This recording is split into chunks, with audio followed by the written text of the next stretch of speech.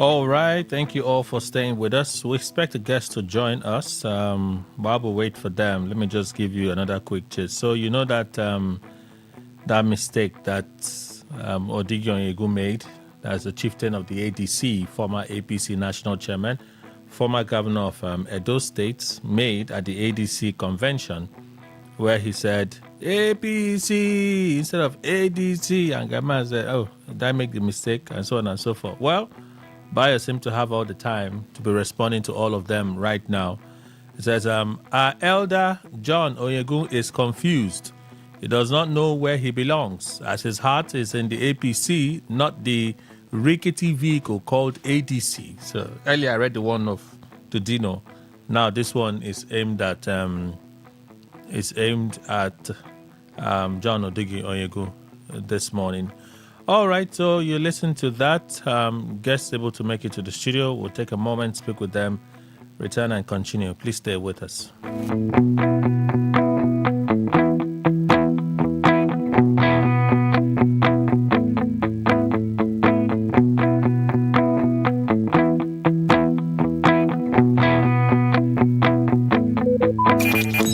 Talk radio. I listen to a lot of talk radio. 95.1 FM.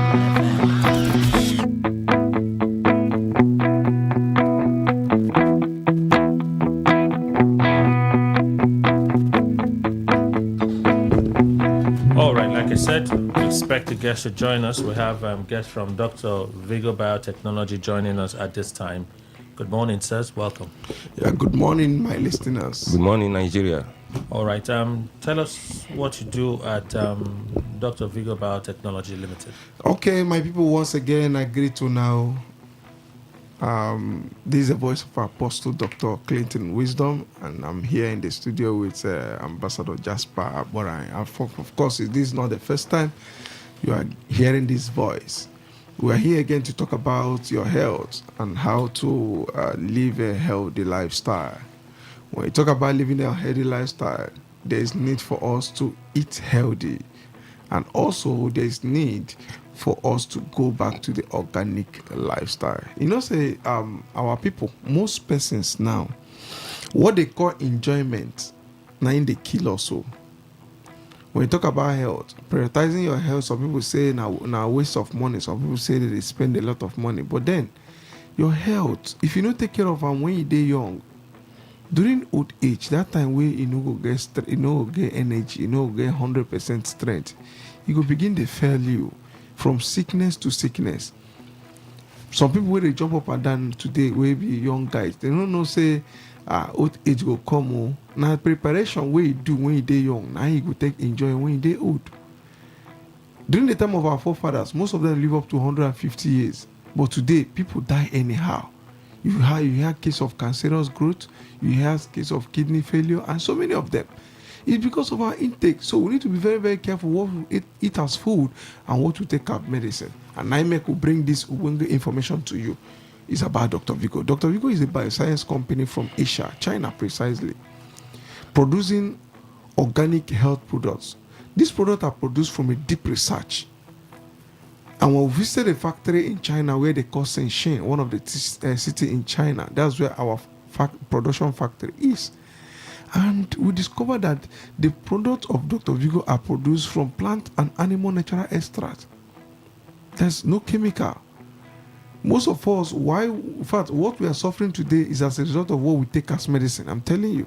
Because most of the medicine today have no preservation inside, which means the preservation is inside the one you are drinking. So that is why we want people to adapt the organic nature of life or organic lifestyle. Now, when we come back to Nigeria, we begin to give people this product to use, for them to use and confirm how it actually works. Now, guess what? People are testifying. Now, the production of Dr. Vigo is in different departments. We have the orthopedic department, the gynecological department, we have the cosmetics, that is the cosmetology industry. We have the household use, and we have the health sector. All right. Now, all these are open to Nigeria, because as I'm talking to you now, you don't need to pay for visa. You don't need to pay for flight ticket to go to China. These health products are here live with us in Nigeria. And guess what? In Port Harcourt. We're about launching this tomorrow and next tomorrow. And that is why we are on air to invite you. Come. Seeing, they say, is believing. Because our people say, wait till you wear in your hand, my brother. You don't need mirror to watch because it's very practical. This call, what would they call now? For you to come and test this product. Of course, we'll be giving some of these products free for at least for the first 10 persons that will be available in the venue that we'll be mentioning to you after now. That's where the program will be happening. At least the first 10 persons are going to get free medical checkup. Of course, so many persons don't have time to check their health or to know their health status, and that's why people are dying every day. We got the news of someone that is jogging over there in LMA. He slumped early morning, exercise. He slumped, and before they will take him to hospital, he died. You need to know the kind of exercise you need to do based on your health status. Yes, not be all exercise you could do. And you, when they listen to me, you get some food where you must avoid though. When you don't get aged, is a must. And there's some food you need to also avoid when you have some kind of health challenge in order to balance back your health challenge. I don't need to start mentioning health challenges, but then you know the one way you dey suffer. So what will they talk about? They say there will be a free medical checkup.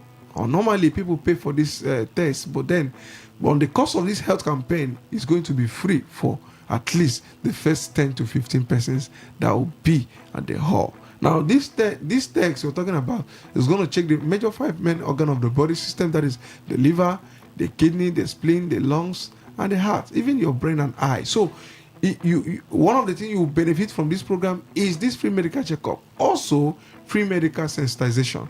Because we'll take our time to teach you some of those things you need to avoid and things you need to eat. Don't forget to, as a bonus, there's some natural things we discovered over there in China that one can use to take care of his health without spending money. Guess what? These things are around you. They are around you. They are green nature. Things around you where we say you dey throw away them, but it's very, very good for your health. So we'll be teaching you some of the natural way you use to tackle some health challenge, like when your eye they worry you or when your glucose is high and the rest. Some of these natural challenge, the things you go use take care of your health. We will teach you too, because traveling, they say, is part of learning. We don't acquire, so may we come impart in our people. So, no matter the challenge, no matter the health status, no matter what the problem is, that problem we see, don't try so many medication. It look as if you know they work. Just come, carry your person, come for this program. Remember, it will happen tomorrow and next tomorrow. We are going to give you the venue and also numbers to call if you are coming for this very program. Okay, so the program is set tomorrow and next. Yes, tomorrow and next tomorrow. What time and the location? Okay, the location is at Iwofe Road, St. Michael Junction by Iwofe Road, Anele Filling Station. Once you get to Anele Filling Station, there's a plaza called Ada Shopping Mall. That is our plaza, opposite the Anele Filling Station. The time is 11 o'clock tomorrow and next tomorrow, 11 o'clock. So for you to register for this program, you can send a text message to 080 355 36025. 080 355 36025. The time tomorrow and next tomorrow is 11 o'clock. Remember that the venue is number 70 Iwofe Road, opposite Anele Filling Station. Of our first floor, you will see the banner there, Dr. Vigo. That's where it will be happening tomorrow and next tomorrow. Okay. Are there testimonies? Of course. Like I said, this is not our first time of being on air since we returned from China. A lot of persons have already used this product, and guess what? They are testifying. So, saying they say is believing. You will see some of them who don't know them, who made them, as we talk on radio, they came, and today they are relieved of their challenges. We don't need to start mentioning names or talking about their testimony for them. Just come and hear from them directly, because most of them will be attending this program tomorrow and next tomorrow. So there is testifiers everywhere. So you talk about medical, that there are medical programs, health-related programs. Yes, health. Do you have these certifications for them? Of course. Now, the major thing, like I said, we're going to focus on giving you a free medical checkup All right, and these health products are going to give you too, not just giving you free medical checkup.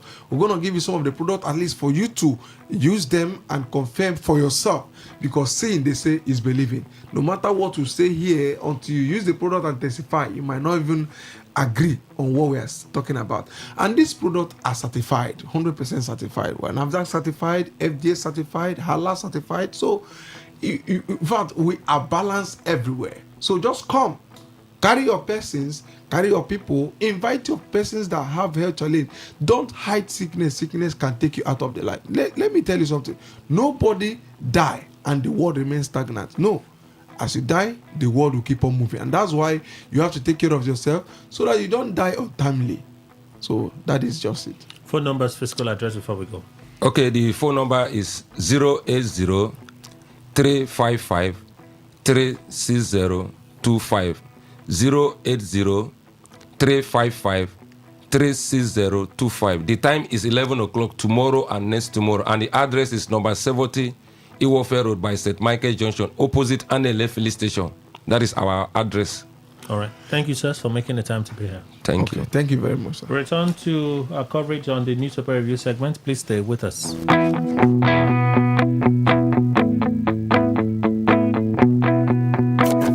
All you need to know about this one is that 95.1 FM. Such a unique dial. All right. Thank you all for staying with us. Let's go through what the papers have for us at this time. I think I'm done sharing some of those gist with you. Okay. I saw a funny story, a rather funny story. Yes, we'll talk about it later on, because I had seen it. The PDP, in one of those rulings, okay, had shared what the court had said. This one I'm seeing now from the Punch newspaper is making me really curious as to, okay, what does this mean? Yeah. All right, let's go over the stories this morning. Daily Post has stories for us. The Cable, as well as Daily Trust and Vanguard newspaper. We'll race through them. All right, just get things going. But there are channels you can reach out, say something. We always like to hear from you. So 0810951091. Again, 0810951091. You can call us with this number when the phone line is open so we can take your reaction. And then 0701 9339 962. 0701 9339 962. Messages, you can use this WhatsApp, traditional SMS, voice messages via WhatsApp. Please limit your voice messages to 60 seconds. Kindly limit your voice messages to 60 seconds so we can listen to you and listen to the next person. On Facebook, we have post there, the general post and opinion poll. Same on X, all right? Facebook and X, general post and opinion poll. But Facebook is Today951FM. Today951FM. X is Today FM 951. X is Today FM 951. Same tag, name tag for Instagram and Threads. Today FM 951. Today FM 951. But on IG and Threads, you would find only posts for opinion poll. On IG and Threads, you'll find only the post for opinion poll. You can listen live on our website, www.todayfmlive.com. Just click on Listen Live on the homepage, or you prefer to, maybe you're looking around, menu list, Listen Live, there you have it. On TuneIn Radio and Radio Garden, you'll find us as well.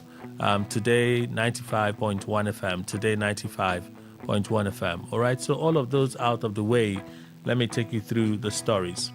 One of the very interesting parts of that interview yesterday with Charles of Arise was an article talking about the attitude of the North and how the North is his base. It was I had to allow for that interview yesterday. You listen to it, you hear a lot of the presenter's voice in asking those questions, because that's just, if I just edited all of those things out, it would have been a bit confusing. So I had to allow the voice to lead, like the beginning where he talked about this is his last run. Okay, after this, he's not running anymore. But then Charles kept pushing about his base in the North, Would they be able to get the numbers? Atiku was just insistent that the North has a certain way they behave. The North behaves in that way. The North, they haven't changed. Maybe it's just boastful talk. Maybe it's just confident speaking. But I like the reaction of Atiku, especially in that line of questioning. That entire session was interesting for me. All right, Daily Post. Let's begin from there. 2027. I have more support in the North than Kwankwanso, El-Rufai, Tambuwal, and others. Well, it's almost true.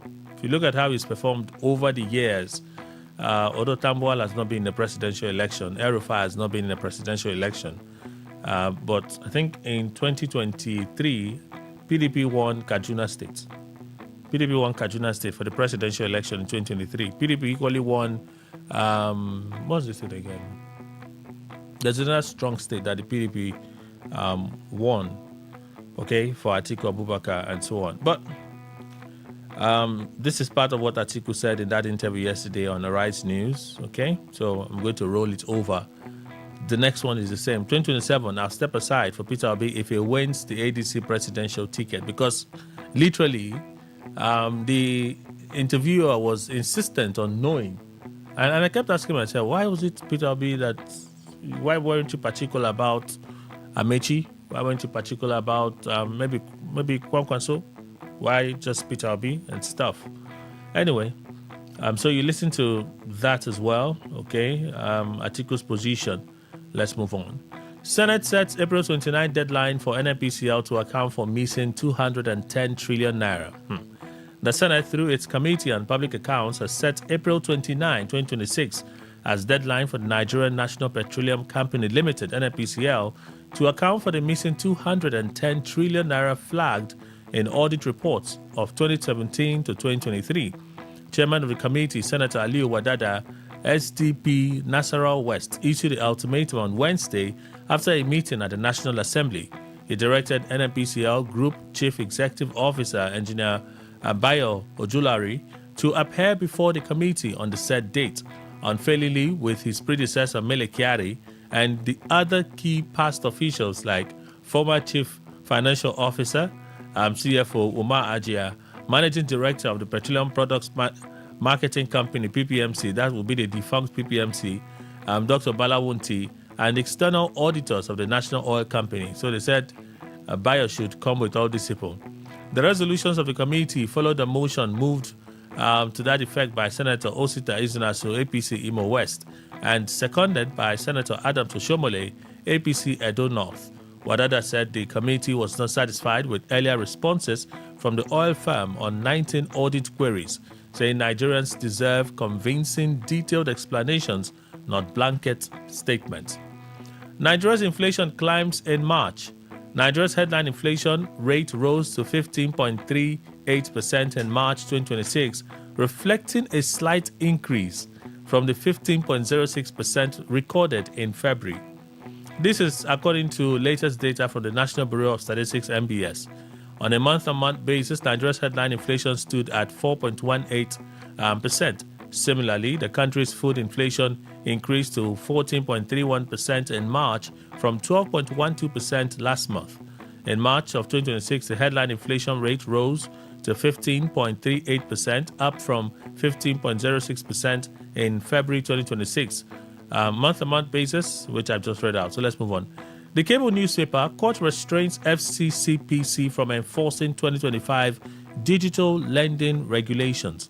The Federal High Court in Lagos has restrained the Federal Competition and Consumer Protection Commission, FCCPC, from enforcing parts of the digital, electronic, online, or non-traditional consumer lending regulations 2025.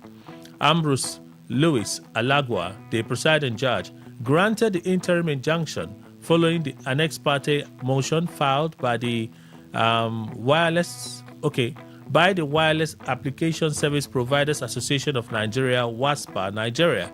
The association is challenging the legality of some provisions in the regulation. So what is the regulation? The regulation is also known as Dion Consumer Leading or Lending Regulation, were officially gazetted and took effect on July 21, 2025. In September of 2025, FCCPC said the rules issued under the Federal Competition and Consumer Protection Act 2018 would serve as a comprehensive framework for registration, transparency, and ethical loan recovery. The Commission said the document is also the framework for data privacy and responsible lending across all unsecured consumer credit offered through electronic and non-traditional channels. In November 2025, FCCPC set January 5, 2026 as the deadline for full compliance with the regulations. In its application, WASPA Nigeria argued that the regulations would adversely affect its members who operate within Nigeria's digital lending ecosystem. On Tuesday, April 14, the association approached the courts to seek urgent judicial intervention to stop the enforcement of key provisions of the regulatory framework. The association urged the courts to restrain the FCCPC from enforcing various provisions of the regulations, including paragraphs 3, 7, 10, 12, 13, 14, 15, 16, 24, 27, 29, and 32. WASPA Nigeria asked the court to stop the FCCPC from imposing sanctions, penalties, or fines on its members, as well as from issuing directives that could affect their operations. During the hearing, Kemi Pinheiro, the lead counsel to the applicant, made submissions regarding why the court should grant the interim injunction. The judge held that the applicant had made a case to warrant interim protection pending further hearing of the suit. The judge restrained the FCCPC from enforcing or giving effect to the contested provisions of the regulations pending the hearing and determination of the motion on notice for interlocutory injunction. The judge also barred the Commission from taking any steps that would interfere with or prevent WASPA members from continuing to provide services or products regulated under the framework. He also restrained FCCPC from imposing any sanctions or penalties on the association's members arising from alleged non-compliance with the regulations. The case was adjourned to April 27 for hearing of the substantive application. Atiku, if elected, I'll make rotational presidency a constitutional provision. And I asked the question, is this what we need? Do we need rotational presidency? Do we need rotational presidency? I asked this question. So Atiku said this yesterday in that interview. All right, so let's roll. Brigadier General, soldiers killed by terrorists laid to rest in Borno State. Oseni Brema, Brigadier General killed by terrorists in Borno State, has been laid to rest. The Nigerian Army, in a statement shared on X, said the burial ceremony, marked by deep sorrow, honor, and reflection, took place on Wednesday at the military cemetery in Maiduguri, Borno State capital. The army said Brema was laid to rest alongside Azubike Michael Eseme, a captain, and other gallant soldiers who paid the supreme price in the line of duty. The ceremony was attended by Babagana Zulum, Governor of Borno State, Christopher Musa, Minister of Defense, Olufemi Oluide, the Chief of Defense Staff, Waidi Shuaibu, the Chief of Army Staff, and other senior military officers who gathered to honor the courage and dedication of the departed. Amidst grieving families and fellow comrades, the fallen heroes were accorded full military honors in recognition of their selfless service and unwavering commitment to the defense of the nation. Their sacrifice serves as a poignant reminder of the heavy price paid daily by members of the armed forces to safeguard the peace, unity, and security of Nigeria. So there. Nigerian Airlines threatened to suspend operations April 20 over rising aviation fuel costs. The Airline Operators of Nigeria, AON, is warning that all domestic airlines may suspend operations from April 20 over the rising cost of aviation fuel. Abdul Munaf Yunusa Sarina, president of the AON, gave the warning in a notice dated April 14, addressed to Clement Isong, executive secretary of the Major Energies Marketers Association of Nigeria, MEMAN. President Tinubu, Vice President Atiku Abubakar, Festus Keyamo, Minister of Aviation and Aerospace Development, the Nigeria Civil Aviation Authority, NCAA, and the State Security Services were copied to the notice. The group said the price of Jet A1, that is jet fuel, has increased from 900 naira per litre as of February 28 to 3,300 naira per litre, representing a rise of over 300%. The association described the increase as astronomical and artificial, noting that it's not in line with the global crude oil price benchmarks, which have recorded about a 30% increase. He said for the past 4 weeks, airlines have endured this burden and continued operations out of patriotism and in the spirit of service to the nation.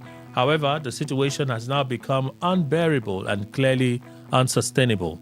Currently, airline revenues are insufficient to cover the cost of fuel alone, which is only one of many operational expenses incurred daily. The situation continues to deteriorate. AON warns that the actions of fuel marketers are decimating the aviation industry and putting the nation's economy, safety, and security at risk as airlines are gradually being forced to suspend operations. The group added that development has already forced an airline to suspend operations since March 13, warning that it may become inevitable for other airlines if the situation does not change immediately. The airline operators say increasing ticket prices to reflect current fuel costs could lead to reduced passenger traffic, while a shutdown of operations would impact financial institutions, jobs, and national security. Airlines are now facing existential threats with serious consequences for the broader economy. We therefore urge you to prevail on marketers to proportionately adjust jet fuel prices in line with international market realities, as airlines can no longer sustain purchases at the current exorbitant rates. Accordingly, we hereby give notice that if this trend persists, all airlines in Nigeria will be compelled to suspend operations effective Monday, April 20, 2026.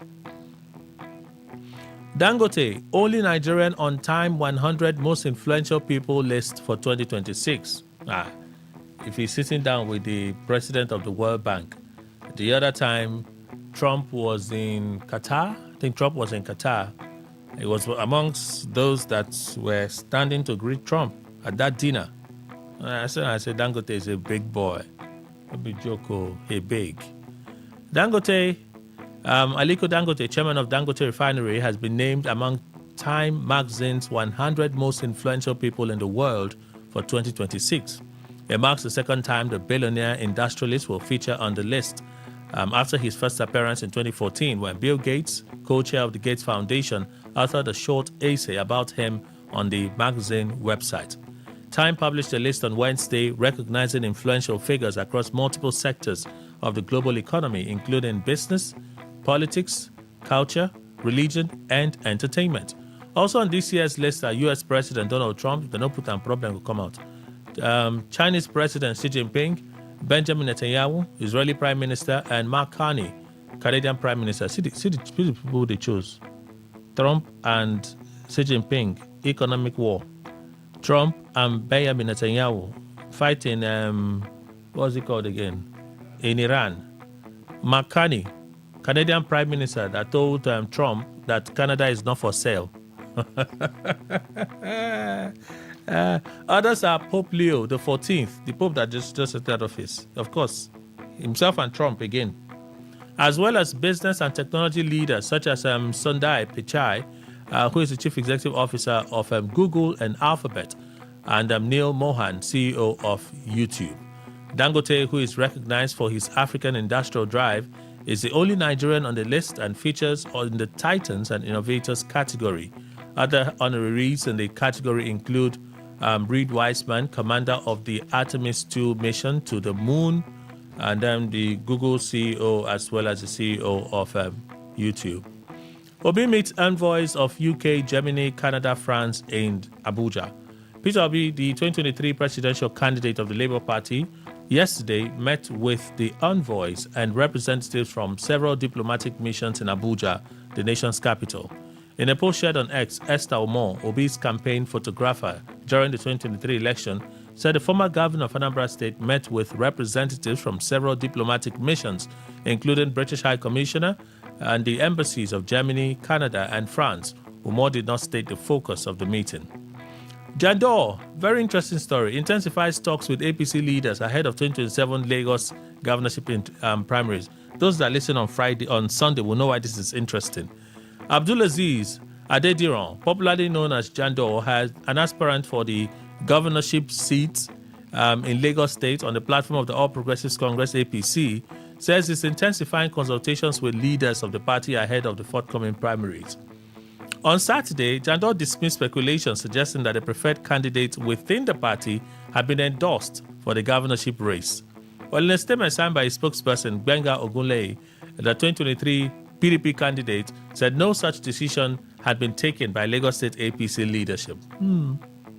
Well, in a post on X, Jandor said he had commenced engagement with APC leaders in the state ahead of the party primaries. Earlier today, I returned to Lagos to commence consultations amongst party leaders and members alike as we approach our party primaries. Oh, I hope I don't forget this story. It's not a pressing story, but it's just one of those things you just talk about and move on. So you place it and then you wait. So you position and wait to see what will happen. You know. We started with Team Jagaban Jandor 2027 endorsement program, where the group unanimously endorsed President Bola Tinubu Jagaban and my humble self for the 2027 election. The governorship hopeful added that he had directed the group to return home and begin consultations with all party members across the 377 wards in preparation for the primaries, barring any unforeseen circumstances. So let me just say the thing that's on my mind. You know, after he met Tinubu, closed doors, and then defected from the PDP to the APC and said everything, so he started going out with Babajide Sanwo-Olu. Sanwo-Olu wants to go somewhere. See Jandor, follow him.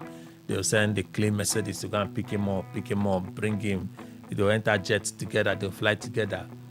I say, Jandor, these people that you are rolling with, see this game, no be Sanwo-Olu go decide them. Be calming down. Well, I'll give you in case you don't know the gist. It's just one gist, though. One gist. We are coming. Daily Trust. Presidency 2027 will be my last attempt. Atiku Abubakar. I feel naturally, he knows that time is no longer his friend. So he has made the, all too more than necessary decision at this point. Rising fuel prices. FD rules out return of fuel subsidy.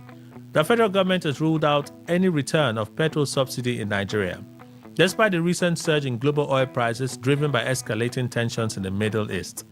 Minister of Finance and Coordinating Minister of the Economy, Wale Edun, stated this during a media briefing of the G24, the sidelines of the launch of the April 2026 Global Financial Stability Report by the International Monetary Fund, IMF. Daily Trust reports that there have been growing calls from some sections of the country for the reintroduction of fuel subsidy amid the rising cost of living across the country. Well, Wale Edun said the federal government's 2023 reforms under President Bola Ahmed Tinubu, including the removal of petrol subsidy and liberalization of the foreign exchange market, remain necessary policy decisions that have received strong backing from international financial institutions. That's what they're seemingly interested in. As you know, in the case of Nigeria, that moved very rapidly under the president who came in 2023 to remove subsidies on petroleum products and to also remove subsidies that were related to foreign exchange markets. He added that although the reforms were beginning to show positive results, they have been affected by external shocks beyond the country's control. And so those gains, which were moving at pace, have now been negatively affected by an external shock, which had nothing to do with Nigeria or developing countries as a whole. Edu says, having made so much progress, it is important that we don't return to generalized subsidies, a sort of relapse into policies that have not proven successful in the past. He said the priority now is to protect vulnerable citizens through targeted interventions rather than reversing ongoing reforms. I can't help myself. They make me laugh. According to him, while oil-producing countries like Nigeria may benefit from higher revenues due to rising crude prices, while countries like Nigeria, oil-producing countries like Nigeria may benefit from higher revenues due to rising crude prices, the impact of the global energy crisis remains mixed. For the oil-producing countries like Ecuador and Nigeria, you may say there is the transmission of higher oil prices into higher revenues. But I must say it's also not a one-way street. Higher costs feed through gas prices to fertilizer to food prices and so forth. So So it is on both sides that this current energy crisis is affecting countries. Edu added that the government must rely on fiscal buffers built over time to absorb shocks, while ensuring that relief measures remain targeted and temporary, especially for the poor and most vulnerable. Meanwhile, the chairman of the Revenue Service, Nigeria Revenue Service, which you listened to about Zakis Adedeji yesterday, Nigeria's debt profile has risen again. DMO, I want to move quickly at this point, so let's roll this story over. We may read it tomorrow. Premium Times too has this interesting story, which we may also read tomorrow when I review it. It's something that we should still talk about. Okay. Why our officials were present at ADC convention, British High Commission. The United Kingdom has defended the presence of its officials at the National Convention of the African Democratic Congress, ADC, saying such engagements are part of standard diplomatic practice. During its national convention in Abuja on Tuesday, ADC leaders said a 3-member delegation from the British High Commission were present. The ADC stated that the delegation was led by the British High Commission's political secretary, Thomas Sampson, and it included a Nigerian staff member from the mission, Damilola Oidele. The party also claimed that the Chinese ambassador to Nigeria attended the event. However, Chinese embassy in Nigeria reached out to Premium Times to say that neither the ambassador nor any Chinese diplomat was present at the event. An embassy official stated that an Asian man seen at the event, whom ADC officials Dino Milaye and Rafa Argoshola claimed was the Chinese envoy, was unknown to the embassy. However, the UK's Foreign, Commonwealth and Development Office, FCDO, said its officials routinely attend political and civic engagements, including those organized by political parties. Responding to a Premium Times inquiry, a spokesperson for the group said attendance of such events is routine, adding that the Commission routinely engages political and civic stakeholders and supports Nigeria's democratic institutions and processes in line with international diplomatic practice. Officials from the British High Commission, like other international missions, are invited to and routinely attend a range of events and meetings, including those hosted by political parties. Attendance of these events reflect the UK government's commitment to and engage with the democratic process in Nigeria. The official said the UK supports credible, inclusive, and peaceful elections in Nigeria through cooperation focused on democratic governance, institutional strengthening, and electoral integrity. So I believe this will be our final story. So if you take out the other two that I didn't read. Vanguard. FG drops terrorism charge against Malami and Son, rearranges them for arms possession. We talk here. The federal government on Wednesday withdrew the terrorism financing charge it filed against the immediate past Attorney General of the Federation and Minister of Justice, Mr. Abubakar Malami, Senior Advocate of Nigeria, SAN, and his son Abdulaziz. The FG, through its team of lawyers led by Mr. Akinlolu Kainde, SAN, applied for substitute to substitute the charge with an amended one concerning the defendant's alleged illegal possession of arms and ammunition. That's one gun, that boy with bullets. That's the possession of firearms. It told the court that the arms and live cartridges were found in Malami's residence in Benin Kebbi. Following the development, Malami, who served as defense minister from November 11 till when he left under President Buhari, now late, and his son took fresh pleas of not guilty to the 5-count amended charge. The defense lawyer, Mr. Shuaibu Aruwa, SAN, who did not oppose the withdrawal and substitution of the initial charge, persuaded the court, however, to allow the defendants to retain the bail, which was granted. The application for the defendant's bail was not challenged by the prosecution counsel. Consequently, trial judge Joyce Abdul Malik held that the bail the court granted the defendants in February remains. So, it will be recalled that the State Security Services SSS arraigned Malami and his son before the court on February 3. So, that charge that while in office as Attorney General, he did not prosecute alleged sponsors of terrorism. That's that charge that we talked about here. Me, I asked the question here. That I said, what is this one? This is what... Oh, not... I said they'll just stress you. You see that other money you go to pay SON, they go just stress them. At the end of the day, it is the ownership of one gun with some bullets that is a terrorism charge. I said they will stress him. This thing is just to stress him. Nothing come out. One is, I can't even do it on air. They say it's bad manners. Mr. Emmanuel Ndukwe is here. He's our in-house analyst. Good morning, sir. Thank you very much, Kelly. Good morning, Nigeria. Opaka Dokubo, Vice President, NUJ Zone F, South, is also here. Good morning, sir. Kelly, good morning. Good morning, Rivers people and the lands beyond. Mr. Good morning to Paul. Maybe he's checking that. I saw the case that. That's what I'm saying. He's trying to refile it. He's also part of Malami's lawyers. I heard the news. He's actively trying to refile it. This judge is going to kill us since 2022. Harojiku Paul Ogbonna, legal practitioner. Good morning, sir. Thank you, Nigerians. Thank you, Kelly. You're so humble. Perhaps the judgment has humbled me. Nigeria, humble you. Before when you get to this, like, comes fire. Mellow. It is well, sir. Yeah, no problem. Absolutely no problem. We didn't mean to mock you, but we're not even mocking you. No, you're not. When I heard that, I said, when it comes to that.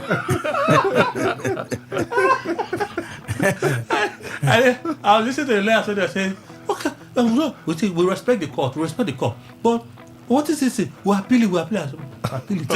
Refile it. Sorry.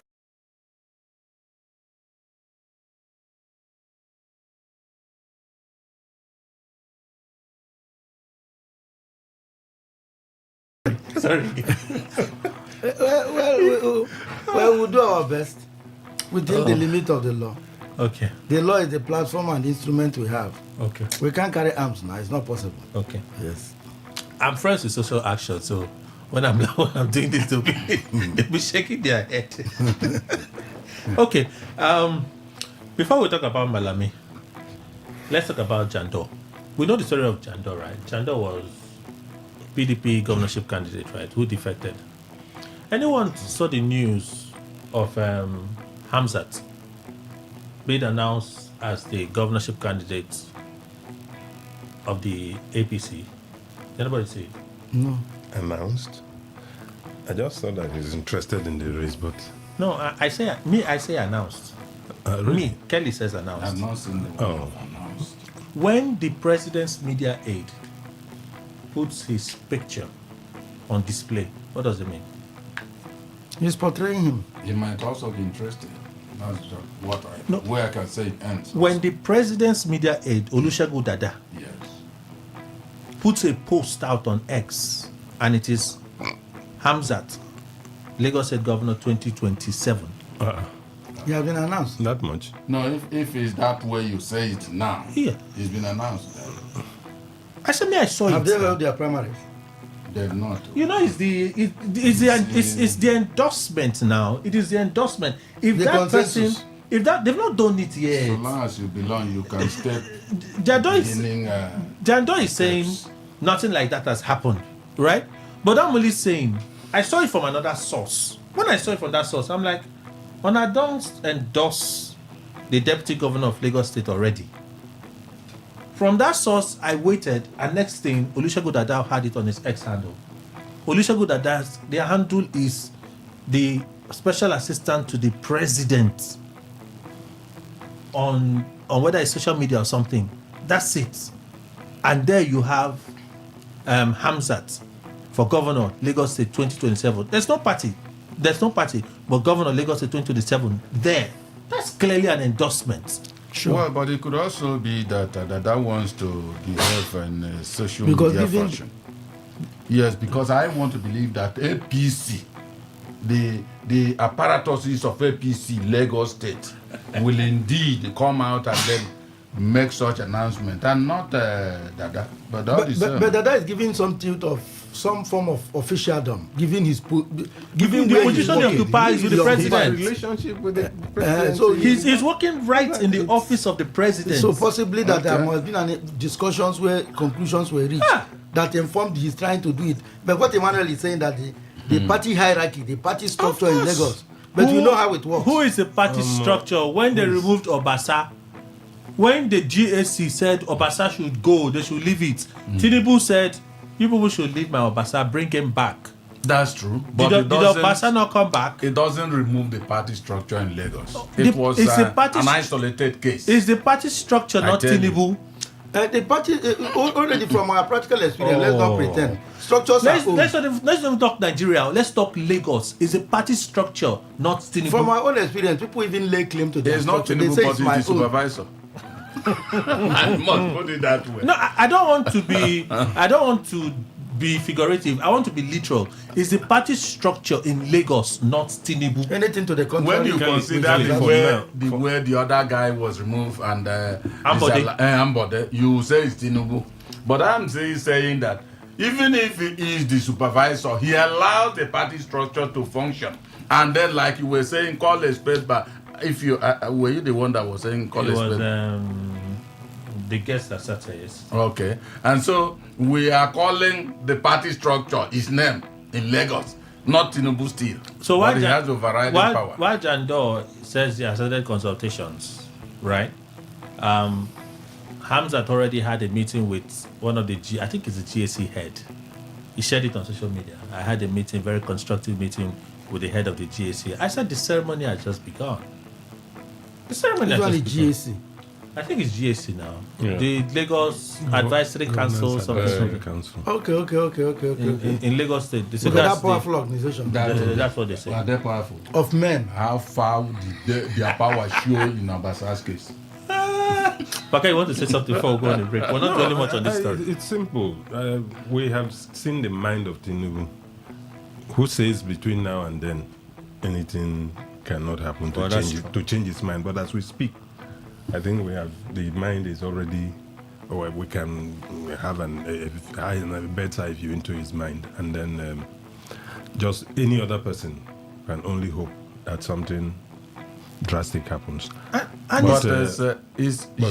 Jandor's position now, I smell litigation. That's Which the kind litigation would want to litigate? But, Inside APC? Jandor will not, if he remains, except somehow they cower him, they are able to contain him so much. What did he think was going to happen? Yeah. That he would return. We're not even talking about Sheyi now.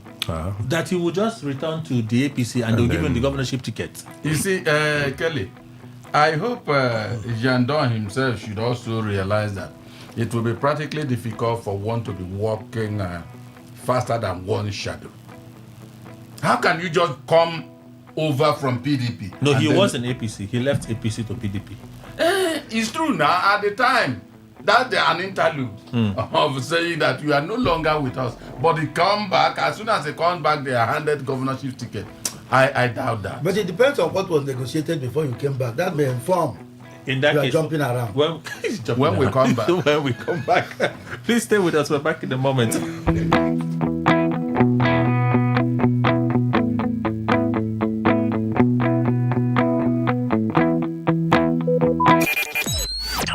Talk radio. I listen to a lot of talk radio. 95.1 FM.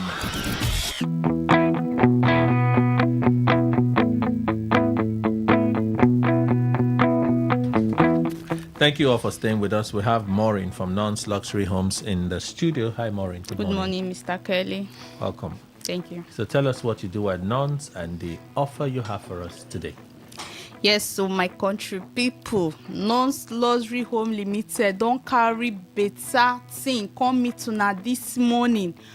Non-Luxury Home Limited, they introduce non-flourish estate when they for Imogu near Cattle's filling station on Magwa with this fantastic promo price of 2 million naira. Yes, now 2 million naira. People went around there, they said 2.5, 3 million.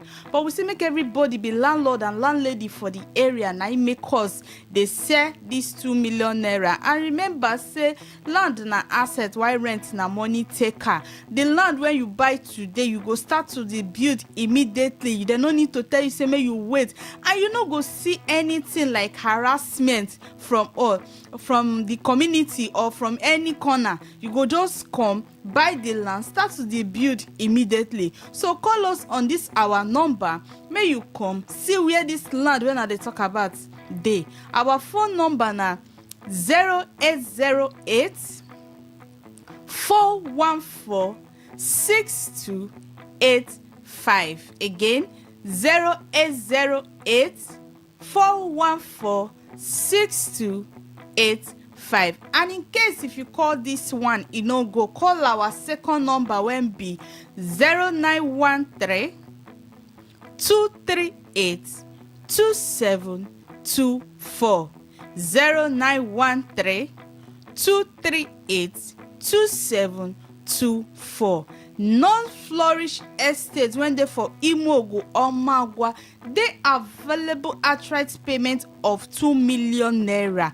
But if you not fit pay everything at once, if you start as low as 1 million, we go help you spread the balance for like 3 to 6 months.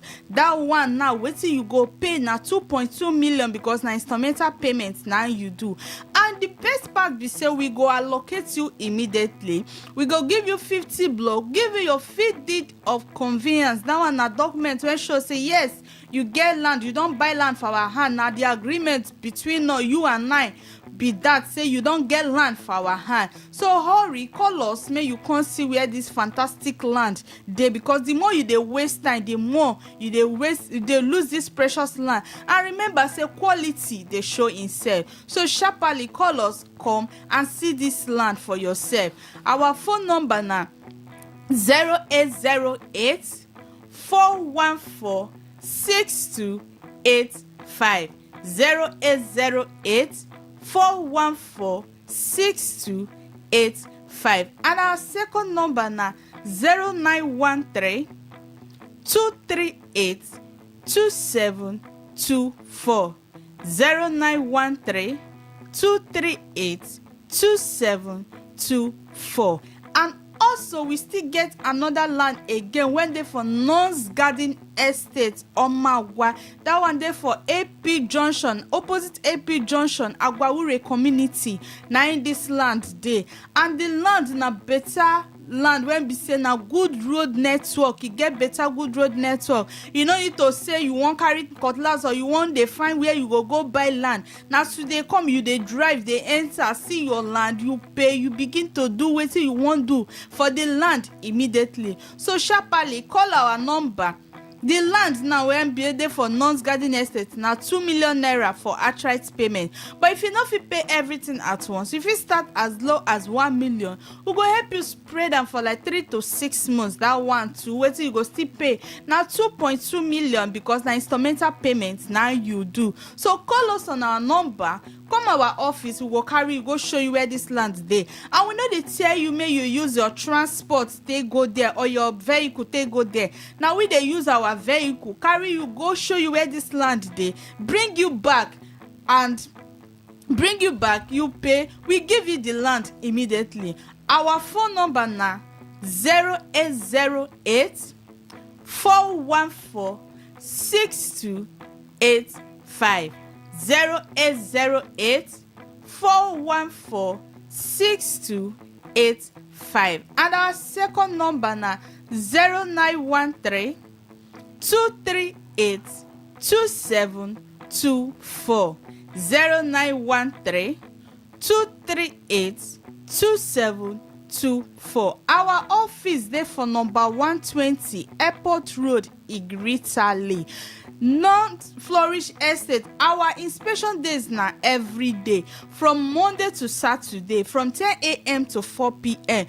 Remember, say land when you buy for our hand no go enter water because we sure for you and we value you well. The land when you buy for our hand, you no go see anything like harassment. Nobody they harassing. I just come, you start your build immediately because now buy and build. And na table land, na dry land when be say you go buy today. You no need to say you won't go feel and you won't feel water. No, this one na table land, na better land. Now in this one there, and this land na just 2 million naira. We no get any hidden fee like community wahala, bush entry, drinking money, matching ground. We know they collect all those ones. Now just that your 2 million we need, you go collect the land immediately. So call us, come, then you can see where this land when they talk about today. Our phone number na 0808 414 6285. 0808 414 6285. And our second number na 0913 238 2724. 0913 238 2724. So when are your inspection days? Okay, our inspection days na every day from Monday to Saturday. But if they still get chance say on Sunday they won't still go, we go still carry them, go show them, because we know they won't make any day they miss out without inspection. So we dey carry them, they go inspection every day from Monday to Saturday from 10 a.m. to 4 p.m. Okay, those paying in installments, how much are they required to pay? Yes, say for this country they say all fingers are not equal. Say get people when be say they get only 1 million naira for their account. They fit pull out that 1 million naira, come pay first. That is that first installment 1 million naira. Then we go help them spread them for like 3 to 6 months. That one now wetin dem go pay na 2.2 million naira. No be 2 million again, because na instrumental payment na dem do. Okay. They still get the blocks. Yes, then go still cement. get 50 block when we go give them. Now 50 block we go give them. Okay. Then give them their fee deed of conveyance, and we go still allocate them immediately. So why should they trust nuns? Yes, we sure for them. We be family real estate. We take everybody like ourselves. So assurance cover them. We know they use our clients, they use them, they play. As they come, we they carry them, go show them where the land dey. We know they hide anything for them. We go show you how we take get the land, tell you everything about the land, because we sure for them and we value them well. All right, phone numbers again and physical address. Okay, our phone number na 0808 414 6285. 0808 414 6285. And the second number na 0913 238 2724. 0913 238 2724. And our office there for number 120 Airport Road, Igritali. All right. Thank you so much, Maureen from Non's Luxury Homes, for making the time to be here. Thank you, sir. News update next. Please stay with us.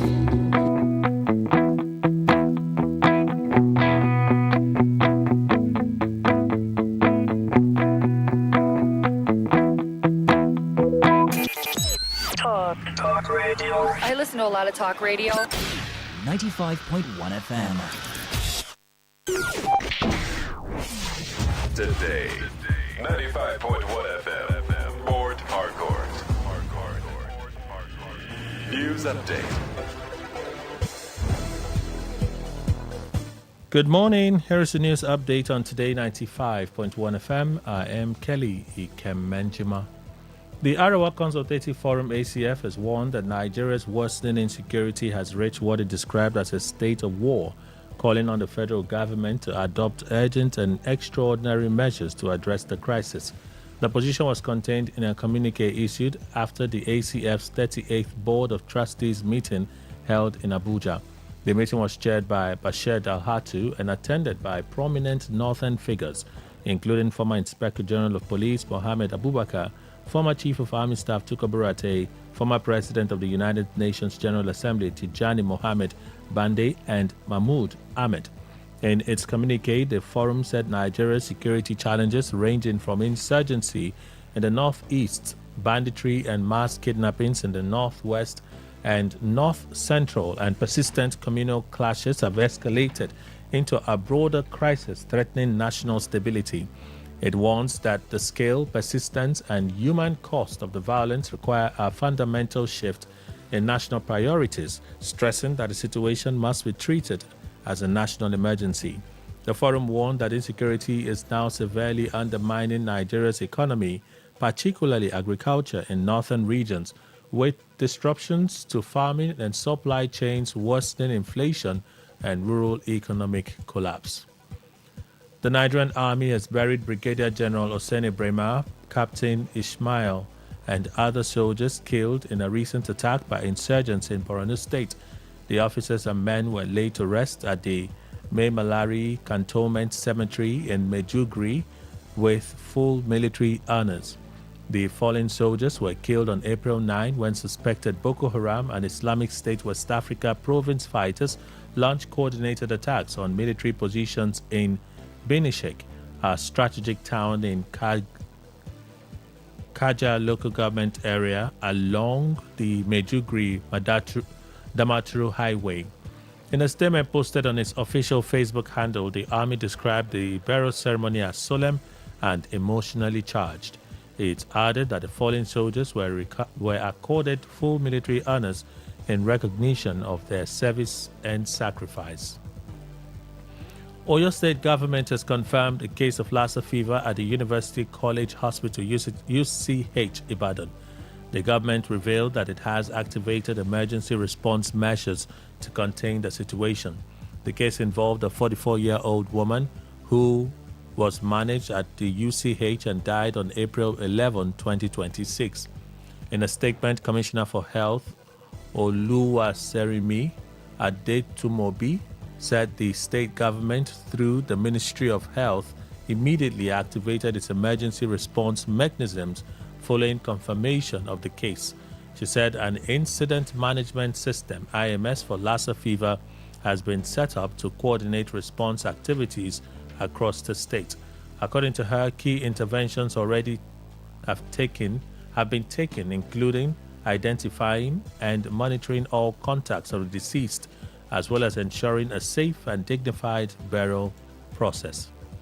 On the foreign scene, the commander of Iran's Joint Military Command has warned that Iran would completely block exports and imports across the Persian Gulf region, the Sea of Oman, and the Red Sea if United States does not lift its blockade on Iranian ports.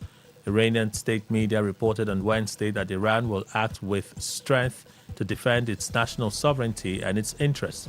They added that the U.S. blockade was a prelude to violating the ceasefire. Iran effectively closed the Strait of Hormuz when Israel and the United States launched strikes against it more than a month ago.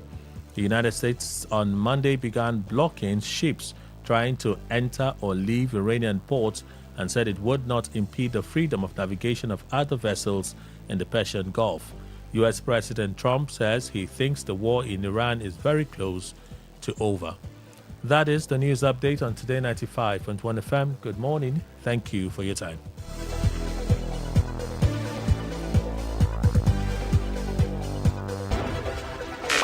Unleash the power of the airwaves with the ultimate radio experience.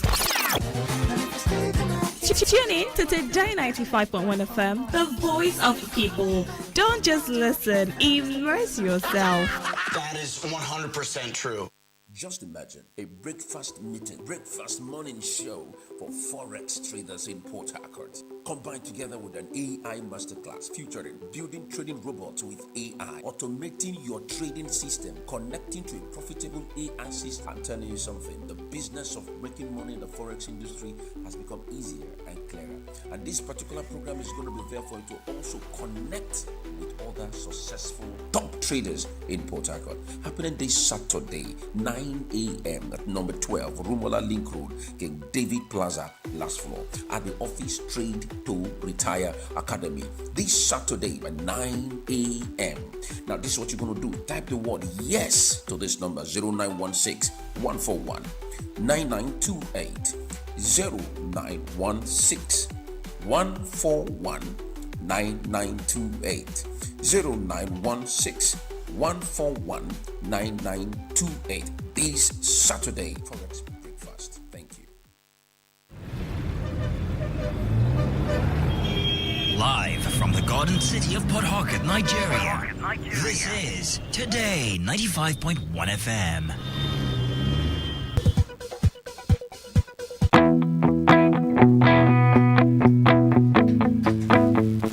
All right, thank you all for staying with us. Still Today 95.1 FM. We have guests this morning from LockTech.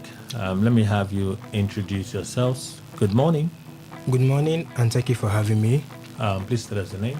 My name is Obed Chidera, and I'm here representing LockTech IT Training. And? Good morning, Port Harcourt. My name is Judith Nelson. And I'm here representing LogTech IT Training Institute. All right, so who is LogTech and what's the company about? LogTech is one of the top-rated training institutes in Port Harcourt. You'll see us first if you Google Tech Schools in Port Harcourt and Tech Institutes in Port Harcourt. Okay. We specialize in delivering practical hands-on training in high-demand fields like cybersecurity, web design and development, ethical hacking, data science, DevOps, digital marketing, and many more. Our mission is to help people gain practical tech skills that can improve their income, career opportunities, and make them relevant in today's digital world. We are not just about theory, we prepare people to work and grow in the tech space. Whether you're starting your career or upskilling for your future, LogTech is the bridge between talent and opportunity. So a lot of people hear about tech like every day, but many still feel it's only for programmers or computer experts. Why should an average person care about learning tech today? Now, that is a very important question. The truth is the world has changed, and technology now affects almost every part of our lives. Whether you're in business, banking, education, media, administration, or even running a small shop, technology plays a major role. Today, tech is no longer only for specialists, it has become a life skill. A person may already have a job or business, but with the right tech skill, that same person can earn more, work smarter, and access better opportunities. If you are not improving digitally, you may struggle to stay competitive in your industry. So some people may be interested, but they feel they do not have a technical background. Can someone without experience still learn? Absolutely. Yes, I will say that. At LogTech, we work with complete beginners every day. You do not need to have studied computer science, as the myth is there that for you to come into tech, you should have studied computer science and all of that. You do not need to have an advanced knowledge. What matters is the willingness to learn. We start from the basic, we explain things clearly, and we guide people into practical skills that you can actually use for work, businesses, and to generate income. In fact, for such people, the best entry to gain opportunity to learn tech is this 5 days tech sprint program that we are organizing at LogTech. All right, sounds encouraging. Tell us about the special program. We are very excited about it. On 20th April 2026, we are hosting a free program called Tech Sprint in 5 days. It is a short and intensive program designed to help people quickly understand the tech space and identify where they fit in. The beautiful thing is, it is absolutely free. Now, during the program, participants will be introduced to the tech world, discover skills areas that match their strengths, learn how to begin immediately, and understand practical opportunities available in tech today. Now, the goal is to remove confusion and give people a clear standing point. So who is this designed for, this program? Oh, this program is designed for literally everyone. It is designed for young graduates who are looking for direction. As you know, during the whole final year period, people are looking for what next. Tech Sprint with LogTech is next. Working professionals who want an additional source of income. You can use tech to add an additional stream of income to your income stream. Okay. Business owners who want to grow digitally. As you know, the world is a digital village, a global village. You have your physical location of a shop in where you do your business. You can also have a location online. And also, it is for complete beginners who want to start afresh, who want a fresh start. That is who this program is designed for. Okay. So it's also practical and accessible to anyone who wants to learn, yeah. So now let's talk about the benefits of learning at LogTech. Now, learning at LogTech comes with several benefits, like practical project-based learning, experienced instructors with real-world knowledge, access to internships and job placement opportunities, supportive community and peer collaboration, flexible learning schedules. If it's the weekdays or the weekends, then you get certification upon completion, free seminars, mentorship, and networking opportunities, and many more. Why now? Why is it important for this to happen here in Port Harcourt? Well, Port Harcourt is filled with smart and hardworking people. The potential is here already. What makes the difference is skilled positioning. The people who move ahead are usually those who prepare themselves before opportunities arrive. Okay. Tech skills help people position themselves better for both local and global opportunities. As you know, these days, you don't have to always go to the office to work 9 to 5. You can stay at the comfort of your home and you can have a remote job that you can be working for somebody, say, in different part of the country, and you get paid. So that is why this particular program has been created and designed for people in Port Harcourt. Someone listening right now who wants to join, what should they do? Now, the step is very simple. You can call or send a WhatsApp message to us on 0703 888 5466. I'll take that again. 0703 888 5466. You can also visit Logtech IC Training Institute to register at number 4A Etimokoyo Close, beside Total Filling Station and beside APC Secretariat, close to Market Junction, Rumomasi, Port Harcourt. Now, if you're coming from Rumola Axis, you enter a vehicle as if you're going towards Artillery. Tell the driver to stop at APC Secretariat. The Logtech banner is there. You can also reach out to us for more direction on 0703 888 5466. I'll take it again. 0703 888 5466. Now, spaces are limited and registration is already ongoing, so early registration is strongly advised. All right. Any final message for our listener? Yes. If you have been thinking about improving yourself, increasing your income, preparing for better opportunities, this is a good time to take action. Okay. You do not need to know everything before starting. You simply need to begin. And that first step can open bigger doors than you expect. Okay, so for these 5 days, it's free, yeah? Totally. Completely free? Completely. Do they need to come with laptops? Yes, you need to, but not compulsorily. If you can have access to one, please do well to come with a laptop. Okay. But the session is really to open their eyes to the opportunities in the tech sector. Yes, totally. That's what it's about. Yes. And then after that, what next? Okay, now the idea is to introduce them to tech and see the part where they fit in. Because as you know, there are different branches that tech provides, different opportunities. We have the web design, cybersecurity, DevOps. So the idea is to introduce them to all of this and they can see, oh, this is the part where I'm best suited for, and they can pursue a career in that part. All right. So the phone numbers again, and then your physical address. Okay, our phone number is 0703 888 5466. I'll take it again. 0703 888 5466.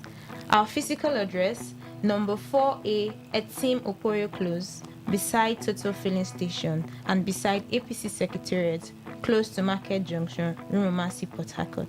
If you're coming from Rumola Axis, you enter a vehicle as if you're going towards Artillery. Tell the driver to stop at APC Secretariat. The Logtech banner is there.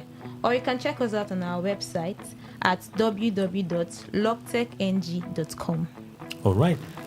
Thank you so much, lady and gent, for making the time to be here this morning. Thank you, sir. Thank you for having us. Return to our conversation, Today 95.1. Stay right here.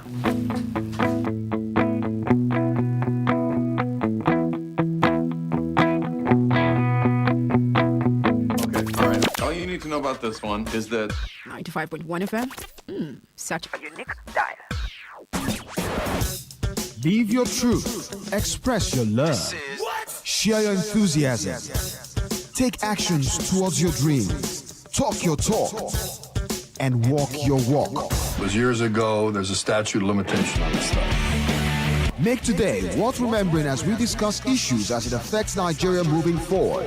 Talk that talk. Weekdays, 2 p.m. Exclusively on Today 95.1 FM Port Harcourt. Voice of the people. 95.1 FM, Voice of the People. And we're back. All right. Thank you all for staying with us. Let's keep going. All right. Let me read some contributions from you. Let's see. Panelists will return in just a bit. And then We'll return to that Jandor. Jandor. Has it been played in Lagos? Has it been played? Would it be as he was posted? Well, very good morning to you, Kelly, and my respected guests. 9 killed in Benue. For me, I would say that our country, Nigeria, is not doing well when it comes to security, and they are fully aware of it. If not, a UK senator pays transport to come to work without any escort. But here in Nigeria, the reverse is the case. May God help us. Austin George from Rumomoy. He sent that. The government always makes judiciary look unserious. Why are they amending the charges against Malami? Did they not know that the charge will not fly ab initio? Even the fresh one may also not fly. What a confused government, Mr. Dennis. They're not confused. They're not confused. Federal government dropped charges against Malami. That's a welcome development. Also, I'm very disappointed over the presence of bandits in Igbo Forest, Ikore local government area. God's time from Port Harcourt. Okay, let's return to our conversation. So we're talking about Jandor.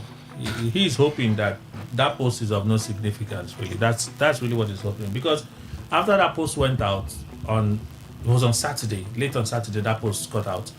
Saturday evening, he released a statement that, no. The APC has assured him that no such thing has happened. There's no preferred candidate at the moment. Everybody will be given a chance to contest and so on and so forth. And I mean, I said to myself, is he just giving himself hope? Is he giving himself? It's like fairy tales. He said the APC has assured him. So I'm wondering, who is he? The APC leadership in Lagos. Who is he? Who is Jandor? Who is Jandor? For Tinubu to have had a meeting with him and nudged him to return to the APC, Jandor must be important.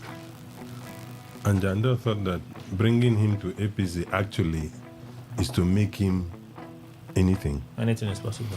I think it is one style or one strategy that appears to be working. It is everywhere and it is working.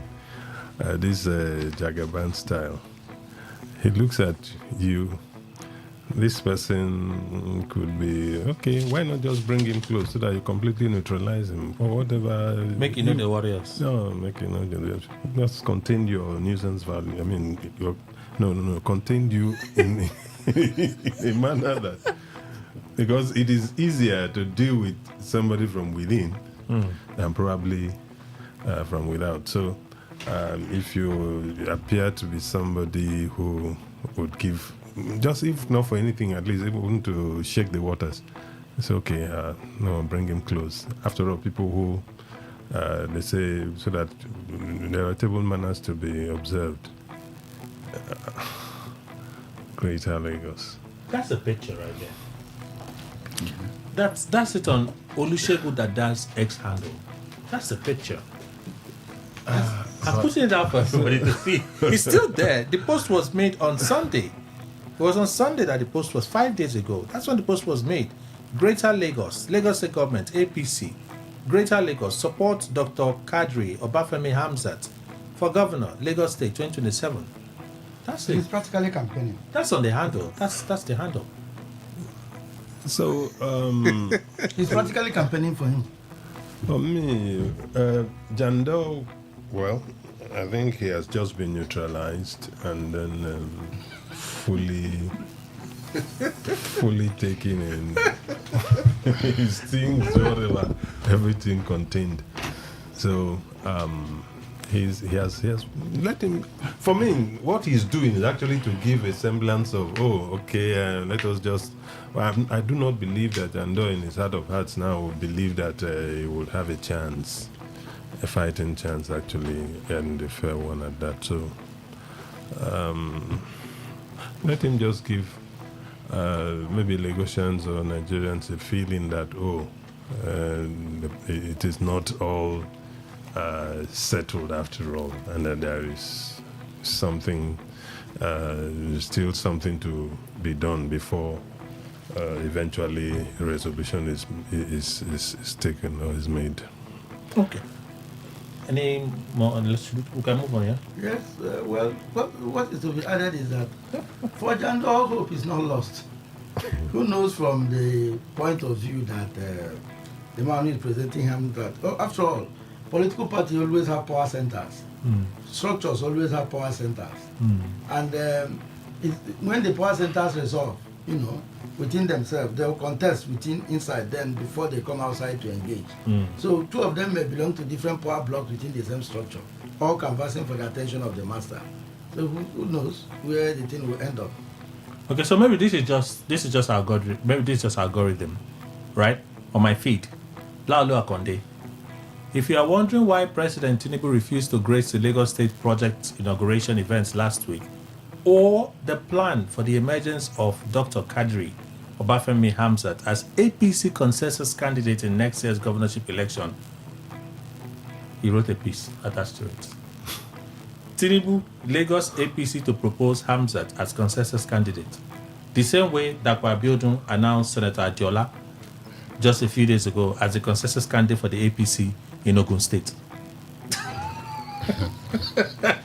Let's move on. Let me introduce Professor Emmanuel Wona, Professor of Political Economy and Development Studies and a development consultant, University of Port Harcourt. Prof, good morning. Thank you. Good morning, Kelly.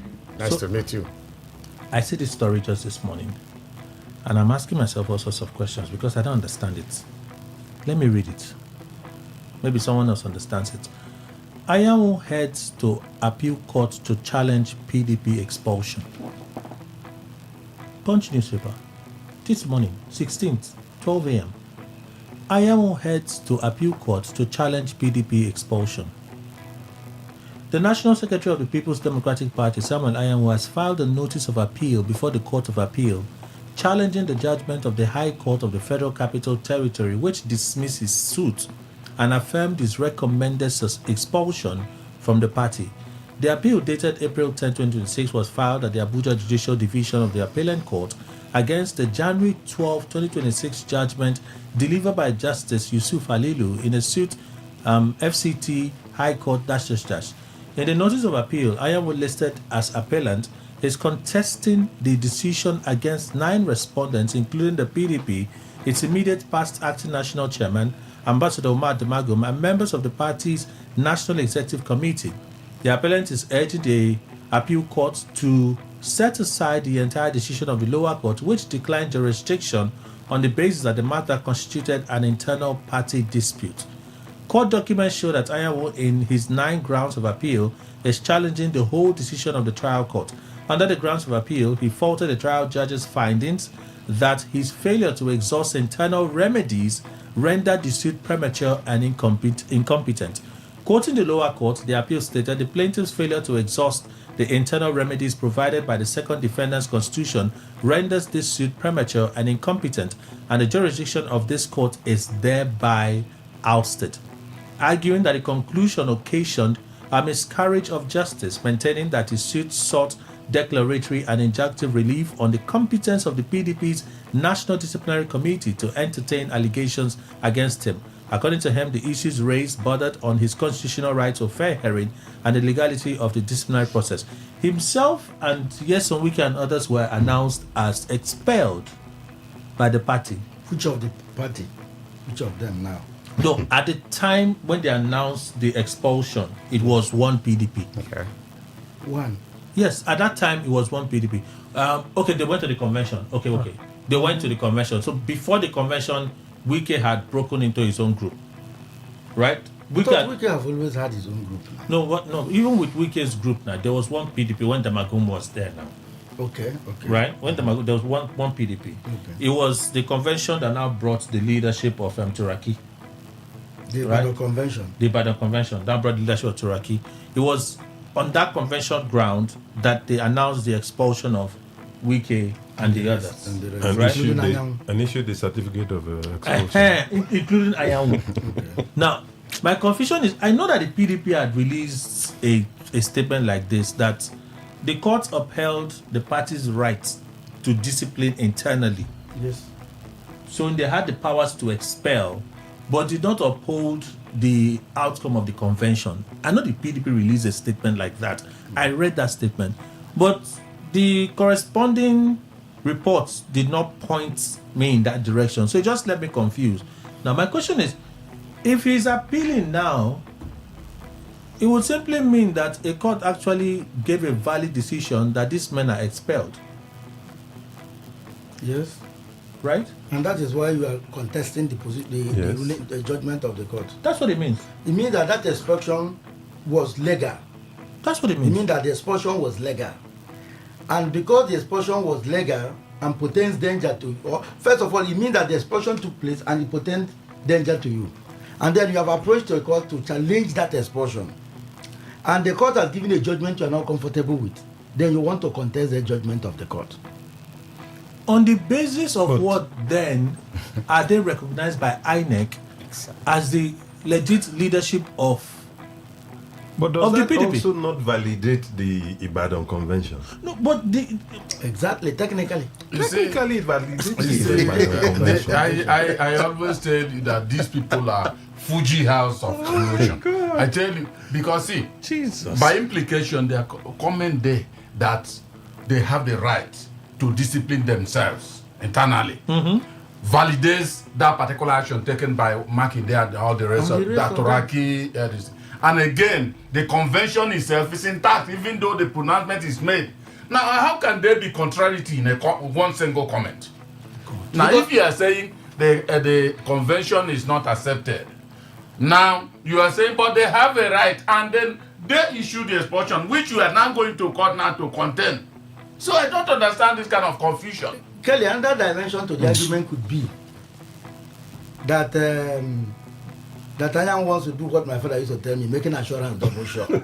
Right. Well, making assurance double sure. Let it not be like they lose. He may have a political ambition and wants to clean his name from any guilt of illegality, so that nobody goes excavate something tomorrow and ambush him in the future. So irrespective of the fact that the convention seems to be invalid, irrespective of the fact that there is a new convention by the Wike PDP at Abuja, do you understand? Which seem to supersede the Ibadan Convention, which is later in time. I may be saying, okay, let me not leave anything to chance. Let me go and contest what these guys did.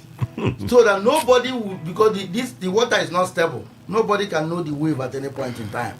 So that nobody takes advantage of this tomorrow to make any pronouncement against me. So he may not be on a wild goose chase.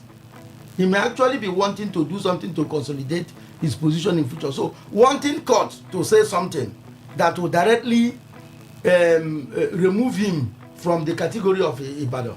Then others like Wike may not bother because their own political future may not have immediate, that may not pose an imminent threat to it. You see, Kelly, I am just banking the whole thing on one single comment, which sacked Toraki, led NWC or whatever. It's from Koto. It's not Emmanuel Ndukwe that is bringing it out. Now, if a court certainly has sacked that particular faction, and the faction has it way from that court order, because I've not heard any other one, except this one, I think Toraki have gone to Supreme Court. Until Supreme Court comes up with a position. Next week it will be heard. Thank you very much. Now, why is Anyanwu so afraid again for pronouncement that is coming from a non-existing faction? It's non-existing at all, because the court has sacked it. It can only go and challenge it, as it has done to the Supreme Court. The Supreme Court has not given its position. So, for now, in the eyes of Emmanuel Ndukwe, I don't know of any other person. Not to the law. No, I don't want to go. No, I don't want to go to the law. You know why I'm mentioning myself? Because I might be seeing it in a wrong way. But let me say the way I understand it. You have two factions. Now, you went to court and then read out your facts. And the court supported you and said, this one is removed. It's not part of the... It has, after that, they went to their Wadata Plaza, opened it for the recognized ones. So why is Anyanwu still reeling in fear, going to challenge what comes from a non-existing faction? You see, I think it's reached a stage where I should remove my head and everything about me from the confusion created by this PDP. I'm telling you. Emma, you were not there in the first instance. And in the first place, I'm not, but I've been hearing it, so I'm not going to become deaf about that. I'm sure there are gaps in this story, but for the fact that he has chosen to appeal, clearly tells me that all of them announced as expelled remain expelled in the party.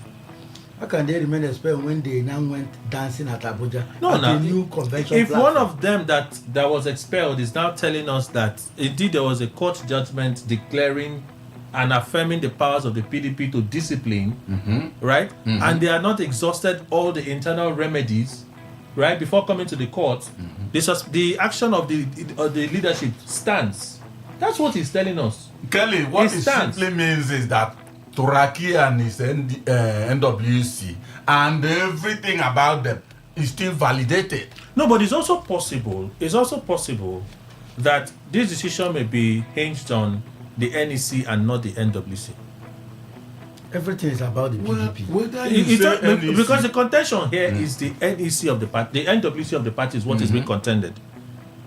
Those on the NEC, the highest authority of the PDP. Okay. Right? It's not contested now. Right? So that authority still remains. They're just factionalized. Good. They're just factionalized. So if that authority, perhaps, because there are gaps here, gave backing based on the constitution to the expulsion of these persons, maybe that's what the court looked at. No, how can the NEC give maybe its nod to the expulsion of these people, while I'm sure the NEC is factionalized? And if there are, which one exactly is the apparent one NEC of the party?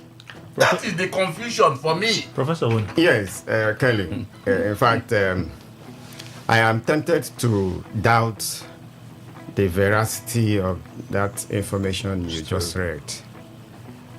Because it kept me wondering. In law, there is what is called extopi causa orito actio.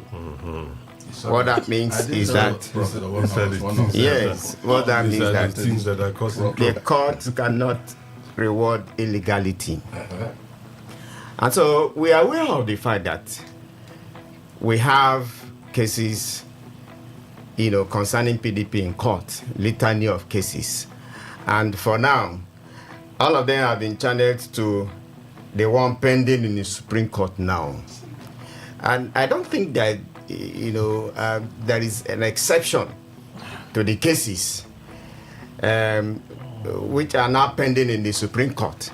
So I think that maybe it's just a figment of imagination of the person who wrote that, because we're also aware of the fact that, Anyanwu and his own group, faction, they were happy that they are going to take over Wadata Plaza, the PDP secretariat in Abuja. And they've done so. So what justifies the action he's taking now? And again, in the hierarchy of courts in Nigeria, the Supreme Court is at the apex. And so if you have a court pending in the Supreme Court, I think that all the other cases will be subsumed in that matter, so that the matter will be finally adjudicated upon, and then we can have peace back in PDP. So I think that is part of this kind of shenanigans, manipulations here and there. We are not also aware of we're also aware of the fact that some people can also, this era of new social media, you can just in your sitting room comfort zone just post anything you feel like. But this is from the Punch newspaper. This is from the Punch newspaper. I'm not reading from the lawyers in the cases have been mentioned. In Jamanse, that's the guy that does most of the litigations for this. So are we saying that the nullification of fear of the are we saying that the nullification of the Ibadan Convention by a court of competent jurisdiction does not also validate the offices of the Secretary General and the other members in the Anyanwu's faction? Is it just a different matter? Is it just to nullify that Ibadan Convention? I think that by nullifying the Ibadan Convention, it also puts a question mark on the illegalities of the actions taken by those who are responsible for that Ibadan Convention, including decisions they have made with regard to the other faction. Which so if that faction is has the case, even gone to they've held their own convention. So if that is the case, so why are we going back to talk about an appeal matter in a lower court compared to that of Supreme Court, where they have a pending matter? We're not the one talking about it. It is Senator Samuel Ayanwu who took an appeal to the Court of Appeal. What does he want to achieve? He's driven by fear of the unknown. I've said that. When we are told that his own faction, that if they like, let the Turaki faction go to Supreme Court, that they are going to wait for them there. They are meeting them at the Supreme Court. So what kind of fear is that again? Maybe this case would have made more sense if, after the Supreme Court's verdict, if Supreme Court eventually comes out to say, okay, whatever, the Turaki faction is okay, then he can now, take this action. Then he would have made, it would have been reasonable and made sense. Because, but as they say, you can't put something on nothing and expect it to stand. If Ibadan Convention is a nullity, then everything that happened there is a nullity also. It's nullity. It didn't happen. I begin to wonder why it didn't happen. But we know that sometimes we have heard, and it's a good thing Mr. Archulu is here. They can say that the court will not give you what you did not pray them. The court is not a Father Christmas, yes. So when we say that everything that comes they from, have given so many things that I don't know. They say those that maybe the argument is that convention, right? Those that emerge from that convention is a nullity. That's what they may be arguing, right? It's also possible that the events of their suspension, their expulsion, was done before the ratification of the NWC. It's also possible that it was done before the ratification of the NWC. So the existing leadership, the one that was recognized by INEC, may have carried out this action that the guy man is going to appeal now. Because it may not be a matter that they have brought before the court. It could just be something hanging somewhere nobody is paying attention to. Kelly, I think that when the matter is before a court, the different councils will want to explore all the cases, both the one that came before another in everything order to that is linked to it. Yes, exactly. So they would have made that argument before the court of competent jurisdiction. So let's wait and see then. Malami's case, they've amended the charges to only terrorism. They removed the other one. I said it here that they were wasting. This is just only terrorism or firearms. I thought that's terrorism. They removed terrorism. They removed terrorism and brought firearms. The terrorism is the firearms. Okay, terrorism is the refusal to prosecute cases. Yes. So that's the one that they have withdrawn. And then they left the ownership of that gun. They found him with a gun in his home. Yes, in your home. With bullets. It doesn't matter even if it's a double barrel. They say it doesn't. It is not licensed. They say it is not licensed. It's a small issue. It's a what? It's a small issue. Especially at this level. Please say it again, sir. It's a small issue. It's not a serious matter. It's not a serious matter. Illegal possession of firearms. Yes. That's what they are charging the former Attorney General for right now, since they've dropped that one that as Attorney General you did not do anything. If you are charging him for illegal possession, the onus is on him to produce a license. Okay. And once he produces, what happens? Is it a weighty thing for all this drama? Exactly. That's the point. Look, I have always told you that there is an orchestrated plan by Nigeria and Nigerians to sabotage Nigeria. Nigeria is a place where people sit down and plan how to undo the government and undo themselves. Let me give you an example. Zaki was taken to court for years. At the end of the day, Zaki emerged victorious. And the question I ask is this. You took Zaki to court. There are legal officers in the Ministry of Justice. And you didn't know you were prosecuting Zaki in a charge that does not exist. for this number of years, and the person comes back to his office, sits down, receives salaries and allowances, and I say, governor will pay you. You will leave from the court. It doesn't make sense. All the money spent, all the tension created, all the people that died, all the struggle, all the policemen jumping about, all the publicity given to Ezazaki, just ended in him walking out free. And some matter ended. Of course, in one of the cases, the man emerged victorious. So if you are saying that you are amending a charge now to possession of firearm, the onus is for me, if I were him, to produce the license of that gun. That ends it now. Well, he has pleaded not guilty, Sha. Yes, Professor. Yes, I think that in as much as we will not also downplay the fact that, when a prosecuting agency sees anything that appears to him to go contrary to the laws of the land, you have the right. Because the court is now the clearing house. Okay? So if you take somebody to court, it is not automatic that the person must go in for that. Because you are given fair hearing. You are allowed to have fair hearing because you are going to defend yourself, maybe through your legal representatives. So it may not be out of place for us to say, okay, we had expected that they are going to nail him. He has his lawyer. So by that, it could go scot-free at the end of the day. That's why I have the courts. Are we not wasting our time, like Arochukwu said? When we read this thing the first time, me that I don't go to court to go. I said this thing doesn't hold any. I said it here. What is this? It's just CBN governor, former CBN governor. You were also accused of holding the gun too. Which I told them is we use it so that during New Year festival. Kelly. It's just like that gun gun has not come up again. Now the what we hear coming out from the court is EFCC witness, this witness, nothing from the SSS as to the gun. Ownership of a gun. So now they've dropped the one related to his office as AGF. They've dropped those charges now that he didn't do anything as AG in the position and blah blah blah. They've dropped those charges, and now they are not saying ownership. It's not ownership of a gun shop. It is not ownership of a cache of arms. It will just be that it is ownership of one gun.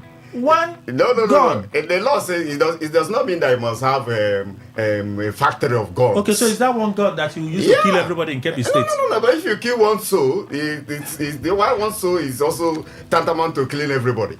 So, but the point I'm making is that it's just like you now. If you are not expert in law, and somebody does something to you and they say, oh, okay, this is the charge against you. I'm approaching and going to the court to, seek redress.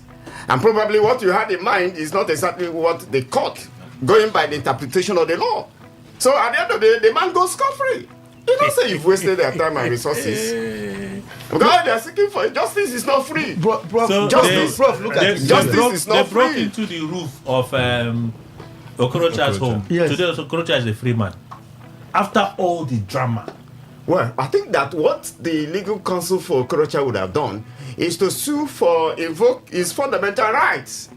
And that agency will pay for it. Nobody is above the law. Nobody is above the law. Let me allow my senior colleague to say something.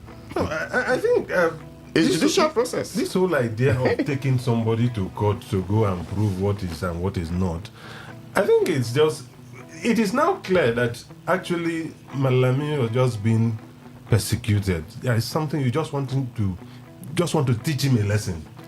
Because ordinarily one would expect that if you have a case against anybody, you would have finished your investigation, you have your facts and everything intact before you go to court. How dare you now go to court and you say, let him come and prove this one, and then why are you doing that? So are you saying the court would have investigated? Not the court, I mean those people. But you must have done your investigation. But contrary to what the court is saying, before it, the evidence before it. Prof. If I have a very strong legal representative, and then they go to court and say, well, these things have been, they are not supposed to be a force to be reckoned with, or forces to be reckoned with. And so based on the points of law, they are thrown out of it. The sitting judge is expected to be very, very unbiased. And so based on the facts or points of law, the matter is thrown out. Are you saying that is not it's Prof, not expected? Prof, Anybody taken to court must end up in prison. That's not your proper. analysis is to me is too institutional. Listen, the legal the judiciary is an institution. I say that the legal process in Nigeria is chaotic. It is dysfunctional. I use the expression that our legal, and the UN has said it, is chaotic. And the legal process starts with the police, the cohesive structures of the state, Department of State that have the power of prosecution, that their method is chaotic and dysfunctional. And why do I say so? In the US, if you bring drugs into the US, the CIA identifies you. They will keep a watch on you. They will study you, identify you as a trafficker, and then use you to know from where the drugs emanate from. How do you bring it in? Who are the bigger boys into this business? They may even leave you and go after the bigger boys, so as to stop the crime from the source. Time is taken to carry out investigation, so that when you finish your investigation, I had a matter and I went to the police. Somebody called me yesterday evening. I'm at the police station. I went there. I told him, okay, it's late. Let's not rush the police. Sleep in the station. Tomorrow, let us take them the matter. This crime alleged against him started in Togo. It started from here to Togo, from Togo back to Nigeria. By the time I got to the police station by 8 a.m. the following day, I saw a policeman writing on a long note, foolscap sheets. They said, this is IPO. I said, good morning, sir. I said, good morning. I said, please, I came here yesterday, but it was late. I said, it's not good to disturb. My client is in the cell. Let's start. He said, he's already writing his report. I said, you are writing a report that a man is alleged to have taken money from Nigeria, gone to Togo, bought a car, stolen the car. Now, the thing has started in D-line, got to Togo, from Togo to border to Lagos, back to Port Harcourt and ended up in Ahoda. And between yesterday evening and today, you're already writing a report. Have you been to Togo? Have you been to Lagos? Have you been to Ahoda? On what basis what are you writing? But he can call now. He can call officers there. Call in a crime that took place physically, money transfer. I say, how did you arrive at the facts you are writing? No, but you know IPO is what investigating police officers. You see. So it's supposed to be like the detective that will go and investigate the matter. Exactly. We have that. Okay, their job is to investigate. Exactly. Like So what have you investigated? Watch in CIA and the rest of and them. I knew from that will go to the crime scene. And immediately he was writing that report. He has done it. I did it when I got the full details of the case, yes, I knew that the man did the crime, but he's going to get out of it. Why? Because the IPO. You knew he did the crime. The man they are accusing, the accusation that's is right. That's your client. Yes, but the information to prosecute him is not available. Oh. And I knew the man is going home because I know the facts. If I were him, and I know the police doesn't have the resources to send him to Togo. Okay. Get him back to Benin. You see how we do it. Now you see how we rush the issue. How we rush the issue that we make a political show of everything. And when we make the political show, we bring tension, we entertain Nigerians. Mention, apart from when the state is involved or personally against an individual, like the case of Taraba State or the case of Iburi and the rest of them, every other case turns political shortly afterwards. It is nothing but, look, listen, all that money you have, you can't use it and embarrass us. Did you hear that? It will stress you. So what you do is either you get out of the system and enjoy your money, or you bring it, let us do it the way we have been doing it. But if you think you can use it and do something alternative to us, I think you are making a mistake. We understand how you made it. And we too made it the same way. If not, there is a case I was reading now about a man sentenced to death in 1958. It's called Mwiboku Bodo. In a boy, he said 1958, he was sentenced to death. If you check the rigorous investigation carried out by the colonial police, until they caught him with a case of murder, it took them time, it took them years.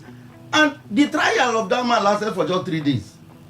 Because when the colonial police brought out their evidence before the court, the evidence, in fact, as a lawyer, no matter where you are trained or who mentored you, when the facts are speaking to you validly to your face, the most dignified thing to do as a lawyer is to hands up or to pray the court to give your client a lesser sentence. So because the facts speak for itself. How about the case of some daring lawyers like O.J. Simpson's case?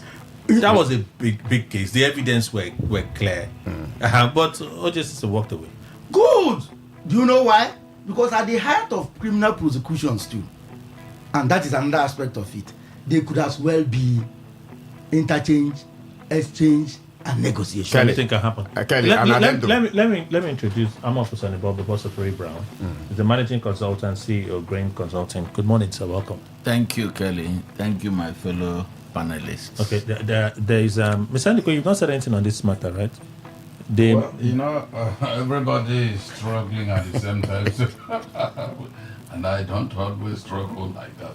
Yeah, when you say always, that's true. You don't always struggle like that. Let me take a reaction to. Sometimes he can struggle. No, there are times. The one we just said that the Iowa appeal, they struggle, but he doesn't always do it. That's factual. Malami. Basically, Malami issue. I think they are just giving Nigerians headache, because in the end they will release him.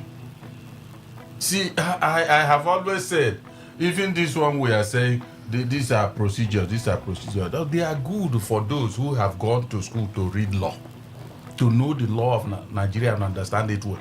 Those procedures are not always followed, even though they are in the law books.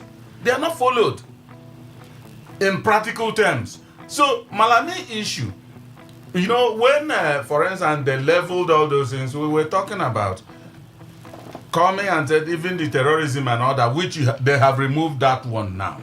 And then come to possession of, maybe let's call it illegal possession. Arochukwu may correct me. Illegal possession of firearms. And I am saying, even if he owned a double barrel gun, it's firearm. Now, in the end, Malami at this level, you got the wind of what Arochukwu said, that the onus will be on him to provide the receipt. At the level of Malami, he could call for the receipt from his home, and the receipt will come and he presents it in court. It ends the whole thing. So if he's somebody like if he's at my level, maybe I'll be fidgety, but not Malami. So for me, all these things are just what I could say rabble-rouse the entire country for us to maybe talk as we are doing. Malami is going to be free anytime. If he needs, he has the access to meet with Fagbemi. Yes, his counterpart now. And they will amend everything they should amend. Is it not his office? Is it not the chief law officer of the country, like Malami was? Kelly, please, let's leave that one. You wanted to say something? No. Because Professor Bona and Mr. Arochukwu, they've been bantering.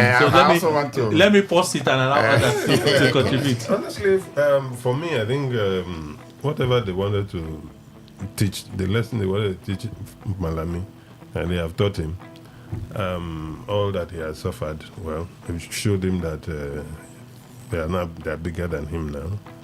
And then I think they have just run their full course. So here it is. Whether he would appropriately, imbibe the lessons and go and sin no more, or if he wants to do another thing, there's a way they will also take him in and then allow him to. You know, sometimes there's a way the police behaves, and when they have actually been influenced, they'll wait for you. Somebody comes and makes the complaint, say, okay, don't worry, we'll get him on Friday evening. Just to make sure that maybe the offense is something that probably is actually just walk in and walk out. Or say, don't worry, we'll take him. They wait until Friday evening, around 6, 7 p.m. they come and pick you up. So you spend the weekend. You spend the weekend in itself. On Monday morning, this thing, they just say, you go now. Go.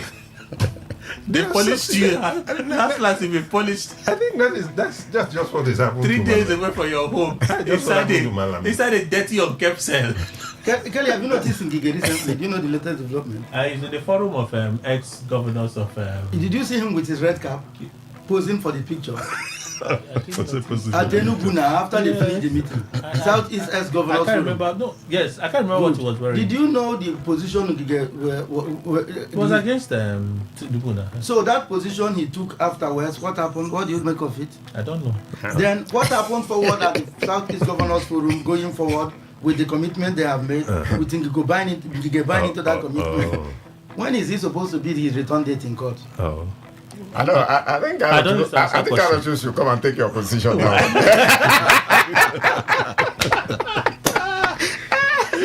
Okay, please.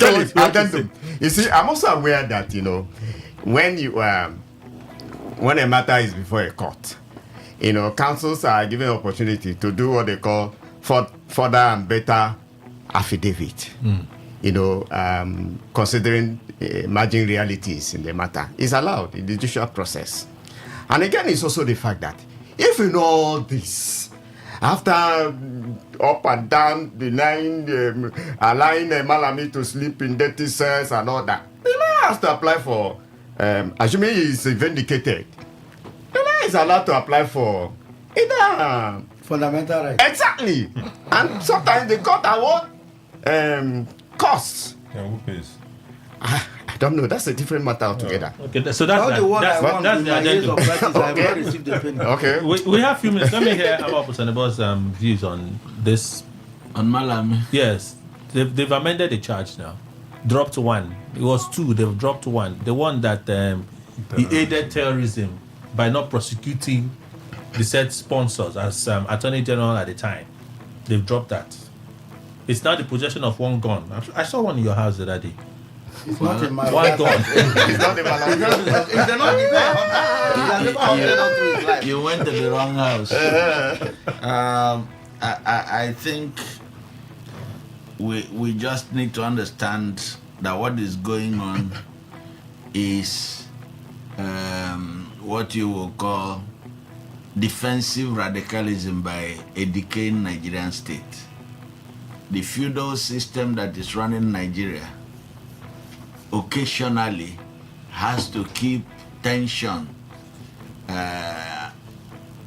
before us, keep everybody on their toes to make us assume that it is working. It is not working in the interest of the Nigerian people.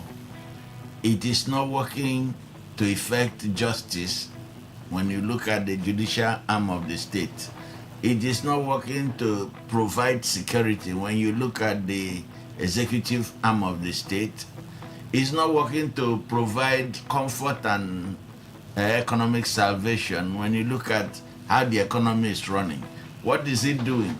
It's simply to keep the Nigerian people on the edge by making them uncomfortable as to what really is the law and how will it operate, what is the state doing and how will it affect us. You will notice that all of these things going on simply rearranges the dirt on the table. The table is dirty.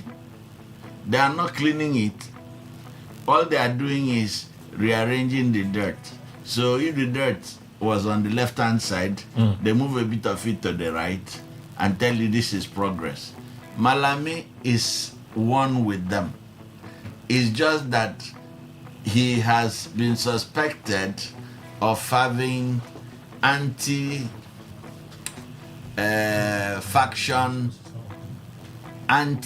faction interest. So he needed to be taught a lesson at a level that will allow him to become born again. His negotiation is to show evidence that he doesn't want to bring down the system, and possibly he wants to realign himself with the ruling faction of the feudal system. So you think they are talking? Kelly, the additional thing to what you just said now is they are not only talking, they're also distracting you and I from the main issue of the Nigerian state, what our concerns are. Okay. Their fight amongst themselves is a matter of kitchen problems. Okay. Who is to manage the soup pot? Who is to dish the rice? Who gets a better portion? Our concern as Nigerians in the process has been left unattended to. Okay. We watch the drama of the political elite and then forget, in the hope that we forget our pains or accept a 10 kg bag of rice as compensation for the suffering we're going through. News update next. Please stay with us.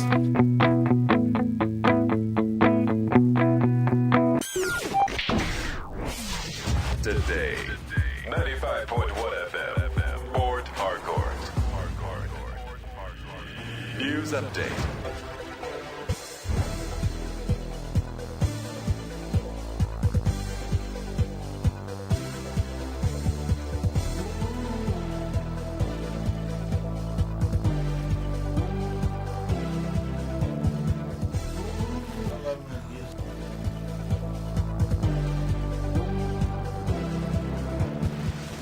Good morning. Here is the news update on Today 95.1 FM. I am Kelly Ikemenjima.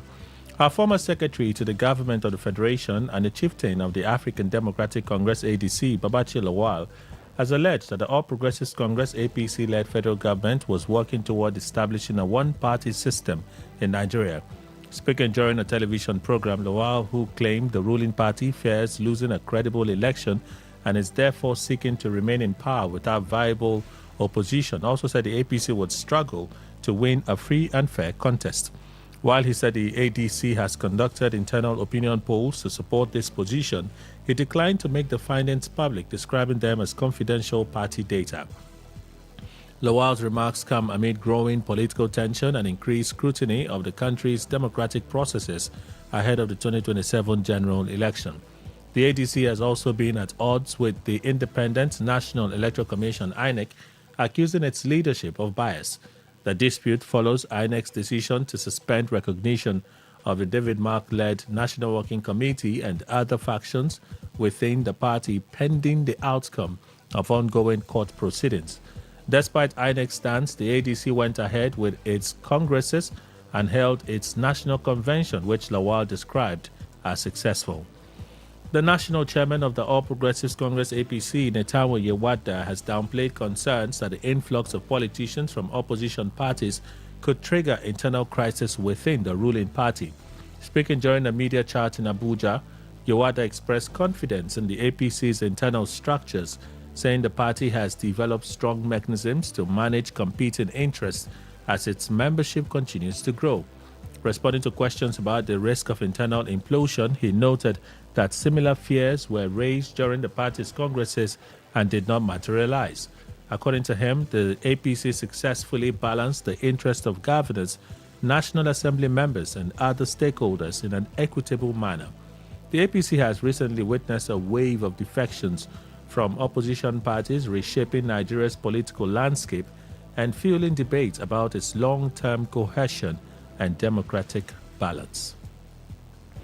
The Minister of the Federal Capital Territory, FCT, Nyesom Wike, has warned contractors handling major infrastructure projects in Abuja that deadlines, particularly those tied to projects scheduled for inauguration during President Tinubu's third anniversary, will not be extended.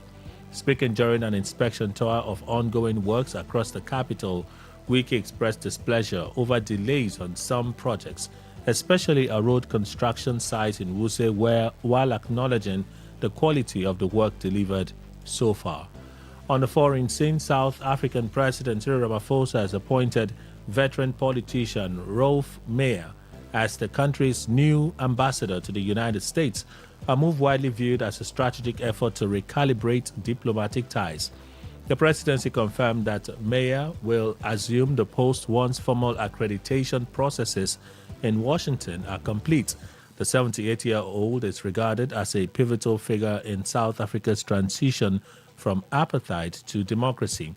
As the chief negotiator for the former National Party during the early 1990s, he played a central role in the talks that led to the end of apartheid and the country's first democratic elections in 1994. That's the news update on Today 95.1 FM. Good morning. Thank you for your time.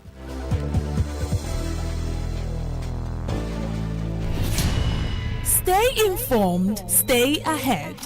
Tune in to Today 95.1 FM for the latest news and exciting sports updates. Your trusted source for everything you need to know.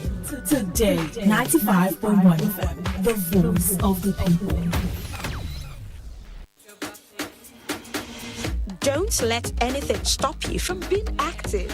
But when a severe headache strikes, I always trust Sudrex Extra. Effective relief for severe headaches, muscle pain, and fever. Sudrex acts fast for pain relief and a non-drowsy effect. Safe and trusted for more than 20 years. Overcome pain and win your day. If symptoms persist after 3 days, consult your doctor. Talk radio. I listen to a lot of talk radio. 95.1 FM.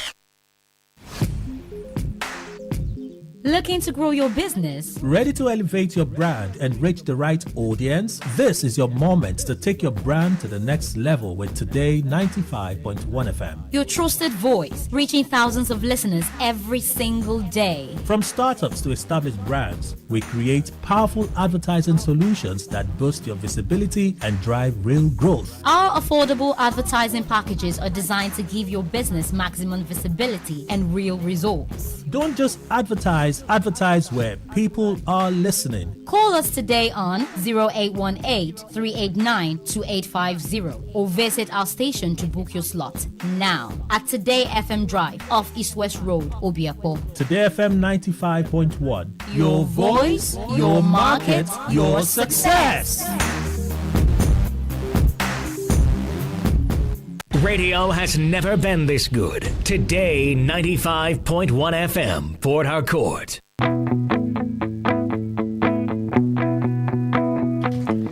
All right, thank you all for staying with us till Today 95.1 FM. We have guests this morning from Trade to Retire. Good morning, sir. Welcome. Good morning. It's good to be here again. Good to see you. Please tell us your name. Let's begin with your name and what Trade to Retire does. All right. So my name is Ibitimi. Okay.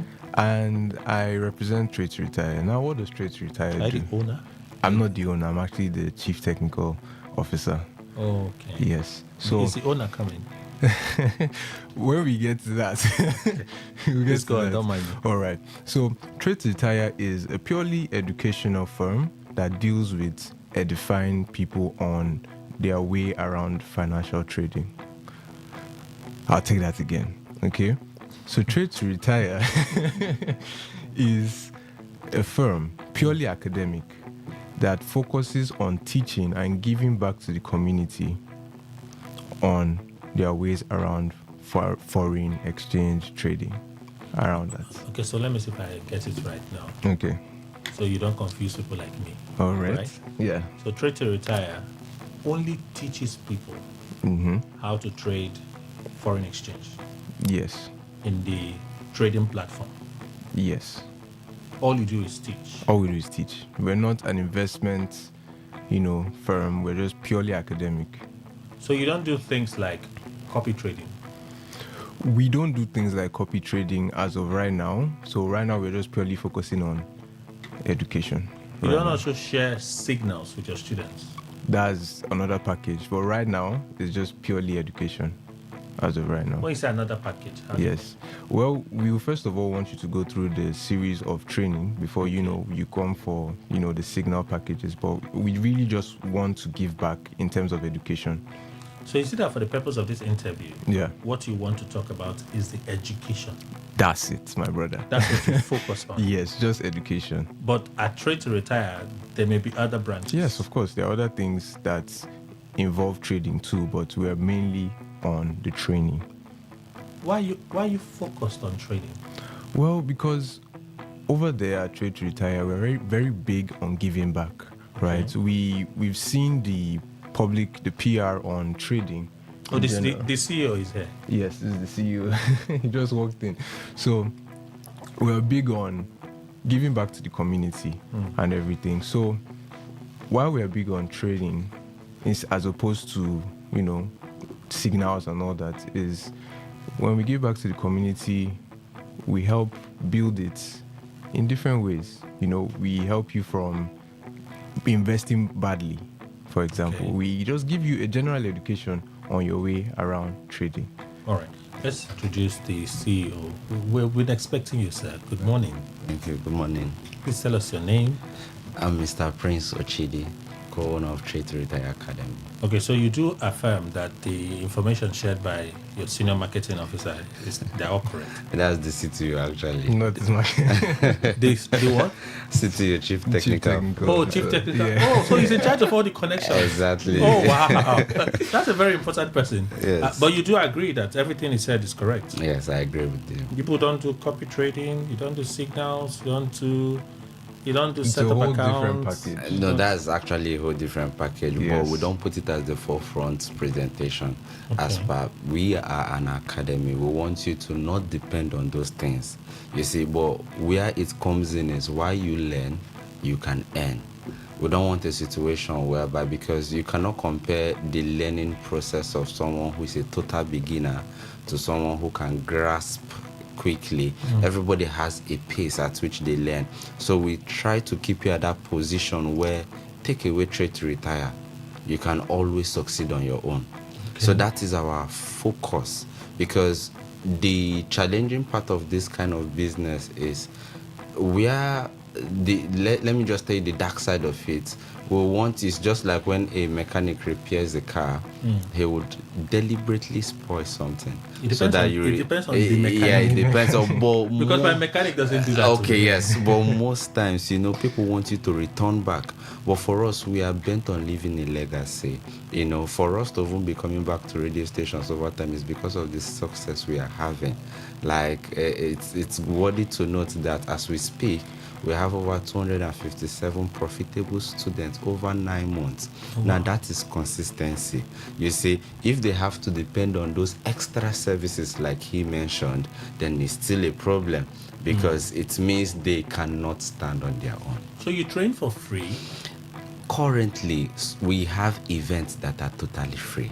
You see, but as an academy, it's like you're going to a university to enroll, to be taught properly. So the academy has the packages where you learn and you pay fees to get access to more information for a long time. But you see, these events, we also give you the best in a short time. Yeah, in such a way that, like the KCP event, remember, that we had prior to now, it was a 2 weeks event, and guess what? Over 72 students are making money just with a 2 weeks free event. Because in that event, we give you tools, we give you not just information. We are software developers too. So it is tech meeting trading just to scale you faster. Okay. Let me go back to the technical chip. Yes, sir.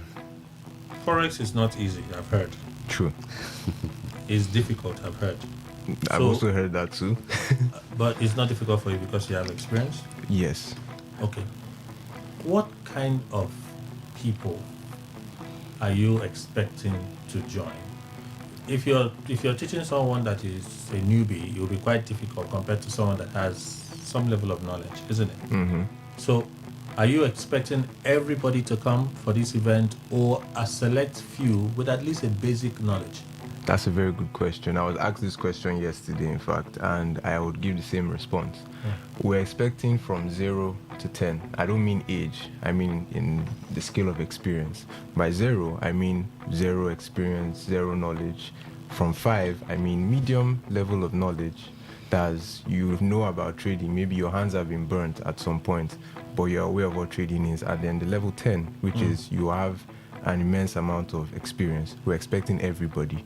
This particular breakfast event that we want to host, it's going to be good for, one, the education, and then the networking, which is why we want everybody on the spectrum when it comes to trading. So, and another thing I really just want to touch on is, over at Trade to Retire, we have a great academic team, a great customer care team. And I bring this up because those on the radio might be wondering, okay, would they have somebody at my learning pace? We have everybody for your learning pace. So if you're a slow learner, we have a trainer for you. If you're a fast learner, we have a trainer for you. So we're expecting every single person. All we want you to do is to come with your commitment. That's all. So the event for this weekend, yes, right? on Saturday. Saturday is free. Yes, it's free. Is it a one-time event? Yes, it's a one-time event, but it's an extended time. For example, let me say time 4 hours. You know, we have different sessions. That's why it's a breakfast. After session 1, you take a break. You have something for the stomach. You get into session 2. The point is, we are trying to see how we can build people up to speed, even in a short time. Why we have done this before and it worked. So for those who do not have the funds to enroll or pay, let's get you started with the best possible way. Yeah. So somebody asked me this question after one of the session. I'm not sure it was with you. They said, if the markets are not open on Saturday, how is it that you guys say you're teaching practical sessions on a Saturday event? That's a very beautiful question. Very good question. So here's the thing about trading. The fact that the market is not open is only to retail traders, not that it is not still functioning. Even on Saturdays and Sundays, the market is in operation. And that's why you wake up on a Sunday when you can access the market and then you see a very serious move known as gaps in the market. So on Saturday, while we teach you, we have what we call back tests. Backtest means that we can simulate past data to show you what you can potentially make, or whatever strategy we are teaching you, we can show you that. And more so, note, whatever we are trying to teach you is in a situation whereby you can be able to handle the market. So you don't even need the market to be live. So by live, I mean it doesn't have to be actively moving while we do those lectures, because we expect that after that event on Monday you're trading. For example, let me give you what happened. Over the weekend we had a seminar and I told them on Monday around 3 p.m. make sure you are buying Euro USD. Guess what? I made $2,800 from that singular information that was passed on Saturday, which you feel the market is not open. No, it is open, but it is not available to retail traders to take trades. So it is just temporarily disabled to place trade, not that it is not working. So on Monday we woke up with good profits. So those that want to join, how can they be part of this event? All right, so if you want to be part of this event, send breakfast to 091 614 19928. 091 614 19928. Let me call the number again. 091 614 19928. Number 12, Rumola Link Road, where King David Plaza is situated. So we occupy the top floor. So those you're inviting, do you expect them to come with anything? Yeah. Are there requirements? So, like he said, come prepared. But like I would always say, if you can come with your laptop, come.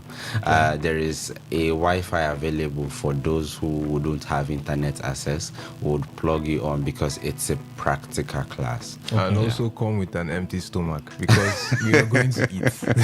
There's food? Yeah, yes, there's food. Okay. Like you said, there are phases. So we have the introduction, then we have the break where we would, share one or two things for refreshments, and then we now continue again. Just extensive.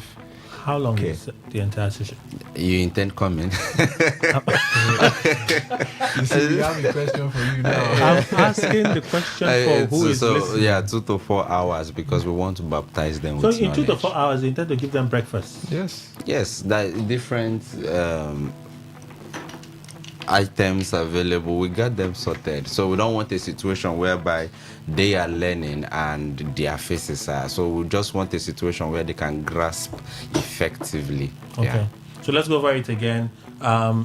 It's a training education session. Yes. Right? Yes. For the forex markets. Yes, forex traders. For forex traders. Yeah, so that they can retire early. Okay. 0 to 100 in terms of written and experience, right? Don't have age ceiling. So from the age of assimilation, we usually just use the 16 years benchmark. So from 16 years, as long as you can assimilate, because it's legal in Nigeria under the forex policy, from the age of 16 you can have access to financial information. So from 16 years upward, they are valid to attend the event.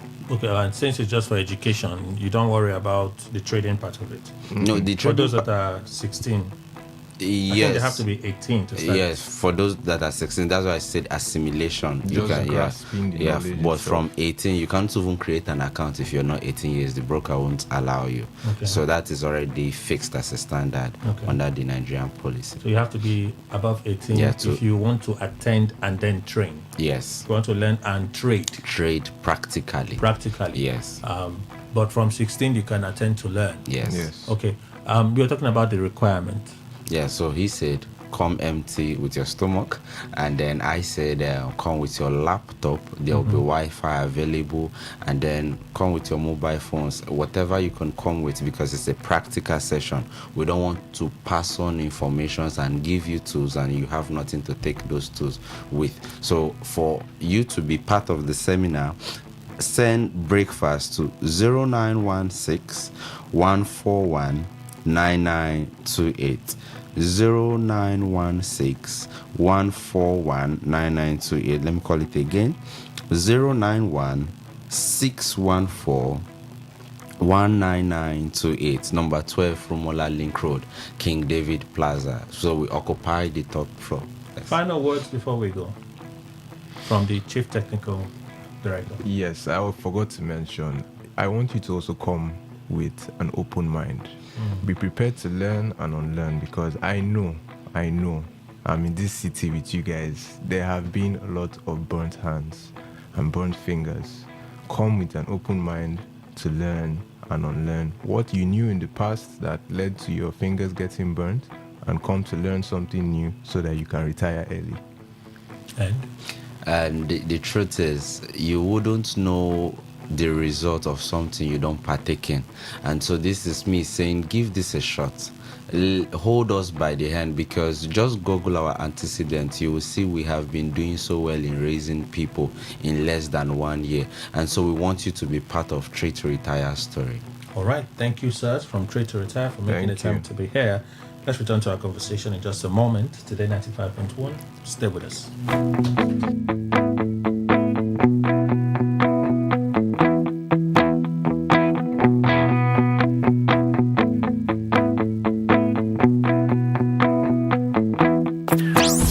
What if the internet had a voice? What if we knew exactly what you love to listen to?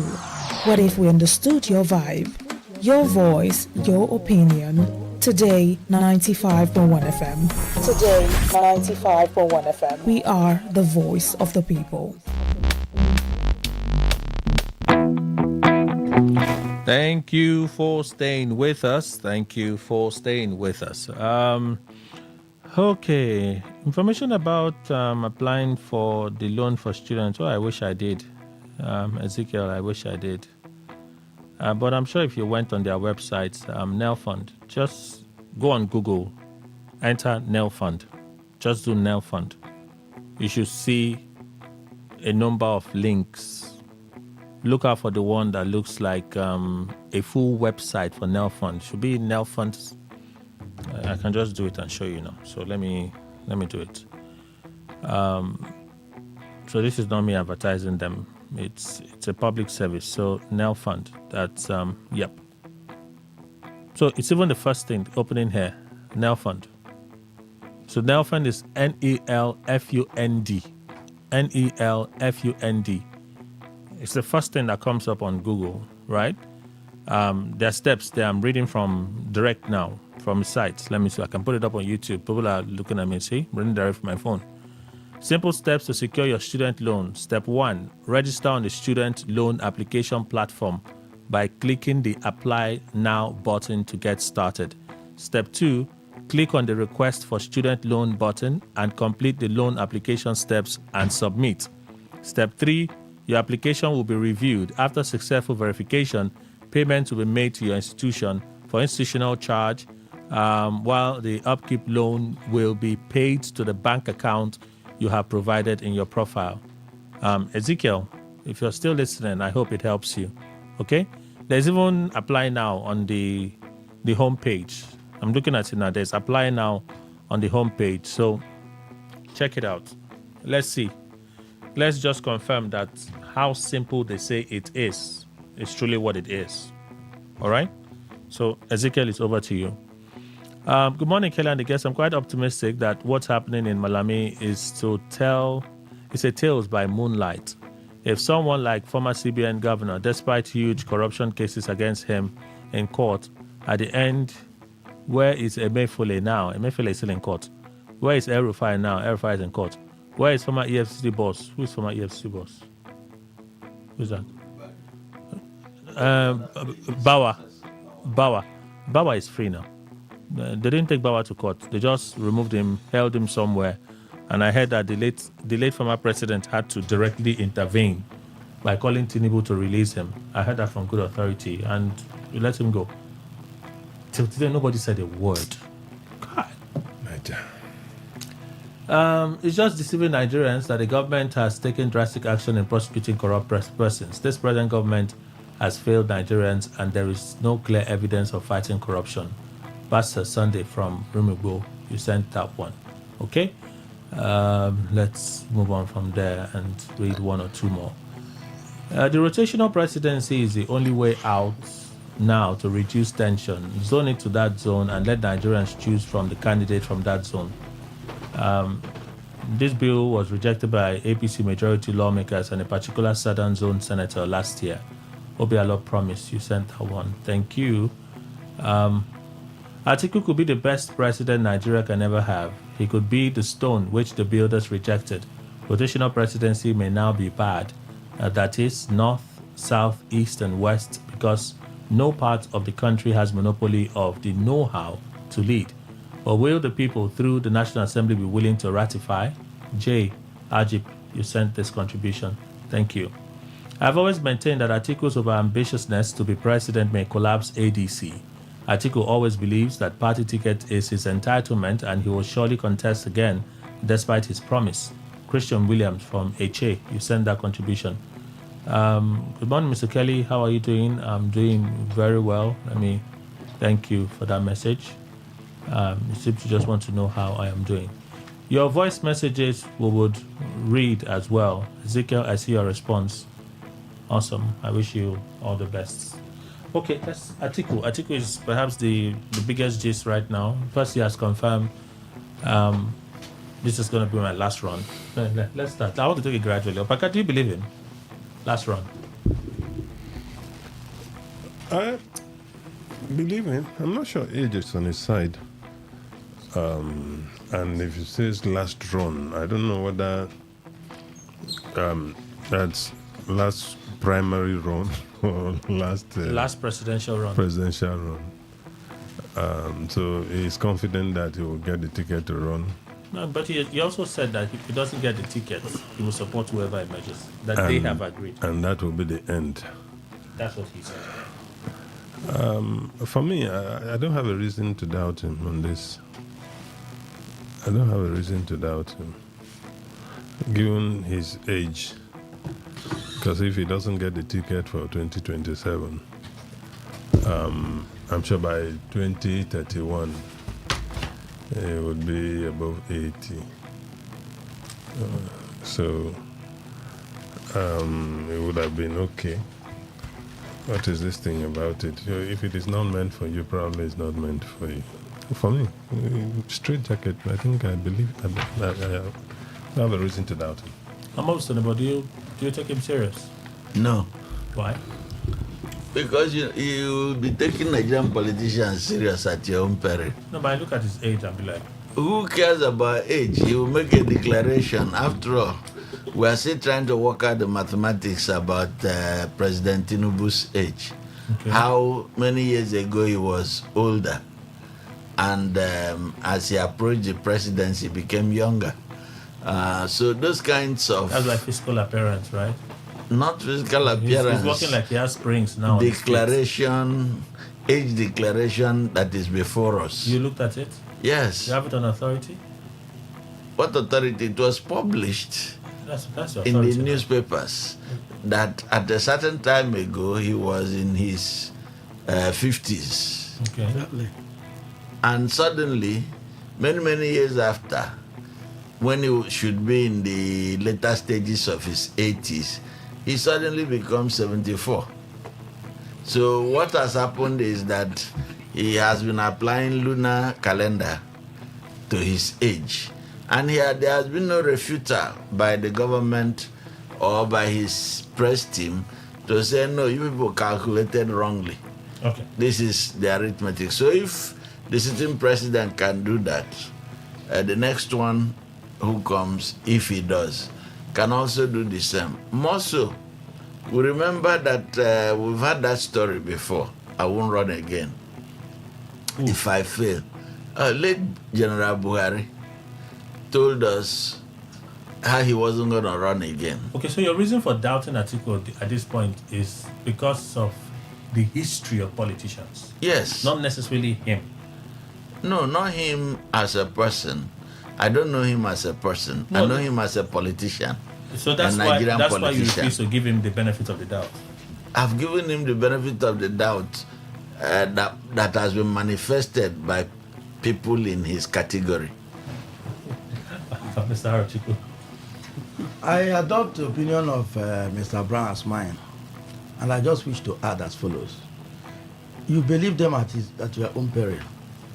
You see, this thing is a career. It's a career for them. They have no other job. Nigerian politicians, they have nothing again doing. It's not as if in other countries where men who pursue their career, get to a certain stage in their career, they come to serve the country. Some people, politics is what they have done all through their life. That is the only thing they know how to do. Nigerian style of politics. So, and of course, there's no basis upon which you should take them seriously. Absolutely no reason to take them, ascribe any seriousness to them than they deserve. Okay. So, it doesn't matter what is his age. It doesn't matter age. After all, we have been ruled by men. How many of them do we actually know their age? Let us be honest with ourselves in this studio. Okay. Obasanjo even confessed in his book that he doesn't know how old he is. Is it not? Mr. Ndukwe. How old was Buhari when we started doing business with him? So how old is Tinubu now? Age is not an issue. So definitely, he will always run if there is opportunity to run for presidency. Yeah. Mr. Ndukwe. Kelly, I think seeing will be believing. Okay. Because I have always told you that if a politician tells you to move to the right, please, for your own safety and comfort, move to the left. So, at over 80, even till 90, somebody can be president of a nation. It's not everybody that is caught up within 50 years to 70 and 80, and then you start behaving as if you were Methuselah you've been hearing in the Bible. There are humans that will, even at 100, they will be behaving, their faculties, everything is intact. So who knows? An article is giving signs of such a person. If you check those who have grown to his age, they are maybe shaking a little. I think we have never seen any sign like that. Maybe it only happens in Dubai if it's happening. From the screen, it looks quite strong. Yes. So even the interview yesterday, very articulate. By over 80 to 90, Atiku may be. He may have that grace of staying there, and then if he wants to continue, who will stop him? So even right now in 2027, he is saying he's coming.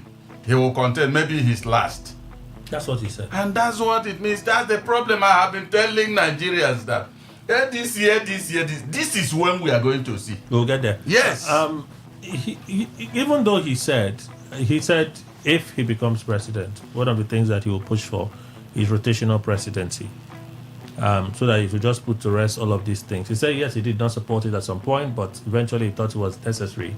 But since it's not in the constitution, only the PDP has it as a constitutional issue. Nothing stops him from contesting. In fact, he even argues that the South has enjoyed more time in power than the North. So on the basis of fairness, the argument doesn't stand that he should not contest. He said so. But rotational presidency, is this something that we need? I'm up with Senator.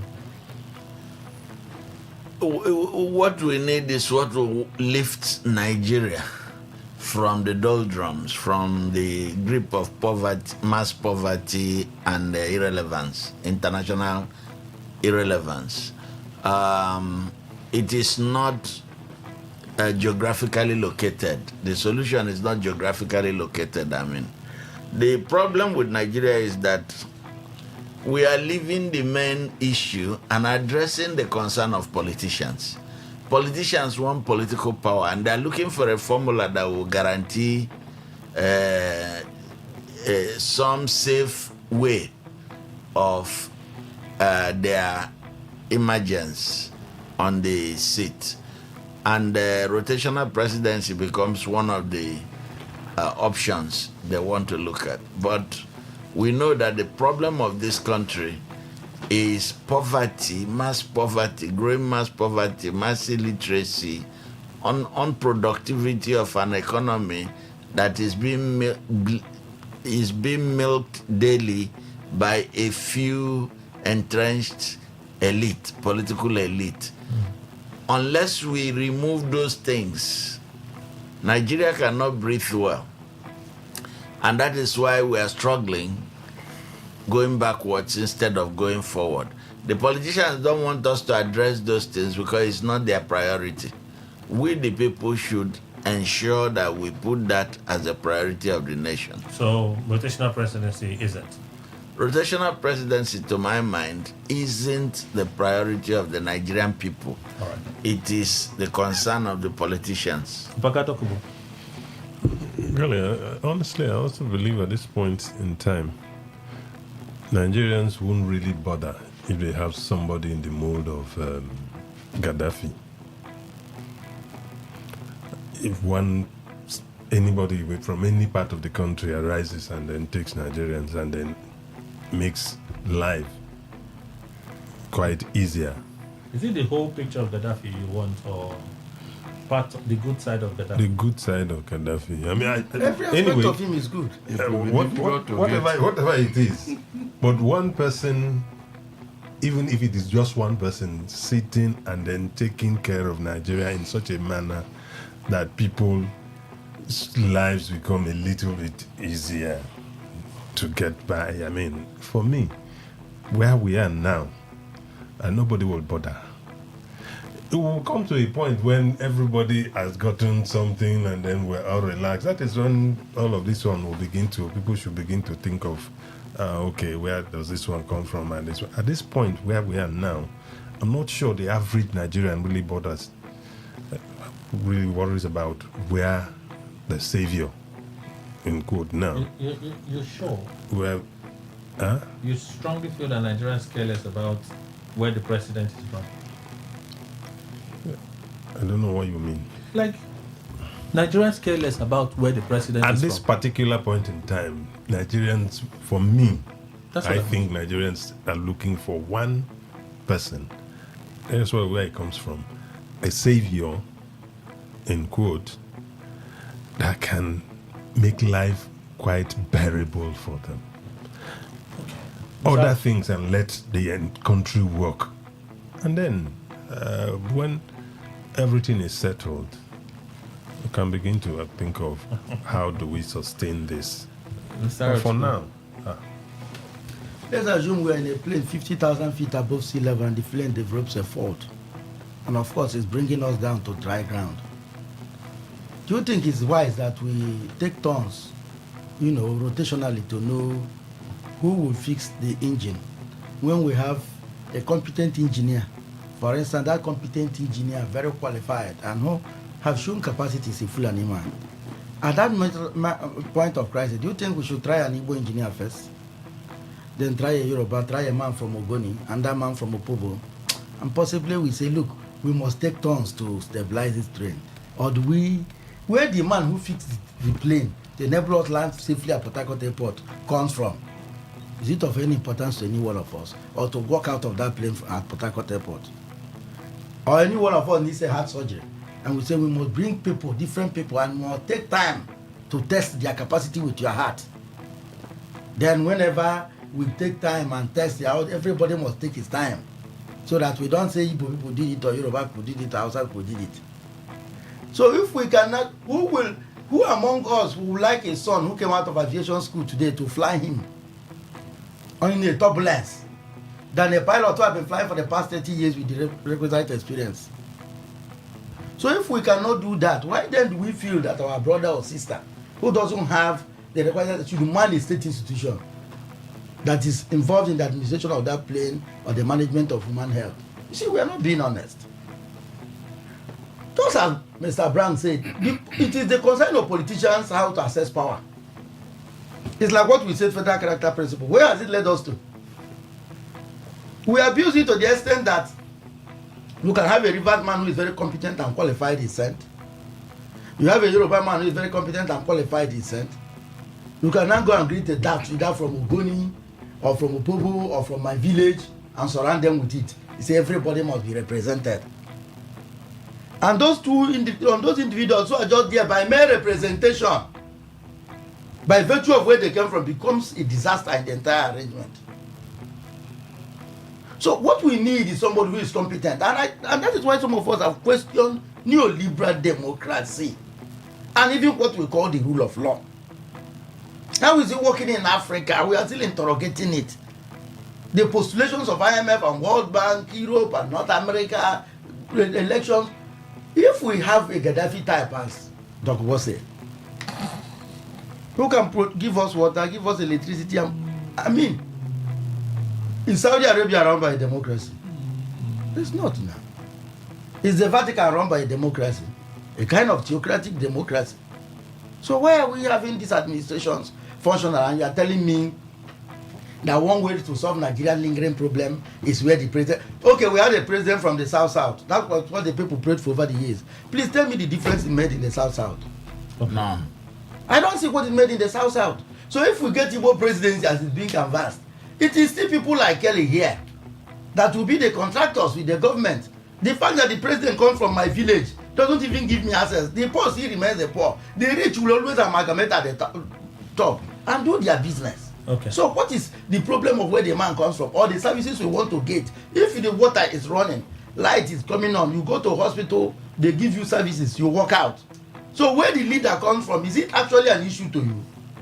Mr. Ndikwe. Kelly, it is a full bag, and so it's difficult to bring out everything.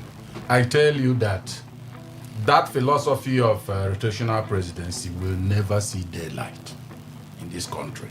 But in reality, equity is always golden. There's no doubt about it. So it's something that is needed. Yes, because inclusiveness is always the best policy. If, for instance, as we are in this studio, and there is something that comes up from the establishment of this studio, and I'm sharing, I give you one, I give every other person 5. Will you be happy with me? You cannot. That is, to be frank, you won't be happy. Because there is no tangible reason why I should exclude you and give you only 1 or 2 and give others 5. Is it because of what? See, the issue of rotational presidency, Atiku fought against it before. Now he is happy because he's getting old. He studies like a gamble now. He might not be able to get the presidency. And so he's coming up with anything that will enthrone him on that. He might not get it if he's on that platform. But if it's real, is it needed? Yes. To make for equity. Kelly, when somebody is telling me, light, everything needed is provided. Now, who are those people that will be sidelined that they don't need that particular office?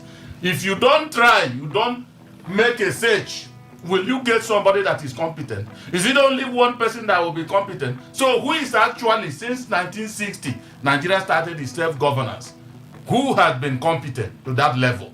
So if you try this side, you try this side. You heard Yesomwike when he was saying, of course. Those in theory, listen, Kelly, you see one thing with these politicians, I don't listen to them because when you hear Nyandiyeba, what you should be thinking is, for instance, if you give to somebody from Obiakpo, you give to somebody from Kalabare, or from, like, that is a Nyandiyeba now. Is it that when we know what it means in the language, but in practice, we come and give to Obiakpo man, we also work to give to another Obiakpo, leave that in, so they will not allow you to see daylight. Kelly, let me say something. See, this thing with equity. There's a story in the Bible. We talk about the parable of the talents. Is it a parable? Yeah. Of the talents. The master gave one 5. He gave another 2, and he gave another 1. I do not think that the master was stupid. No, he wasn't. So, was he really equitable? Was he fair to them? Sure. I think he was. He was. Eventually, what they produced showed. If he had made the mistake of how many did he have? Okay, you take 3, and all that. At the end of the day, would have lost. Maybe all of them would have lost completely.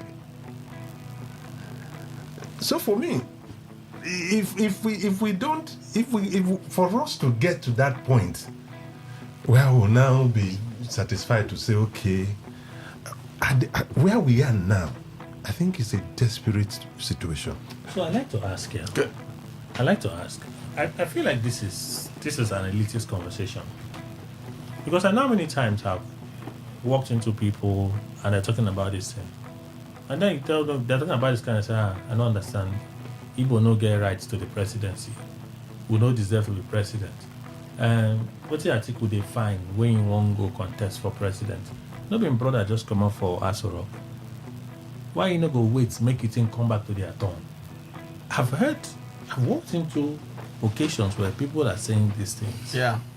It may be something that is of, in one breath, I do understand that, yes, if we had competent person, everybody will feel, it won't matter where you're from. It will just be your nation, Nigeria.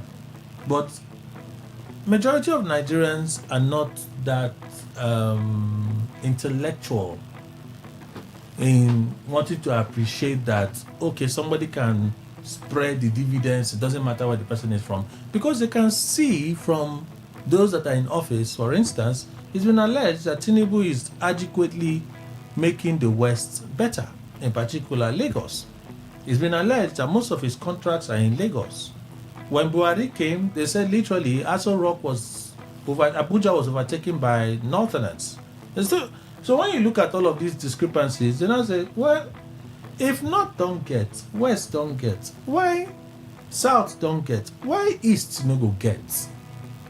So do we speak from an elitist position because yes, it's a necessary thing, without minding the fact that some Nigerians, in fact, the majority of Nigerians, we do know that majority of us are below that poverty radar, that scale. So it is what this person is telling them, that they are not reading the news stories, they are not reading the elitist magazines and cover stories to understand what equity is. They are reading about how we self go take enter, make our own brother. Is it not necessary to scratch that curiosity of theirs? Mr. Anukwe. Kelly, you see, I try to be practical as a human can be. You see, if you go to America, you will not have them adopt that kind of system. They've gone past this stage. Yes, that's what I'm telling you. Because the system is developed already. You see, in this country, all of us are sharing in saying, for instance, as Tinubu comes, almost everything that is what is onion is in the West. Then you tell me, for instance, if I were part of them in politics, I would sit and then I said, no, my president is treating my area well. No, I won't say that. And because I won't have that patience, I will stay off them entirely. I can't go close. But I am answering this based on the fact that the question has come to me that, what do you think about rotational presidency? I think it's the only thing that can solve the problem, because I always say, in every family, I'm taking it at that unit. It's not only one person that is endowed. When you keep on spending your money on maybe your first son, you leave the other one and say, when others grow up, meanwhile they are a little bit of age, start training them also, give them adequate opportunity. While you have the means, as the country, Nigeria has, you keep on focusing on your first son. your first son eventually comes out all round and then abandons the other ones. And they start grappling with whatever life may offer, and eventually they may not catch any time. Nigeria is not organized. Anybody that is thinking Nigeria is organized is not telling himself the truth, because see, the way we run things here is my brother is my brother. And this rotational presidency is the only thing that can stop it. If you know that once the North gets, Southwest gets, Southeast gets, South gets, then you say, okay, let me also perform. And like I said, when somebody is open-minded and he takes up the mantle and stays in Aso Rock, you will be, whichever part you be, if you have that particular desire, you'll be watching his steps. If he's doing well, it's a matter of choice from the individual's innermost past. Now, when you look at him, you say, okay, I will behave like this president. And in fact, I will add. That's why when Parker mentioned Gaddafi, he's right. It's not only bad side that we should be looking at. Gaddafi did well. Libya, if you finish whatever, a house will be everything, you have it. Nobody was looking at that because he has established that in his governance. But here in Nigeria, Kelly, if I don't know you, I won't give you CBN governor. I won't give you this. I won't give you that. I may pick because the requirement is each state must give a minister. Even when I'm the most senior ranking, I'm telling you, in that agency, you can still come and say, you are not from my region. I beg. Go one side. Okay, look at it this way. People read these things, they hear these things, and it leaves them with this sense of exclusion. So that's why they now have this. They don't have this clamor. Kelly, you're not supposed to reach us to. Exclusion is part of the features of the feudal system. We fail to address the system that produces the negative impacts on our people, and we talk about its manifestations. Look, the feudal system empowers one man, one strong man, to do what he likes with the rest of us. And he comes on board with his coterie of sycophants and begins to say, those who can really serve my interests is a Kelly, and it's an Arochukwu, and it's an Imandukwe. Whoever is on their way by way of seniority or competence, I don't care, remove them. He is not thinking competence. The feudal system doesn't think competence. And we haven't seen competence in this country. Not since Obasanjo left office. Obasanjo at least pretended to do it. He didn't surround himself. That's what he pretended. Yeah, yes. He attempted. Yes. He attempted to do it. He didn't surround himself with Yoruba, Southwest, or Southerners only. He brought in those he thought were good hands. That's how people like El Rufai got into government. But they were in government not because they were the best, but because members of the cabal around Obasanjo thought they would be useful to their interest. So unless we dismantle the feudal system that makes us depend on ethnicity and religious identity as access into the corridor of power, or to come close to the corridor of power, we cannot make progress. If you dismantle the feudal system, if you create a system that demands competence, that demands measurable goals. Look, since Jonathan became president, nobody has come forward to say, President Jonathan, let the presidency, whether it's Jonathan, whether it's late Buhari, and now President Tinubu, these are the things we want. We keep saying, let the president do for us. Let the president do for us whatever he likes. When you have that kind of mindset, you are embellishing the feudal system. You are not calling the shots as the people, the electorate, the people who have power in an intended democracy. You are waiting for a governor to decide what he will do for you, or a local government chairman to decide, or the president. It should not be so. We should be saying the budget of next year, these are the priorities we want to achieve because we want Nigeria to do A, B, C, D, and this time. Civil society, yes, proactive civil society. So it's because we don't have that capacity to design an alternative to the feudal system that we are worrying about its manifestations. Ethnicity and religious inclinations as identity factors for political advantage are just manifestations of a feudal system. I want to open the phone line. So, Paka, do you want to react to this? Because I'm listening to Amapu Sanibao, and I'm saying to myself, yes, while all these things are absolutely necessary, the person that is poor is not thinking of all these things. The person is thinking of the next meal. Yes. That's what the person is thinking of. But this is how we get the next meal. Yes. What Mr. Brown said. No. That's how we get the next meal. But I said it now. I said it. I agree. But you see, this is too complex for the man to understand. It's too complex for the man to understand. Yes, because the feudal system conditions our thinking. So the man is thinking straight that who will give me food? Now only people for Yoruba area they better for now. Then they chop now. Make our brother to get. Before we tell them that is not the solution, shouldn't we at least try to create a means of having them feel inclusive in this sharing of power? And the danger with that, Kelly, is that we may keep on going around that cycle. We are talking in terms of ideal. When we want to provide a solution to a problem, for if a child is having malaria or attacked by bacteria, what the chemical injected in him does is to break the cycle of that bacteria and make it difficult for that bacteria to connect the cycle of growth and expansion. That happened. The bacteria begins to die and the child begins to get well. So we must break this thing. Let me give you an instance.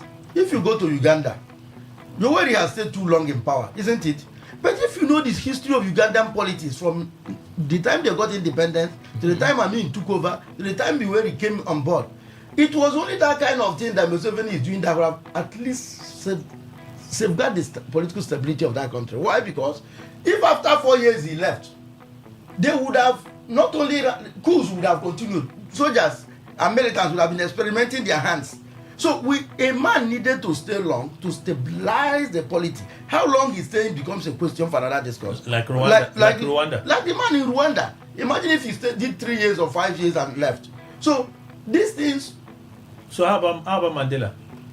Mandela. Yes. Mandela came from a different background. Already Mandela came from a stable background first. There was a stable polity. The only thing that created crisis was apartheid. Apartheid was wiped away. Mandela established a trend of succession by black rulers by majority rule. So what I'm trying to say, I think it all comes down to where you're viewing these things from. Like Mr. Antuko just said now, Putin has stabilized Russia. I'm here. I'm not a fan of anybody, but some of the things I've read, all the sanctions on the Russian state, the Russian economy is still strong. Because they were strong before now. The Russian economy is still strong. He still found a way to, keep things going in Russia. The people are doing what they... at the start of this Ukraine war, there was a lot of media propaganda that seemed like they were going to move against the state. The Russian state started doing their own media propaganda. They said, no, the West is the enemy. They are lying to you. They are trying to make Ukraine a space that makes us insecure in our own country. The man is a clever man.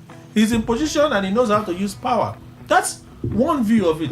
Rwanda, okay. Kagame has been able to keep Rwanda where Rwanda is, but is he the only person that must be in the office to make it happen?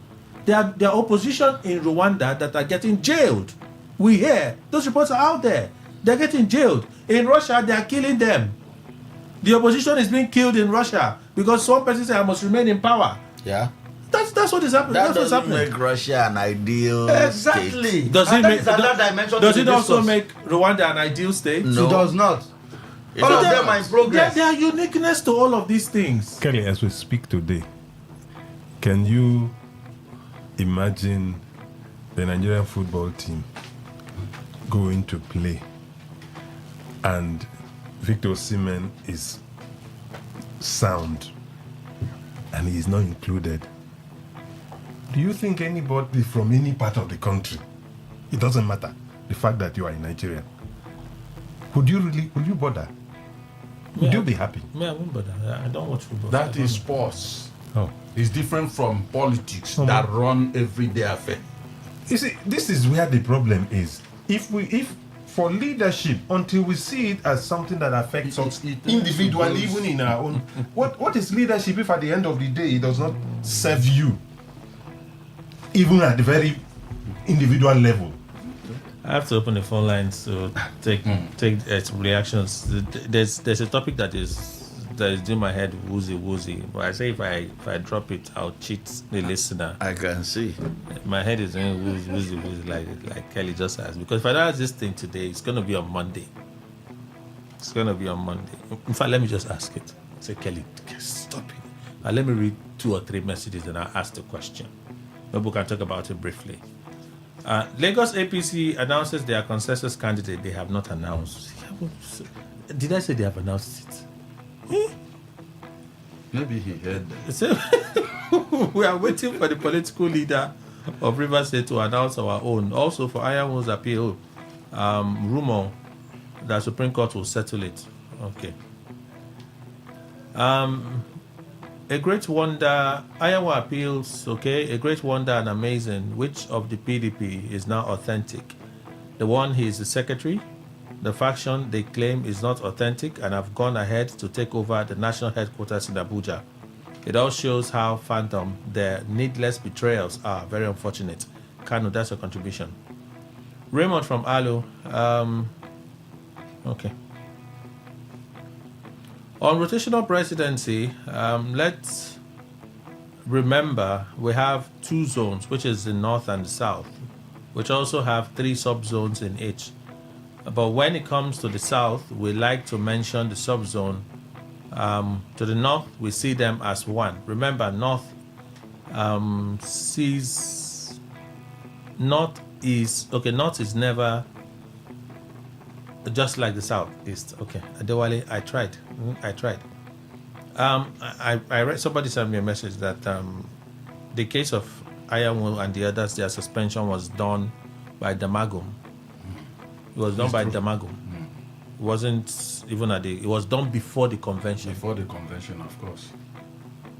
I believe Atiku is a person who can wrestle power from Tinubu. His business profile also tells me his policies will favor Nigerians. Eric Chooks, that's how you feel. Good morning, analysts. The analysts have only succeeded in presenting an ideal situation rather than our reality. We have a unique system where many don't feel a sense of belonging. If you don't heal this mentality, how will you get the best from any part? Why would President retire many generals just to appoint his tribeman? Why would millions of dollars be borrowed to build a Apapa port when the other ports are idle? We have a peculiar reality. Melody Uniport. Hope we will be careless too if the governor emerge from Wike village, since we are careless about where leaders come from in Nigeria, NS in Woji. So if the event so happens that Wike decides to say the person I'm picking is from Obiakpo, as has been rumored, would all of us be happy? On the platform of the question is that the best man for the job at this time? You cannot.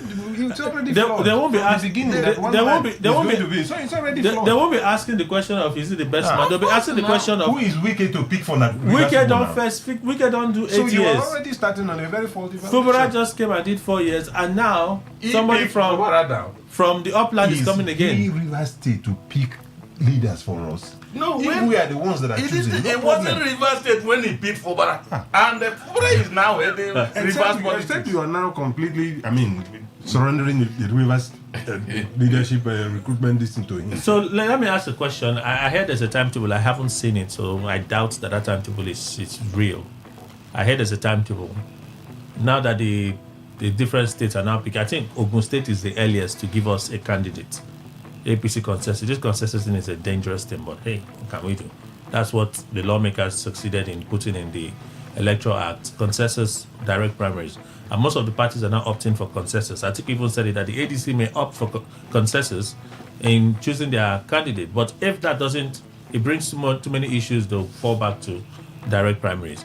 But in River State, should they just get it done with so that we can know how far? For those that have their eyes there, I'm up with No, because there are fundamental issues about the lack of progress the state has experienced since 1999.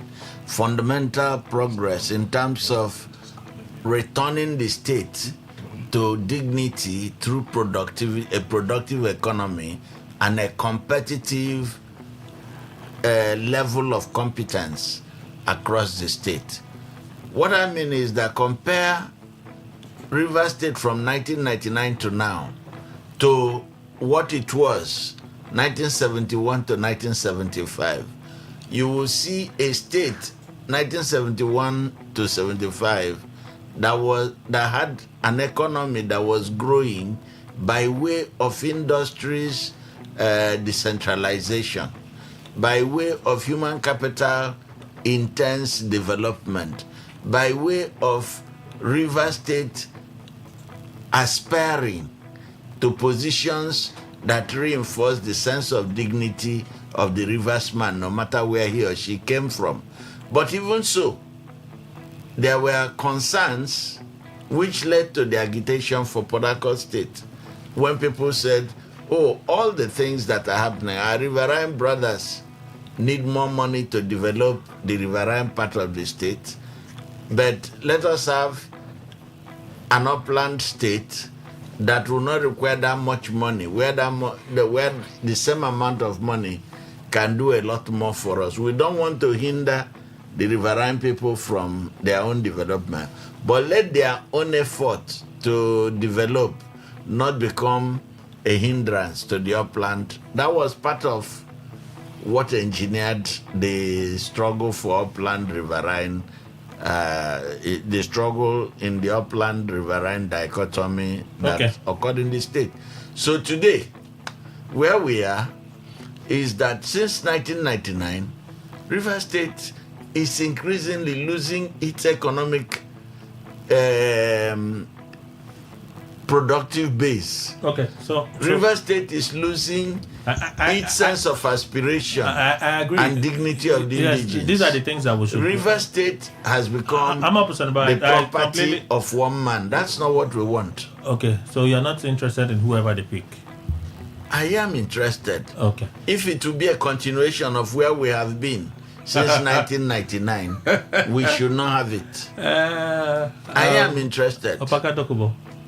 So whoever they pick. Should it just happen? Should the candidate just emerge so that we'll just rest since it's consensus now? Which consensus? Are you saying River State now is one party? No, I'm speaking for the two major political parties that have become one now, Rainbow Coalition. Kelly, why are you acting like you don't understand what I'm saying? No, I choose not to understand that one. Okay, you choose not to understand it. Yes, because I don't want to believe that.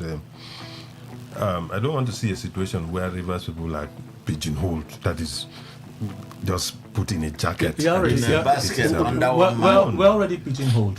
Let's not act like a basket under one man. We're already pigeonholed. Okay. Where is the governor? Salvation is coming. If I talk now, they will say, where is the governor? I don't want to. We're already pigeonholed. So why are we acting like so? Why do we want to remain there? Yeah, and become that's the question. So why we want to challenge? Why we want to challenge it? Are we going to act like there isn't a reality because we expect something different? That reality we want to challenge. That is the reality that should propel you to say no to this. Okay. That we've had enough. See the reality you want to accept. Okay. Well, at the end of a mega crusade I'm arranging. Oh wow! A lot of things will go. It's all right. A lot of things will change because all these things are spiritual. Yes. And if you gather all the men of God, native doctors and pastors, and put them in one place to pray, I guarantee you a lot of things will change, Kelly, and I guarantee you, Kelly, expect the mega crusade that will change things. Kaya. That haven't been said. You're already speaking in tongues. Wait. Where we are now, you see, there's how I look at this thing sometimes. Where we are now is a situation, it's not all that ugly. It's not all that ugly, but it's a situation that calls for us to exercise our humanity, calls for us to make use of our thinking. It's a situation that calls for the civil society to rise up. Yep. It calls for the civil society to rise up. Mm. Do you understand me? Mm. So if you say, are we pigeonholed? Yes, the signs are there. Okay. If you say, is it a one-man affair? Very likely. One-man. After all, what is the Rainbow Coalition? Rainbow Coalition is the new name of the new company in town. Political company for the political transaction that is coming. That is the meaning of. And obviously, Kelly is not a shareholder in that company. Neither am I or Mr. Brown or Pagat Okumbo. None of the people now miling away at Rumokro Johnson and Chubai company are shareholders. The shareholders are relaxing in comfortable places at Abuja, either flying in and flying out. Okay? And then they use the horde of humanity as the basis. And our question is, why are we not shareholders? Why we are not shareholders is because not only have we been shut out, but we have chosen to remain to be shut out. Yes. We have not taken collective action. All right. And therefore, if anybody is not comfortable as we are not comfortable, the ideal thing is that for the civil, I have always maintained and I've said it here, the liberation and recreation and rebuilding and building of any society is the primary responsibility of the civil society, not that of the ruling class. Okay. And that is why I propose this my mega rally of prayer. Kelly, I don't understand. I'm fast, you know. Should it not just happen already? They've started choosing their candidate now. Mm-hmm. That it just happened in Rivers State now, so we'll know. No. People are having, the governor would be the candidate of the APC. The governor is the candidate of the APC. The governor is coming back for a second time, and so on and so. I think just save them the misery already, and let's just move on. There's a certain peculiarity in Rivers State. It won't happen like other ones. Now, if anybody is believing that it will happen like that, it means the person has not understood if you say, the whole thing that is happening in Rivers politics. This is, if anybody believes that it will happen, it should have been happening through the office or the personage of the governor. But now the governor is somewhat fettered. The directive that comes from here and there, the assembly is there, the Abuja is there and all that, is making the governor. When they say peace pact, I have asked the question. Now that you want to stand up, somebody is telling you sit down. That's not our discussion. We didn't agree on that. You are now disobeying the president, the highest political officer in Nigeria. What will you do? You go back, they remove you if you want to continue. But should the president of the Federal Republic of Nigeria be the one dictating what happens in my state? But it has happened, and it was not fought. It has happened, it was not fought. And so it will remain until when it will also be fought by some people that will come up. Kelly, there's a time it will Kelly be afraid though. See, Kelly, it is only who the establishment wants that will be made, be picked. Simple. All right, let me take some reactions. I was going to read some messages. We'll take calls last today, all right? It's already 11:15. Let's race. I know I'm fully responsible for this one. On X, Bomada Katima reacting to Atiku's call for rotational presidency being a constitutional issue. No, we need political leaders emerging from a seamless, faultless process owned by the people and not the APC, PDP, INEC process.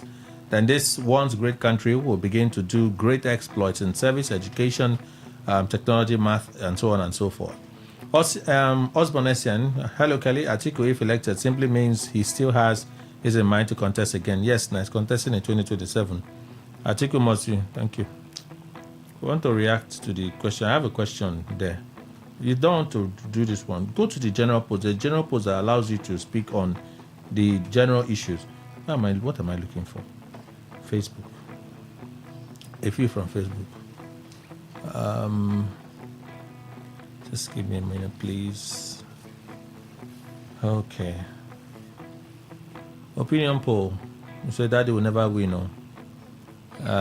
This man directly telling us that he doesn't know the major problems or needs of the people he wants to rule. Good morning, Kelly and Panis. Why a rotational presidency in a system like Nigeria would have been a way of settling regional marginalization? I think the problems of Nigeria go beyond mere rotational presidency, but problems of bad governance, so it's not basically a problem. Okay, hello, John.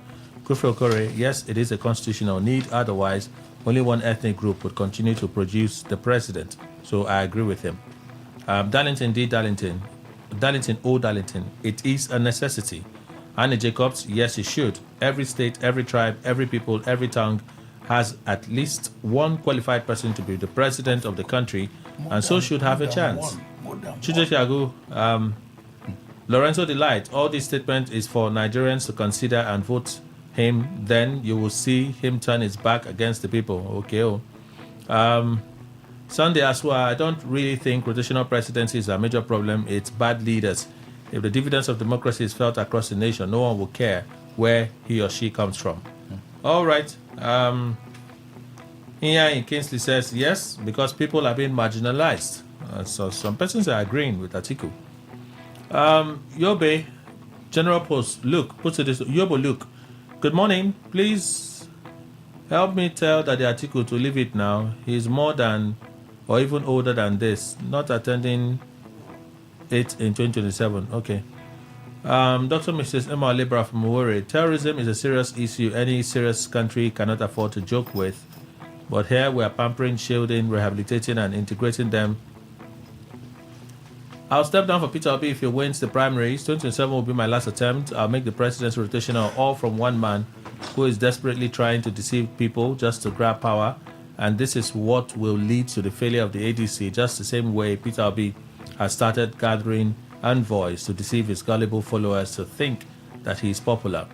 Muchiu, Oibade puts it this way. Please help me tell our president to do something about terrorists because Nigerians are suffering under his government. Sami Ekere, I think he's saying he'll step down if Obi wins. ADC ticket is a good one, but he should not introduce his usual dollar politics to greedy delegates. No more delegates now, unless they do direct.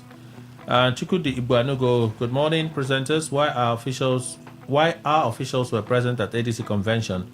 British High Commission should look for other ways to do it because their presence at the convention was unnecessary and irrelevant. What impact will it create in the life of the average Nigerian? All right, I think I've read their voice notes. We'll listen to them. Phone numbers. Today 95.1. Good morning. Yeah, good morning, Mr. Kelly. Welcome, sir. Thank you. I greet all the people in the studio. Good morning. Hello, sir. Good morning. Yes. Please, I really appreciate your analysis today, especially Mr. Emma. I really like what he's saying concerning the rotational presidency. To me, that would be very better. Because if you give Mr. A, don't give Mr. B, it will be a kind of, you are cheating the other person. That is what is happening in my state, Akwa Ibom State precisely. We have Ibibio, we have Ikotekbene, which is Hana. We also have Oron. So it will be in your blood that this turn is for Oron. All right. The other turn is for this. So rotational will really help us to know that we are inclusive. Thank you. So, Today 95.1, good morning. Hello, Kelly, good morning. Hi, Mira, welcome. Please go on. Thank you, Kelly. I greet everyone in the studio, too. Hello. Well, Kelly, I think the rotational presidency is a goal for me. Otherwise, let them just allow a foreigner come and rule us. Because you cannot tell me that they don't have good persons all over the other nation, all over the states. They are wonderful people all over the states. So rotational presidency is a goal for me. And River State and Hamatas, I think... well, let me not because I think what is going on now, the presidency should be held to play. Anything that happens to River State, for me, every day I will continue to hold Mr. President responsible. Thank you, Kelly. Thank you, Muriel. Today 95.1, good morning. Good morning, everybody in the studio. I'm calling from Port Harcourt. Rotational president. I concur. But the main thing I like about is that you make it legal in the constitution. That is what I want for now. Because if somebody like Kelly become a president of this country, as far as from this particular area that I'm from, I will be very happy, even though I benefit or not. My happiness will keep me intact. It will keep me live for long. I don't mind if I will benefit or not. Hearing that Kelly become a president of this country, I'm happy. That is how we behave. So if you put it to constitution, is the first thing so far that will happen to the country Nigeria. Thank you. Today 95.1, good morning. Hello, good morning. Morning, sir. I'm calling from Agri Prairie of Port. Actually, rotational presidency is good. But presently, when we have bad leaders that only concerns on the area, like what Tinubu Presidency is doing right now, actually from south to from southern Nigeria.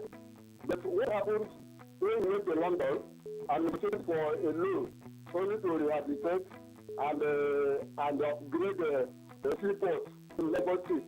So what happens to other states, like Rivers and the other states? Now going to Rivers State, recently is a kind of a people person, understand? Okay. And everything should go to everything that is Rivers State should go to Ojabo. Every appointment, every project must be within Ojabo. Where there's no one to go in Ojabo, then we'll stop. All right, thank you, sir. Today 95.1, good morning. Good morning. Hi, Frank, welcome. Please on. Yeah, I get to the studio. Good morning. Vice President, I think of what I said that the 2027 election will be the last contest. I want to tell our former president this morning that let him not wait till 2027. Let him even stop now because they have somebody like Amechi Ovidia, who is from South. And I believe with the gentleman agreement, it's son of South. So I think we should stop this every time the president one part. He has been content and he has been losing. Maybe it's not the thing to be president of Nigeria. Let me take it in good faith and allow other people to move on. Thank you and God bless you. Good morning. Today 95.1. Good morning. Welcome, sir. I'm calling from Port Harcourt. I have no idea of a rotational presidency. I'm against it.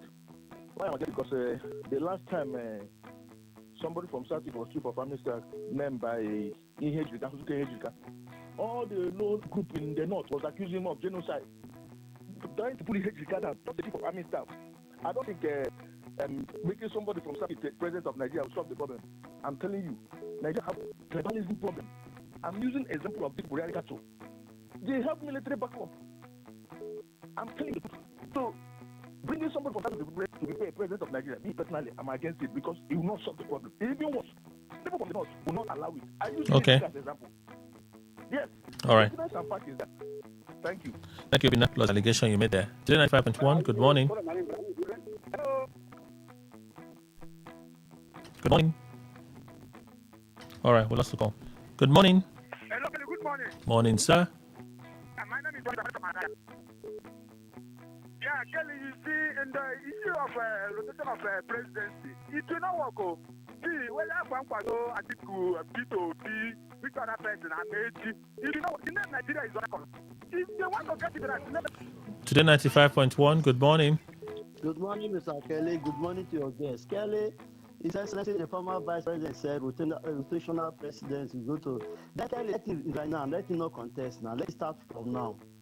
Since he should start from now so that you go to the south side, the way we are talking about, there will be the other persons are there, even the south, but the south of the west, the western part. Kelly, again, let us not be comparing America with Nigerian democracy. American democracy is over many years. Today, our democracy, we are just talking about how many presidents. think most importantly, any president will come, look for what you want to do. If you want to fix electricity, fix it for 4 years or 8 years. Don't go and be putting yourself in any place. Want to do this, want to do that's our problem. And again, other countries, they have a 7 years presidency. You go to 7 years, maybe for 7 years. Look at Cameroon now, 95 years old man. He's one of the longest presidents in the world. Look at how they are doing. So Nigeria for 4 years is not help us. God bless you, Honorable Gladys. Thank you. Thank you, Honorable. I have to play some of the voice messages. I see a few. Let's listen to this one, then we close. Good morning, Kelly, and the guests in the studio. APC Lego rules as bringing back West Sausage. I'm not even expecting them to bring it back. But what steps have they taken to cushion the effects of this high cost of fuel? Bringing 1,000 kits for CNG. How many drivers have you seen using the CNG kit? Where are the plants where you can feed this CNG? The big government, they are always good in long stories, explanation, promising it will bring change. It will, the city will start enjoying when. It's difficult to work under this government. It's very difficult to defend them. But the more you are defending them, you are ridiculing yourself. Frank from South Brooklyn. Good morning, Mr. Kelly. My name is Akbos. Yeah, whenever Obi is asked, or whenever Atiku is asked, like you rightly mentioned, they ask him if he loses the election, and he said that if he loses the election, he will support Obi. But whenever Obi is asked, he does not say the same thing. Go and listen to his videos. He will not say that if the election is free and fair, that if the primary is free and fair, now putting kind of condition, trying to indicate that he does not know what he will do. Because most of the time, he's coming by most of those followers, radical followers that just keep saying on the street that they will not allow, that they will not accept, that they will not accept, he must be the one to run. So he keep towing that line, which show that there's an imminent danger of confusion, like they will not align, because Atiku will definitely win, in my view anyway. Thank you very much. All right, thank you to all for making the time to be part of the Thursday edition, our breakfast special. Today's quest on Today 95.1 FM. We have to go. I thank you again. I'm Opposite Bob, boss of Brown, managing consultant, CEO, Grain Consulting. Thank you, sir. Thank you, Kelly. My pleasure. It has been to be part of this program. We would like to appeal to Nigerians. The failure of the Nigerian state is a clarion call to civil society to begin to seize the initiative and mobilize for positive change in our country. Opaka Dokubo, Vice President, NUJ Zone F South South. Thank you, sir. Thank you so much, Kelly. Arochukwu Paul Ogbonna, legal practitioner. Thank you, sir. Thank you, civil society. Wake up. Professor Emmanuel Warner, Professor of Political Economy and Development Studies, a development consultant, University of Port Harcourt. He left already. Prof, you have our deepest appreciation. And Mr. Emmanuel Indukwe, our in-house analyst. Thank you, sir. Thank you very much, Kelly. Thank you, Nigeria. That's our show. Hola. This is Today 95.1 FM, Port Harcourt, voice of the people. Just imagine a breakfast meeting, breakfast morning show combined together with an AI masterclass featuring building trading robots with AI, automating your trading system, connecting to a profitable AI system. I'm telling you something, the business of making money in the forex industry has become easier and clearer. And this particular program is going to be there for you to also connect with other successful top traders in Port Harcourt. Happening this Saturday, 9 a.m. at number 12, Rumola Link Road, King David Plaza, last floor, at the Office Trade to Retire Academy. This Saturday at 9 a.m. Now, this is what you're going to do. Type the word yes to this number, 0916 141 9928. 0916 141 9928. 0916 141 9928. This Saturday, Forex Breakfast. Thank you. Port Harcourt, are you ready? Today, 95.1 FM, the voice of the people.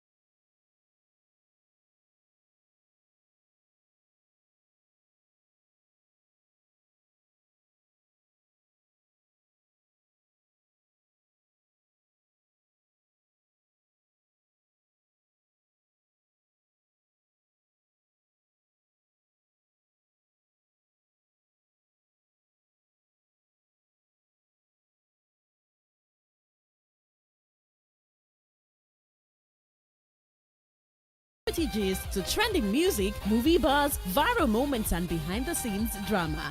This is where the fun never stops. Tuning to Entertainment Today, only on Today 95.1 FM, Voice of the People, your station for pure entertainment. Weekdays, 11:30 a.m. Entertainment Today, where your favorite stars and stories come alive.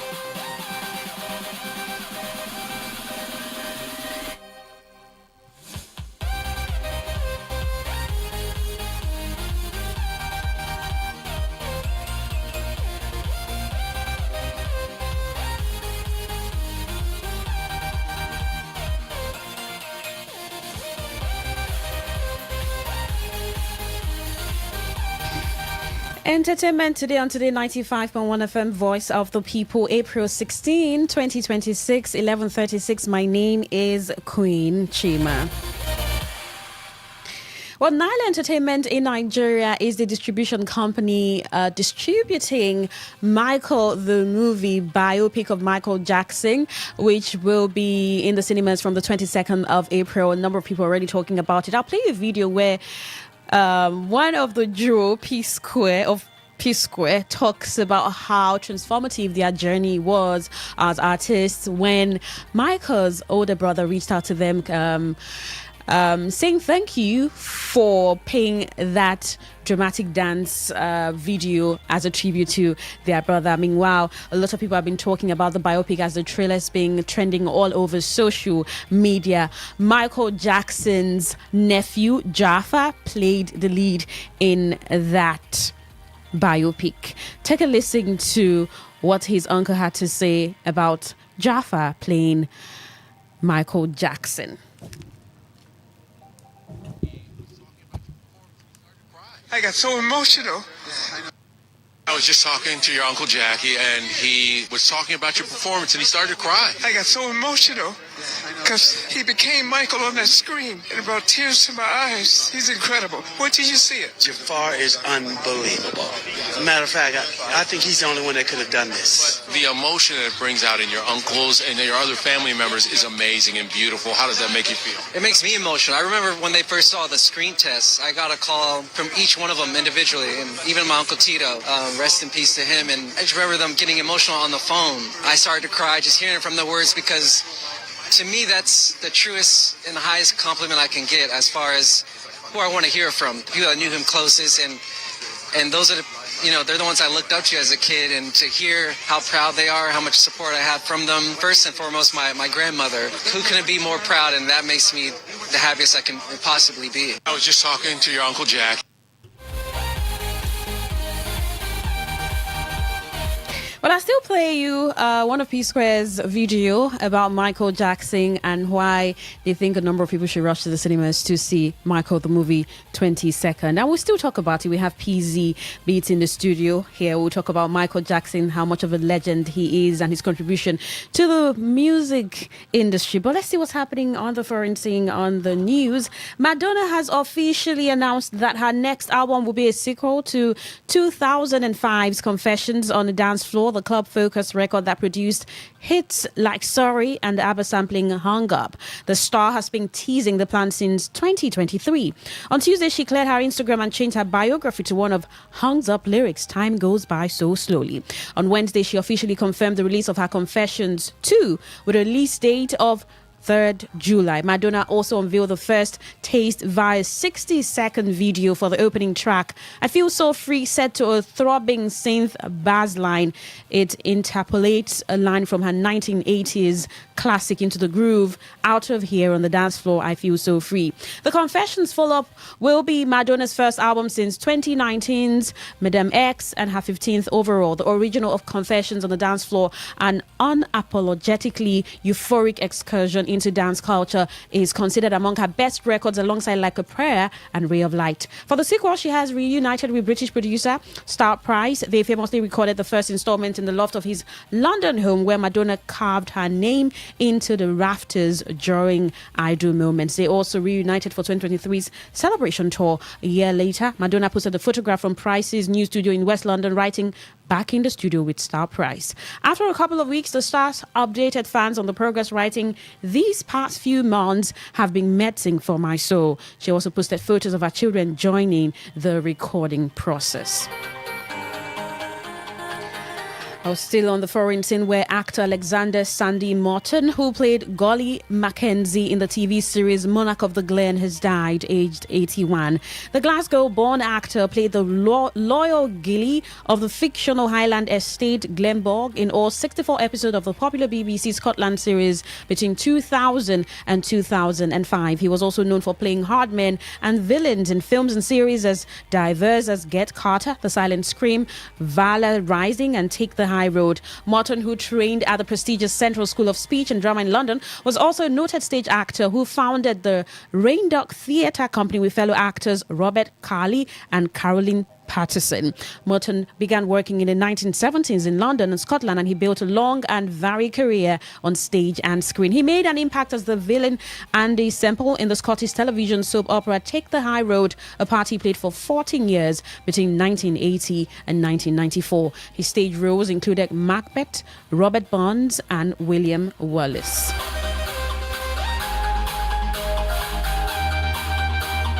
Well, in Nigeria, where Afrobeat stars Rema, Wizkid, and Burna Boy secure nominations in the Afrobeats category as the 52nd American Music Awards nominees are announced. The American Music Awards, AMAs, one of America's most prestigious music honors, has announced the nominees for its 52nd annual edition, and Nigeria is well represented. The AMAs, produced by D. Clark Productions since 1974, determines its winners entirely by public vote. Fans decide through the AMAs website and social media, making it one of the few major awards shows where audience power is everything. The 52nd ceremony is scheduled for Monday, May 25, 2026, and will be hosted by Queen Latifah live from the MGM Grand Garden Arena in Las Vegas. Leading the overall nomination tally is Taylor Swift with 8, followed closely by Morgan Wallen, Olivia Dean, Sabrina Carpenter, and Somber with 7 each, while Alex Warren and Lady Gaga each earned 6. For Nigeria in the Afrobeats category, Burna Boy, Rema, and Wizkid have all secured nominations for Best Afrobeats Artist. They'll face competition from South African star Tyler and Ghanaian American artist Molly. With voting in the hands of fans, the Nigerian contingent will be counting on their massive global fan bases to bring one of those slots home. Well, legendary Nigerian musician Fela Anikulapo Kuti has been inducted into the Rock and Roll Hall of Fame, becoming the first Nigerian artist to receive the honor. Fela will be recognized in the early influence category alongside American rapper Queen Latifah, Cuban legend Celia Cruz, rapper MC Lyte, and country rock pioneer Graham Parsons. The list of honorees was unveiled in United States during a broadcast of American Idol. Nigerian-born British singer Sade Adu will also be honored in the performer category. She's recognized alongside Phil Collins, Billy Idol, Iron Maiden, Joy Division, New Order, Oasis, Luther Vandross, and Wu-Tang Clan. However, global stars including Shakira, Mariah Carey, Lauryn Hill, New Edition, and Pink did not make the final list despite being nominated. The organizer said more than 1,200 artists, historians, and music industry professionals participated in the voting process. The induction ceremony is scheduled to take place on November 14 at the Peacock Theatre in Los Angeles. Fela also made history in January as the first African musician to receive the Grammy Lifetime Achievement Award. The award comes nearly 30 years after his death and 2 years after the Grammys introduced the Best African Performance category.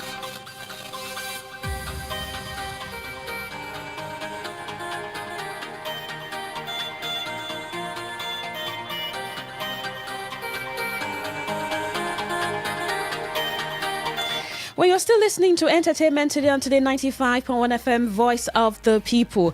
After this new release, we'll play you Toxic by PZ Beats. We'll come back and talk to PZ. He's here in the studio. We'll talk about Michael Jackson, the biopic. I don't know what the anticipation is like for the movies. We'll also talk about PZ Beats' EP. And hear Peter of P Square talk about how Michael Jackson really inspired their music career. You're listening to Entertainment Today on Today 95.1 FM. Do stay with us.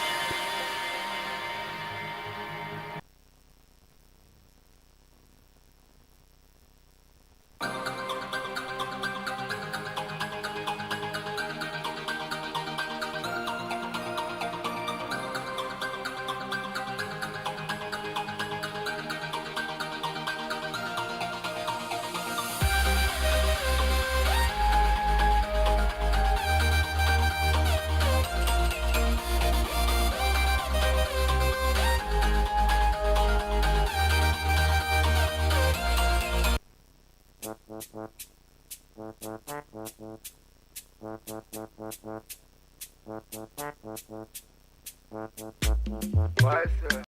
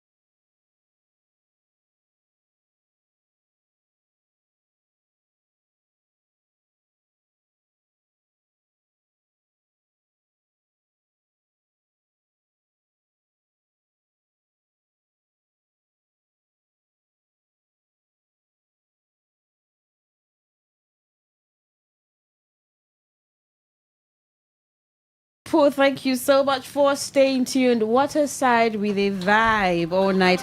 I have joined me here in the studio, Peace Beats. Yeah, what's up, Queen? What's up, Queen? I like that vibe. What's up, Queen? I'm good. How you doing? I'm good. Waterside with a vibe all night. I don't get what's your business with Waterside? I'm a Waterside boy now.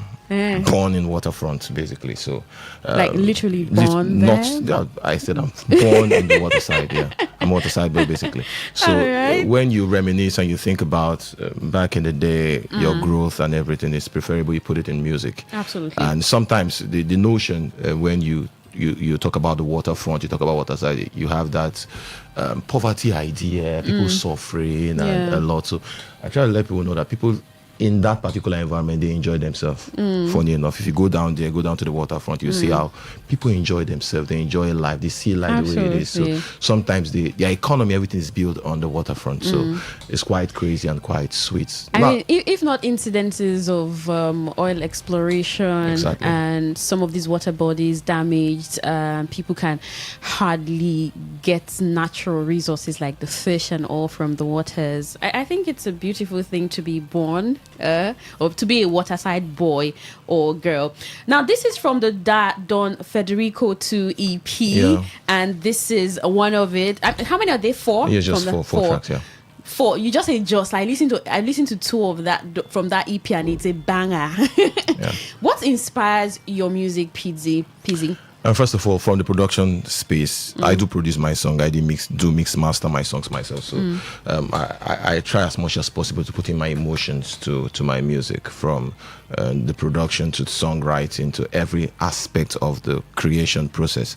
I try as much as possible to put in my thoughts, my mind, my emotions to it. So that's basically my inspiration. People I see, people I have conversation with, my past encounter with people, my conversation with colleagues, friends, and all. It builds the kind of music I make, basically. Yeah. So one of these days you're going to sing something and I will be in that story. I wouldn't know. It's possible. It's possible. There was even a funny scenario where one of our colleagues, Sandra, didn't know, I actually sang a song about that. Wow. She was actually just playing around, and I said, I think I can come up with something with what she was doing. So that's nice. That's how I create. Sometimes it influences the production, it influences the lyrics. So it's about my day-to-day activity, my past activities, my past relationship, emotions. It could be female relationship, emotional relationship with family and all. That's exactly what builds my music journey. You know, when we started, and Queen, how are you doing? Someone's listening. Wait, is that not Priye Zogu? Wait, that's him. Priye Zogu, the broadcaster, artist, a singer,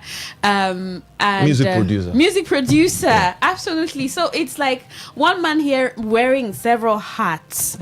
If you're to pick out of all of this, which one draws so much passion from inside of you? I mean, you're a presenter, you are a music producer, it's difficult and you're an because artist. In every phase of my life, there's actually one that pushed me to a certain level. Okay. Growing up, I'm a news person. I listen to a lot of news. That's really attracted me to the old journalist angle, and I did study journalism in school. So that's one part of it. Then when it comes to the music, I've always been in music. So I can't pick any. It's difficult to pick, but I think I love all of them. It's the phases, basically. Just like a man who's married to 3 wives, and he's telling me he loves all of them. You can't love all of them. A typical example, Jamie Foxx, one of my biggest influence in both music. He even does movies, he does stand-up comedy and all. You can do them if you have passion for them. You can be this and that. Exactly. And I think that's the beautiful thing about being a creative, the versatility that it gives you to explore, whether in related fields or fields related or even different. The thing is how you show up differently but still perform excellently. This EP, when are we expecting the release? It's coming out this Friday. It's tomorrow, basically. Tomorrow? Yes, midnight. Okay. It will be dropping. I've done all the visuals for it. It will be on terrestrial TV everywhere, basically. So that's the whole idea, bringing out songs. And sometimes you can't be lazy as artists. You may have the song in your system, your playlist, private playlist, you're playing it to yourself. Sometimes it's just advising yourself, take the songs out of your system so that you can have room for other ones to come in. Talking about taking our songs out of your system and music, we've seen how far music has gone, Nigerian music. And even if we're not talking Nigerian music, we're talking music itself as an art. I was just talking about Michael Jackson, the movie, Michael the movie, and it's to be out in cinemas on the 22nd of this month, distributed by Now Entertainment. And I also read news about Fela Anikulapo Kuti, and you see how these men were able to write their names in the sands in times by doing music. And when you think about music, what's that thing that comes to mind, or those things that come to mind for you as an individual? I think most times when it comes to music, it's about expressing your thoughts, your mindset at a particular point in time. If you follow the story of Fela Anikulapo Kuti from when he started music, came back from United Kingdom, when he joined some of the high life bands back in the 60s and 70s, you will know that he has passion for music. He turned it into civil rights activism and all. You will know that this man is passionate about his music. It's actually embedded in his lyrics. That's the kind of person Fela is. Same with Michael Jackson. If you follow him from the Jackson 5 down to when he lost his life, you understand that he preaches what he acts, basically. So it's about expressing yourself as an artist. Then for Africa, basically, I think it's a big one for us, the American Music Award. I've been following that awards for years, but we have not been having that category, Afrobeat category. Well, and it's five of it's a great thing right now. We are now being respected at the Grammys, American Music Award, BET and all. I think it's a great one for African music. And we are now earning as Africans. That was one of the biggest problems we were having some couple of years ago. Good thing we now have the streaming platform. I earn now from my music directly. I can see my money in my dashboard. That's how important it is right now. So as a creative right now is the best time to be an artist, the best time to be part of the whole creative space. Either you're doing movies, you're acting, you're doing stand-up comedy. It's easy for you to earn money online. I think it's a great time to be an artist, basically, as an African right now. You earn in Forex, basically. Do you think I can become one? Do you think I can become one? If you want to, you can. Oh, the moment you said you earn in Forex, I just started thinking, when am I coming to produce something with you and just put it out there, Absolutely. We've seen Nigerian artists do so well, and we've also seen the language of music as universal. I mean, you hear some people talk and they're singing, you hear rap, you hear soul, you just hear music in different languages, and it shows how broad that art is. Funny enough, can everyone be an artist? Because I don't know. I listen to one song and I'm like, wait. Okay. We're in a very crazy time right now. With AI, everyone can actually be an artist. That's what the world is turning into right now. And how dangerous is this? I think there's this reality we just have to aspect. I think there's a lawsuit right now by some major record companies in America suing some of these AI apps. I think that should be the best way to go about it. But whether it's good or not is here to stay. So as a creative mind, you just need to know how to apply them in your work. These days, if you're an artist, you see how you can infuse a little bit of AI to what you're doing. Because we have no choice now, even as journalists. If you go most of the basic trainings we have these days, they will always want to teach you how to even use the AI, not to abuse it and all. So it's here to stay. Whether I like it or I don't like it, it's a fact that AI is here to stay. Well, now that these days where people connect with not just the music but the person doing the song, and some of these AI songs, I know there are faces behind it, but they're not popular faces. Exactly. So we have the likes of Davido, Burna Boy, Wizkid. They're not just connecting to their songs; they're connecting to their personality. How much difference do you think that would drag away from these AI songs? Very soon, a lot of things you see online, you definitely don't need to believe it. You see those characters if you want to see them. Maybe the whole issue will be you not seeing them physically. And you also see them in concerts. I saw a concert of, I think it should be ABBA, some couple of years ago when they did a comeback. They did a comeback tour. I saw their comeback. They were actually showing us images of their 1960s pictures and videos performing live on stage. So there's a huge possibility of we seeing AI artists performing on stage for us. It will get to that. We just need to accept the reality. It's the big reality that's in front of us that we need to accept. Technology is here to stay. All we need to do as media men, as musicians, as actors, we just need to imbibe them in our own creative space and see how we can accept it. All right. So the EP will be out. You said midnight. Yeah, midnight. So you can go stream on all DSPs. And some all streaming platforms. Apple, Spotify, and all. Absolutely. So what's one thing you want someone to take away when they listen to this EP? Talking about the Da Don Federico It's about pain, happiness, emotions. Don't fail to cry. That's what you take out of the EP. Do not Do you want us to cry as a man or a in woman. these times? You just need to, if you're happy, express your happiness. If you're Okay. sad, please cry. All right. All right. Thank you so much, thank you. PZ Beats. Yeah, Now, it's the Don Federico 2. It'll be at midnight. It's PZ Beats. That's named PZ Beats. PIZZIBEATS. You can listen to all the DSPs. Go to any DSP and then you can stream and enjoy. You heard that one. We're going to play for you again just before the news. Yeah, Toxic You. I think that's for the ladies. Okay, Toxic. All right, my name is Queen Chima. Thank you so much for tuning in to Entertainment Today on Today 95.1 FM. Thank you so much, PZ, and more Forex to that, your Amen. DSPs. All right, do stay with us.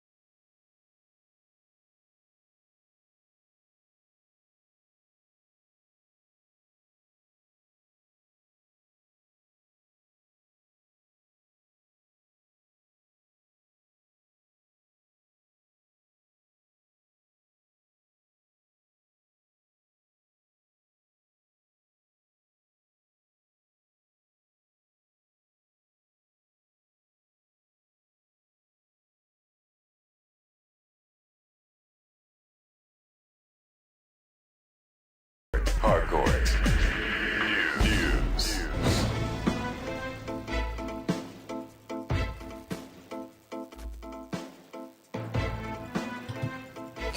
Good afternoon. This is the World News on your premium talk radio, Today 95.1 FM Port Harcourt. I am Queen Chima. The headlines. Ramaphosa appoints Ralph Mayer as ambassador to U.S. amid strained relations. APC chairman dismisses defection fears, expresses confidence ahead of 2027 elections. Babachir Lawal accuses APC government of pushing one-party agenda. Federal government withdraws terrorism charge against Malami. Son files fresh arms case.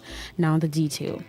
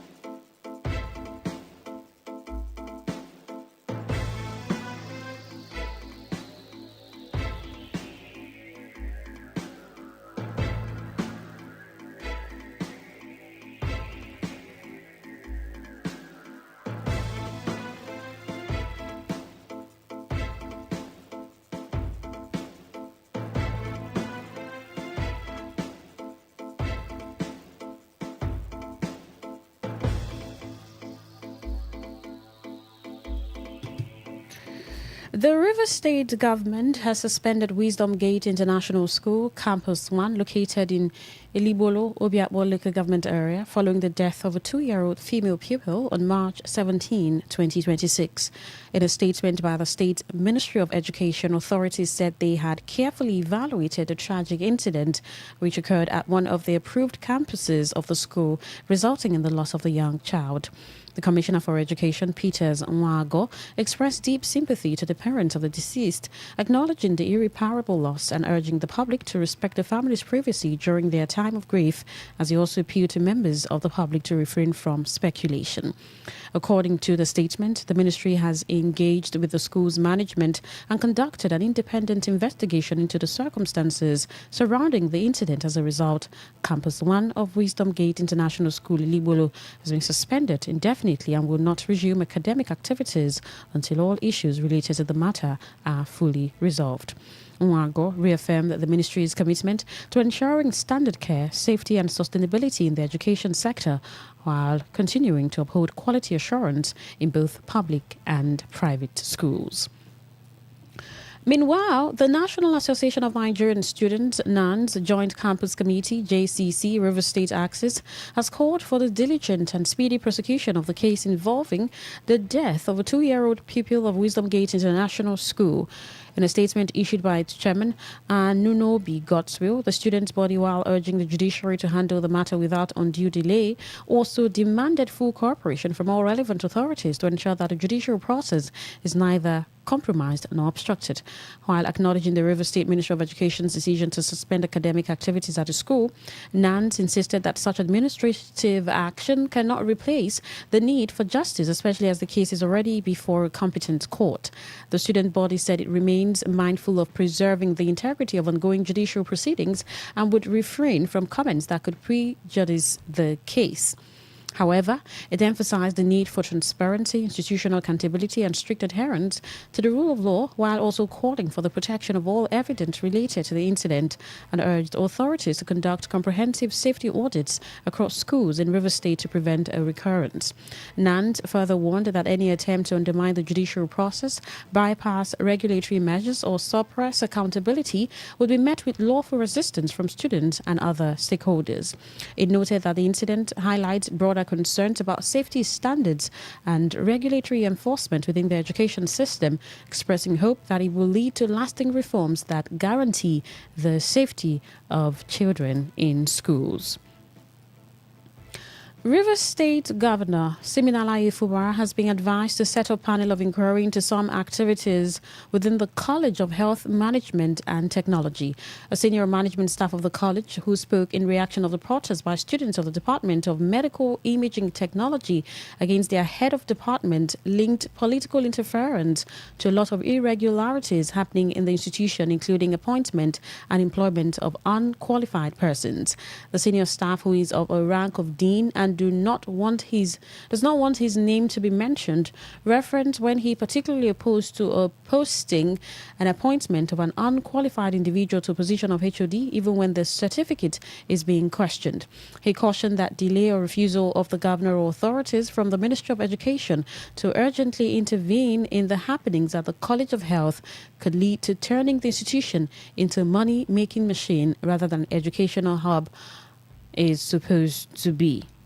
Somebody come not to do stuff on the problem. And now, Minister of Education to send a 2 or 3 man team to the college. Every day to come with a certificate to a certain way you belong to and doing the posting of the manpower. It is all with a consultant of geologists. Who is an office in image. So that with that advice, with what they would do, so many things will streamline. Now everybody will wake up and drag what they don't know, but they want to make money. They converted the institution to be a money-making industry and not to educate students to serve and attend to the public who are sickly.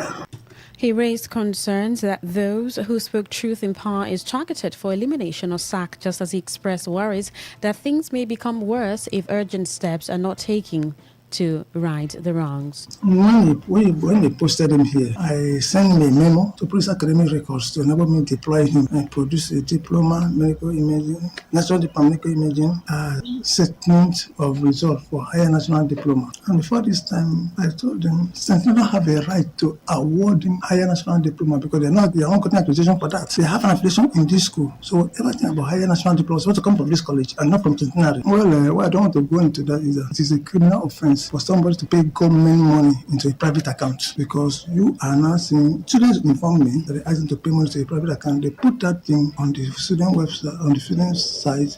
We brought you a report about a protest by students of the Department of Medical Image and Technology at River State College of Health Management and Technology, who accused their head of department of alleged extortion and high-handedness. The students claim that despite their several complaints about the activities of the HOD to the management of the institution, no meaningful intervention has been taken to correct the wrongs. The aggrieved students are lamenting that since the assumption of the current HOD of the School of Medicine, Image and Technology, they now pay a fee that they previously paid for 20,000 naira to 40,000 naira, a situation which they said have worsened their condition, and called on Governor Siminala Ifubara to intervene and save them from the alleged exploitation. The federal government has withdrawn the terrorism financing charge filed against former Attorney General of the Federation and Minister of Justice Abubakar Malami and his son Abdulaziz. Prosecuting counsel led by Akinlolu Kehinde informed the court of its decision to replace the initial charge with an amended 5-count charge bordering on the alleged illegal possession of firearms and ammunition. Following the amendment, both defendants were rearranged and pleaded not guilty to the new charges. Presiding Judge Justice Joyce Abdul Malik upheld the existing bail conditions, ruling that 200 million naira bail granted to each defendant along with previously fulfilled conditions would remain in effect. The court subsequently adjourned the matter to May 26 and June 15 for trial. The case was initially instituted by the Department of State Services, DSS, which arraigned Malami and his son on February 3rd over allegations that included aiding terrorism financing by allegedly failing to act on case files involving suspected financiers. The first charge now focuses on unlawful possession of firearms at their residence in Benin Kebbi. Offences punishable under the Terrorism Prevention and Prohibition Act 2022 and the Firearms Act 2004. The Dangote Group has dismissed as false a viral claim alleging that the administration of Bola Tinubu earns revenue from every bag of cement sold in Nigeria. The claim, widely circulated on social media and falsely attributed to Aliko Dangote, alleged that the government takes a significant portion of cement sales proceeds. In reaction, the company shared a screenshot of the post on X and labeled it fake without further elaboration. The rebuttal comes amid rising concerns over misinformation online, including the growing misuse of AI-generated content to push political narratives. You're listening to the World News on Today 95.1 FM, Voice of the People. After the break, more news and foreign stories. Do stay with us. Every day, every hour, when the big stories break, depend on our 24-hour news team to bring you the latest. Today, 95.1 FM.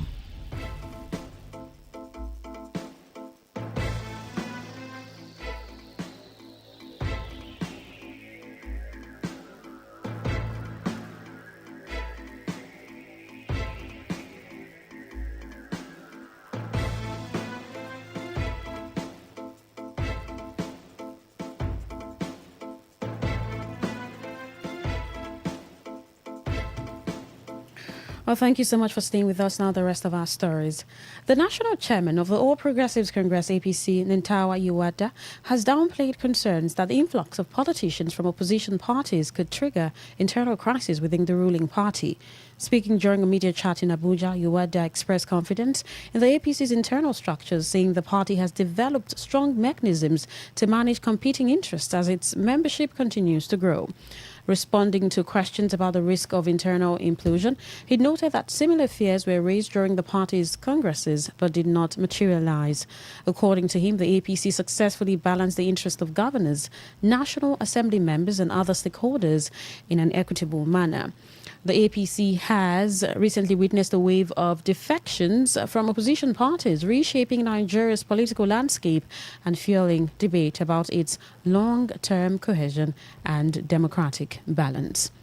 A former secretary to the government of the Federation and chieftain of the African Democratic Congress, ADC, Babachir Lawal, has alleged that the All Progressives Congress APC-led federal government is working towards establishing a one-party system in Nigeria. Speaking during a television program, Lawal, who claimed the ruling party fears losing a credible election and is therefore seeking to remain in power without viable opposition, also said the APC would struggle to win a free and fair contest.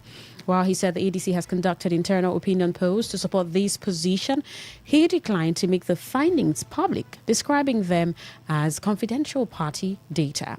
Lawal's remarks come amid growing political tension and increased scrutiny of the country's democratic processes ahead of the 2027 general elections. The ADC has also been at odds with the Independent National Electoral Commission, INEC, accusing its leadership of bias. The dispute follows INEC's decision to suspend recognition of the David Mark-led National Working Committee and other factions within the party pending the outcome of ongoing court proceedings. But despite INEC's stance, the ADC went ahead with its congresses and held its national convention, which Lawal described as successful.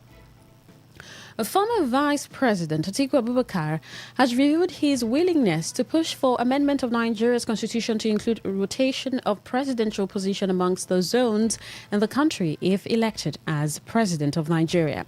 Atiku Abubakar, who is a presidential aspirant in the 2027 general elections, under the platform of the Africa Democratic Congress, ADC, said the issues of security of lives and properties, law and order and economic reform will be his priority as President of the country.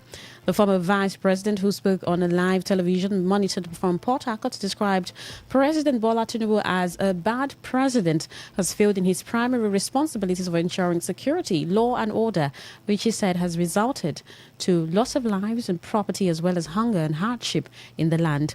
Atiku said governance should not be considered by age but experience, accusing a lot of young leaders of failure in their leadership attempts, just as he revealed that 2027 will be his last time to run for election in the country. Bola has been a very bad president, to be honest with him, because I didn't expect that from him, in the way he governs the country, whether economically or otherwise. It's a disappointment. Whatever you want to achieve, if you don't have security, you don't have law and order, I don't think you can implement whatever policy, whether it is job creation, whether it is infrastructure, whether it is healthcare, whatever. You must have a secure and stable country. All what it requires is policies that should deal with that. And those policies involves more men to be trained, more equipment to be supplied, more welfare for these armed men. Former Vice President Atiku Abubakar said the vision and commitment of leaders of ADC in strengthening democratic institutions, restoring law and order, and the economic well-being of Nigerians made it possible for them to come together under a coalition. Abubakar said although the ADC has planned for a consensus presidential candidate as first option, but that if that arrangement fails, he will step outside and support any individual who wins the party ticket at the primary. Well, a number of things unite us. For instance, the issue of deepening our democratic institutions and the issue of separation of powers under the Constitution. We feel very, very concerned about that. We have seen how virtually, a presidency has almost turned the various institutions that are supposed to be checks and balances, under one roof, which is quite dangerous. Different from the other times is that you have a more broader coalition. We will the first option would be to work out a consensus. If that doesn't, of course, emerge, then we go for that. I will support anybody who emerges now. Atiku Abubakar also spoke on the implication of allowing APC in power, including more economic hardship, corruption and insecurity, as well as crippling of Nigeria's democratic institutions, hence the need to vote them out in 2027's general elections. On the foreign scene, U.S. House Democrats have introduced 6 articles of impeachment against Defense Secretary Pete Hegseth, accusing him of high crimes and misdemeanors, including launching military action against Iran without congressional approval. The resolution, spearheaded by Arizona Congresswoman Yasmin Ansari, is unlikely to advance in the Republican-controlled House of Representatives. In a statement, Ansari alleged that Hegseth violated his oath of office, endangered U.S. service members, and committed war crimes. She specifically cited attacks on civilian targets, including a reported strike on a girls' school in Minab, Iran, which allegedly resulted in significant casualties. The impeachment articles accuse Hegseth of initiating hostilities without authorization from Congress, exposing American troops to unnecessary risk, and authorizing or failing to prevent military actions inconsistent with international law. The move comes amid heightened tensions in the Middle East and political pressure at home, with the conflict impacting oil prices and the political standing of Donald Trump ahead of upcoming midterm elections. To end the news, here is a summary of the major stories. The River State government has suspended the Wisdom Gate School over death of toddler. The federal government has withdrawn its terrorism charge against former AGF Abubakar Malami. We told you that the APC has expressed confidence ahead of 2027 elections on the foreign scene. You also heard that U.S. Democrats have moved to impeach Defense Secretary over Iran war actions. That was the news as edited by Stella Sasongo Okori. For comments and inquiries, please call 0818-389-2850. Send your emails to news@todayfmlive.com. You can read our stories on www.todayfmlive.com. Facebook, it's at Today95.1fm. Instagram at TodayFM951. X, TodayFM951. You can also join our YouTube Live today. 95.1 FM. My name is Queen Chima. Thank you so much for listening. Good afternoon. Today's news, today's entertainment, today's sports, today's issues. Today on Today 95.1 FM, Port Harcourt. Talk radio. I listen to a lot of talk radio. 95.1 FM. Please listen to this infomercial. Herbal Heritage International, the Kokoroko, for herbal medicine, where they produce strong, correct medicine, they take it, they support with country healthcare system. Countryman, correct, bakelistic, ogbonge herbal medicine, they know they come out for public anyhow, like a big basket. Full ground, as every Christmas have been boundary. Seeking a self-sabi medicine will pass them. After all, monkey smart now, because tree near tree is a forest. Heritage International will use the technology of computer testing machine to see and know before attacking that your health condition wey don become ogbarogba for your life with the correct treatment. Therefore, whether definition or without definition, make you visit Herbal Heritage International offices wey near you. Herbal Heritage International. Now you. Hello and welcome to the program Roots and Herbs. Roots and Herbs is a program that discusses health-related challenges and suggests possible ways out from the herbal medicine perspective. Roots and Herbs is put together and sponsored by Herbal Heritage International, also known as Baba Yoruba. Baba Yoruba is currently having a special promo package. This promo package will give you the opportunity to enjoy 50% discount on all their products and services. This offer runs while the stock lasts, and at the same time, it will give you the privilege of meeting Baba Yoruba himself at the venue at number 24 Ikwere Road, Mile 1 by Education Bus Stop, Port Harcourt.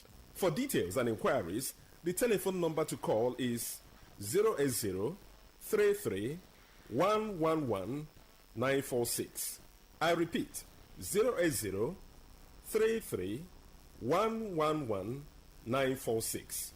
080-33-111-946. On today's edition of the program, our topic for discussion is staphylococcal infection. And I have with me in the studio Dr. Otumba Abiodun. Sir, you're welcome to the program. Thank you, Mr. Moderator. Staphylococcal infections do occur in the body system as a result of invasion of Staphylococcus bacteria into the body system. Staphylococcal bacteria are of three different important ones. There is Staphylococcus saprophyticus, there is Staphylococcus aureus, and Staphylococcus epidermidis. Staphylococcus epidermidis is seen on body layers, that is on the skin. It doesn't cause any challenge if immunity is not compromised. But if immunity is compromised, it can result to skin challenges like boils, blisters, and other problems. Staphylococcus saprophyticus can be found easily in the alimentary canal. But if there is no challenge or immunity being compromised, it can live with the body system without causing any problem. The last one, which do attack the body system of human beings, is Staphylococcus aureus. When Staphylococcus aureus is allowed to thrive, whether as a result of immunity being compromised, definitely it is possible for it to pose a serious challenge to the body system.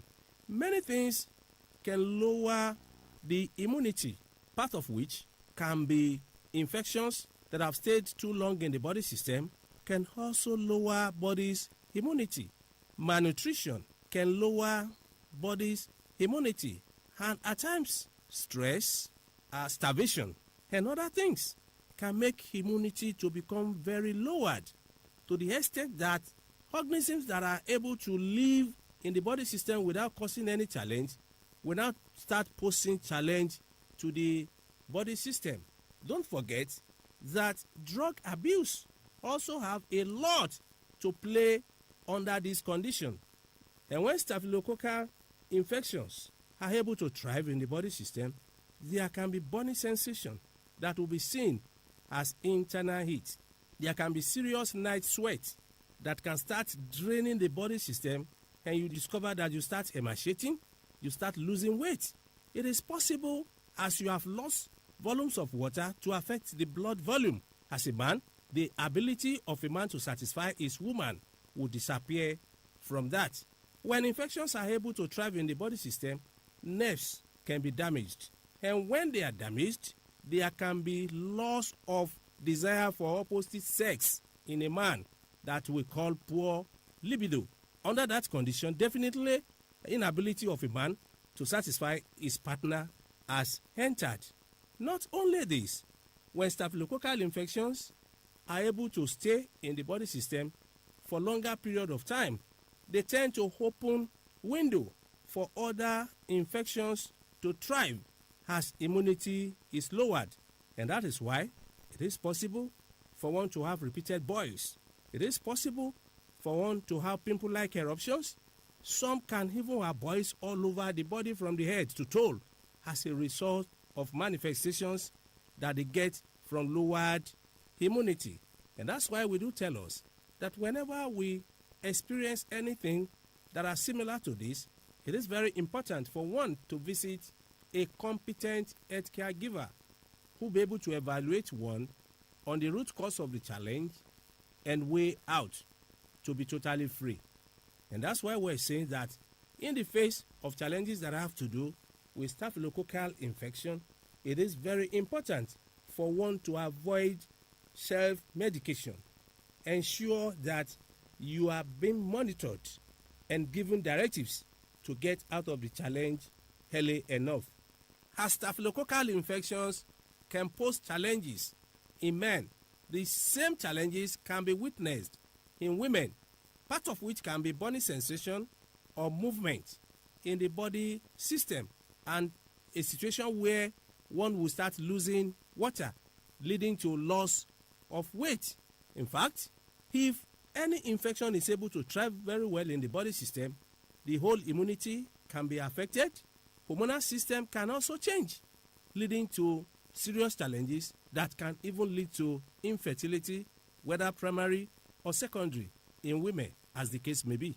If one is faced with anything related to what we have mentioned or other things, it is very important for one to visit a competent healthcare giver who will be able to evaluate one on the root cause of the challenge and way out to be totally free.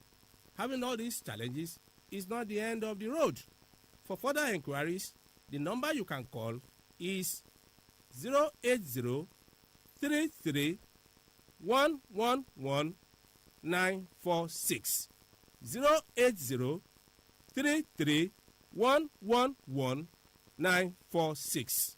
I repeat, 080 33 111 946. Thank you. All right. You've been listening to the program Roots and Herbs. Roots and Herbs is a program that discusses health-related challenges and suggests possible ways out from the herbal medicine perspective. Roots and Herbs is put together and sponsored by Herbal Heritage International, also known as Baba Yoruba. Baba Yoruba is currently having a special promo package. This promo package will give you the opportunity to enjoy 50% discount on all their products and services. This offer runs while the stock lasts. At number 24 Ikwere Road, Mile 1 by Education Bus Stop, Port Harcourt. For details and inquiries, the telephone number to call is 080 33 111 946. I repeat, 080 33 111 946. 080 33 111 946. Let's take our sponsor's message. Don't go away. We shall be right back. Herbal Heritage International, the Kokoroko, for herbal medicine, where they produce strong, correct medicine, they take it, they support with country health care system. Quatliman, correct, bekelistic, ogbonge herbal medicine, they know they come out for public anyhow, like a big basket. Full ground, as every Christmas have been boundary. Seeking itself, Sabi medicine, we pass them. After all, monkey smart now, because tree near tree is a forest. Heritage International go use the technology of computer testing machine to see and know before attacking that your health condition. We don't become Obarogba for your life with the correct treatment. Therefore, whether definition or without definition, make you visit Herbal Heritage International. Offices way near you. Herbal Heritage International. Now You're welcome back to Roots and Herbs. Roots and Herbs is a program that discusses health-related challenges and suggests possible ways out from the herbal medicine perspective. Baba Yoruba is currently having a special promo package. This promo package will give you the opportunity to enjoy 50% discount on all their products and services. This offer runs while the stock lasts. Number 24 Ikwere Road, Mile 1 by Education Bus Stop, Port Harcourt. For details and inquiries, the telephone number to call is 080 33 111 946. I repeat, 080 33 111 946. 080 33 111 946. Until we come your way again, remain blessed. And that was a paid infomercial. What if the internet had a voice? What if we knew exactly what you love to listen to? What if we understood your vibe, your voice, your opinion? Today 95.1 FM. Today 95.1 FM. We are the voice of the people. Today 95.1 FM. Where news meets insight, sports meets passion, and entertainment meets excellence. Expert analysis from seasoned professionals and our top analysts, informing, educating, and entertaining you. Your voice, your station. We are the voice of the people. People fixing the world.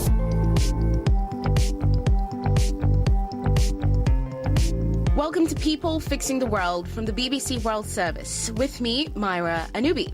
On this program, we believe anyone can make a difference, and we're on a mission to prove it. Today, we're in the West African country of Ghana, meeting remarkable mothers, women who with little to no education are happily getting involved in what their children are learning. Because I did not go to school, I am really struggling in life. And I don't want any of my children to go through what I am going through.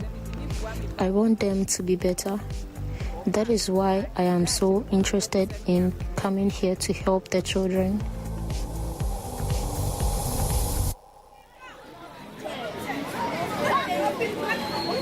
It's easy to assume that the most important years of a child's education are when they're older and learning detailed facts about the world.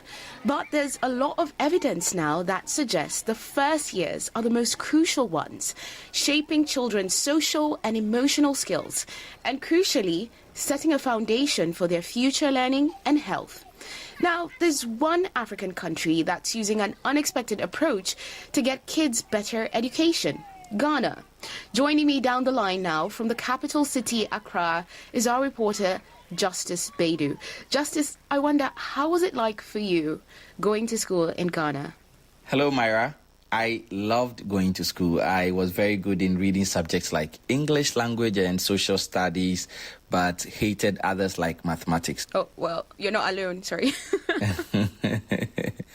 When I first did go to school, preschool education was not common, and many people, including myself, started school later than we should have. But now this is changing. I know, though, that Ghana has pushed for free education for children for many years now. Yes, that's correct. Ghana was the first country to roll out compulsory early years education in Africa, and this is about 20 years ago. So children aged 4 and over are obliged to go to school every day in this country. It was part of a global push to get more children in education all around the world. But in Ghana, at least, this investment has not really paid off. There was something similar in Kenya with free education, but the issue was schools suddenly just had a lot more students, but there weren't enough teachers or even basic things like books and desks for everyone. Exactly the problem that we too have had here in Ghana. So the number of children who haven't gone to school has reduced dramatically if you look at the numbers, which is great. But the educational outcomes of children have also gone down. Big class sizes are a factor. They encourage a style of teaching called chalk and talk, where teachers stand at the front of the class, usually talking in English, and children try to follow along. It's sad, really, if you think about the fact that these are kids who should be learning through play and creativity. Yes, so for children between the ages of 4 and 6, the government now wants to do away with these old ways of learning and now introduce more playful ways within which children can learn. But of course, it's hard for one teacher in a big class to play with dozens of children. It's hard for me with 2 kids. I imagine what that's like for a teacher with many more. And this is actually the interesting part. They're enlisting the help of mothers to do this. How exactly does that work? Well, that's right. Mothers across Ghana are now being asked to go into their children's schools and help at play sessions at the start of the school day. Even women who never went to school themselves are being encouraged to go now and help their teachers. So this is a big project. I went to see it for myself early in the morning at the Bofo Krom MAKG school near Sunyani in central Ghana. It's early in the morning, and children from surrounding villages are starting their school day with a playgroup. What's happening now is children who have just finished washing their hands and taking off their shoes and getting into their classrooms. The classrooms have mats that have been laid down, and each mat has one mother seated on it, waiting for the kids to come around. And whilst one mother sits, about 6 children surround her and they get ready to begin the class. No, madam. The school has no toys or building bricks or craft materials that you might expect to see in a kindergarten in Europe or North America. Instead, each of the mothers has a game in front of her on her mat and is interacting with the children. I start by sitting with a mom called Cecilia. Her hair is beautifully made, and like the other moms, she is wearing a bright t-shirt with a big smile. She speaks to children in the local language, Chi.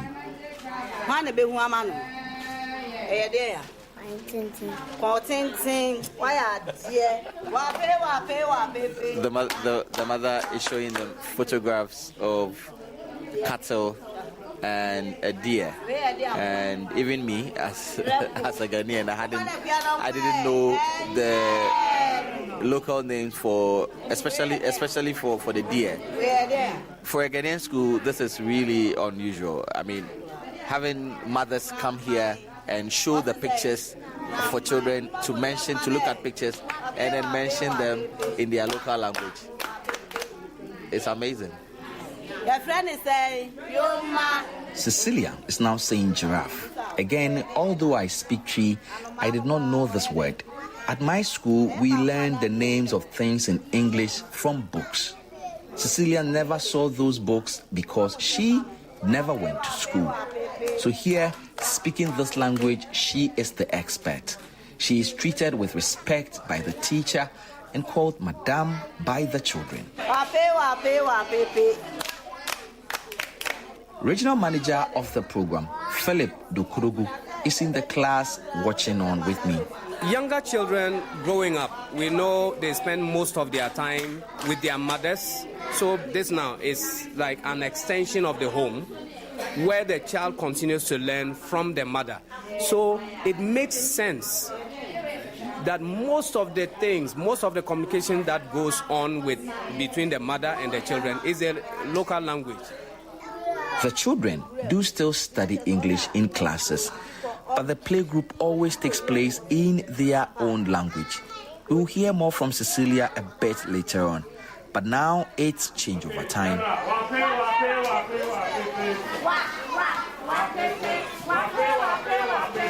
The children all get up and go to the next mat, where they sit carefully in a row facing a new mother.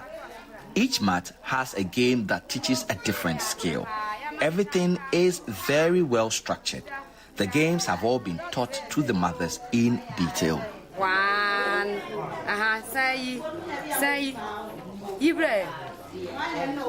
2 menu. Say, This mother that I've just come to has relatively younger kids around her, and what she's doing is taking them through how to count, helping them pick boxes, small boxes that they are able to count in the local language, and then they are able to find the corresponding number on the board. 4 and 9 mo. Why are there? I feel 4 and 9 at Abraham. The fun carries on outside. Because of the large class sizes, children alternate between indoor and outdoor playgroups. The first game that they're playing today was a game that is played in circles, and someone has to run around and pick one out. And then once you are picked out, you need to run the opposite direction and come and make sure you get to the same empty spot before the other person that picked you gets back. And if you don't, then you are out.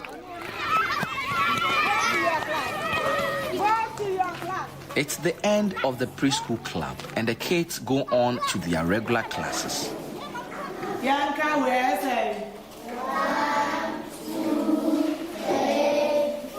This is a bit more like the traditional mode of teaching we are used to, with the children sitting at desks and the teacher speaking from the front of the class. The children look like they are having a lot of fun, but do they like having their moms in school? I spoke to 10-year-old Prince, whose mother, Matilda, takes part in the program. I am always happy when I have my mom teaching me school. She likes her, she likes us. We like the way she plays with us. The headmaster at the school, Edward Amankwa, tells me that before they introduced the playgroup, parents had to beat the kids to make them go to school. Most of the kids, the preschool children, when they get to the age of coming to school, unless you beat the child, he wouldn't come. Some of them stay far away because they walk kilometers before they will reach here. So I think it has increased enrollment. And it's not just the children that are coming to school more often. Like many schools in Ghana, Mr. Amankwa's school used to have a problem with teacher absenteeism. But since this program came in, that too has reduced a lot. I think once they see the mothers are here, if he misses class, they will get to know that this teacher doesn't come to school or comes early. So it has reduced that bad behavior of teachers. Yes, because the mothers have become part of the school. So you can't do anything you want. The games were all developed and designed by an international charity called Lively Minds. The organization has been in Ghana for 18 years working on this kindergarten process. But now they are in the process of handing it over to the Ghanaian government. Okay, so my name is Fayudatu Yakubu. I work for Lively Minds Ghana as the country director. In Ghana, people actually enroll their children in school, and for the entire life of the child in the school, the parent never step a foot there. And at Lively Minds, we believe that parents are the sleeping giants of education, and once we tap them to ensure that they are awake, then they can drive change in the early childhood development of their children. The program allows young children to have one-to-one contact with an adult, even with Ghana's large class sizes. But it's not just focused on teaching at school. There are simple activities such as counting trees on your way to the farm, such as identifying vegetables in the kitchen when you are cooking, simple things that you can do with your child that helps the child to learn, even though you have not been in school, but also it's part of your daily activities that you already do. And so those parents have been empowered to believe that they have the skills, they have what it takes to support their children to learn, and they are doing that amazingly. You're listening to People Fixing the World from the BBC World Service. And today we're talking about how Ghana is adopting a more playful approach to early years education. I'm still joined by our reporter Justice Baidu down the line from the capital city Accra. Justice, I wonder, this is all about improving children's outcomes, right? But has it worked? Yeah, well, it seemed to have worked. In 2018, researchers conducted a randomized controlled trial of this particular program, and they found that children who had been on the program improved their numeracy, cognitive ability, and emotional development. And this was especially marked in children from more disadvantaged backgrounds like the Bofokrom school where I went to.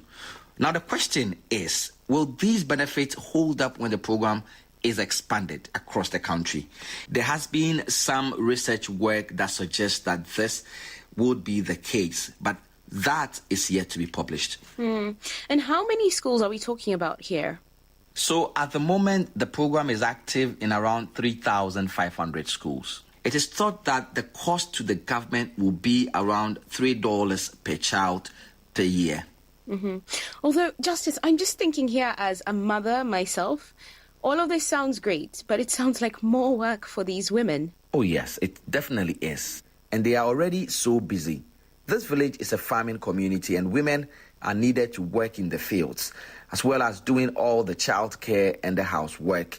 So the enrollment of mothers has been a really big challenge.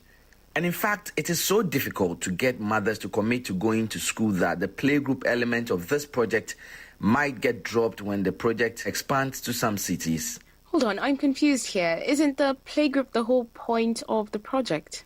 Yes, that is a big part of the program. But that is not the only thing. One of the other elements is a radio show.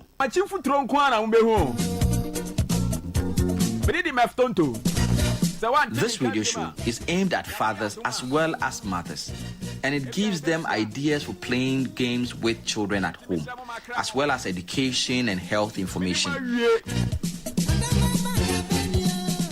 Another key element of the project, and one that will definitely continue everywhere else, is the parenting workshops. Mothers who have signed up go on 8 days of training. They learn all the games I saw in the playgroup, and they have a lot of fun too.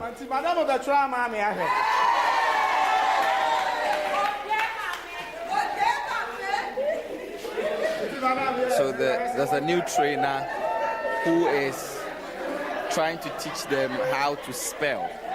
And the funny way to let them grasp the spelling is to turn their back to the audience and then use their buttocks to demonstrate the alphabet. So they basically need to move their back.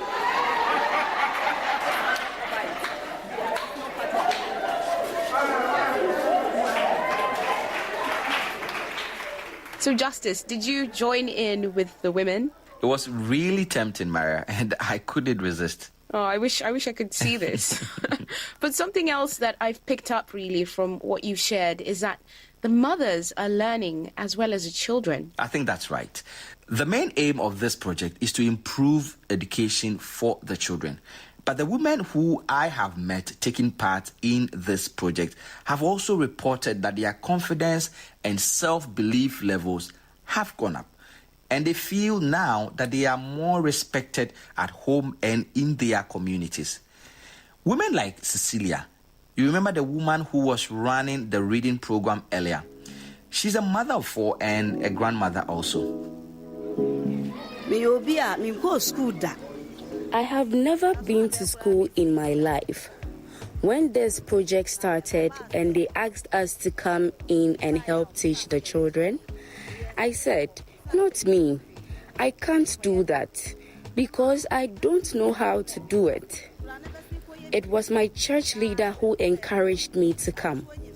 He told me it was going to help me and I would be able to play more with my own grandchildren if I joined the program. So I signed up to be part of it. And what I have realized since we started is that even my children who have been to secondary school are unable to do some of the things I can do now. There are things like the colors of the sky. They don't know, but I do. So now I am very much convinced that I know many things. So now I am very confident woman. When I step out, everyone starts calling my name. Madam, Madam, Madam. Speaking to the other women, a lot of them have been on a journey, overcoming skepticism in their communities to take on a new role. When we started, nobody believed in us. They would laugh at us and mock us. They said we were old women who were going to school. But since we started, it's really helped us. We've learned a lot that also helps us to teach our children.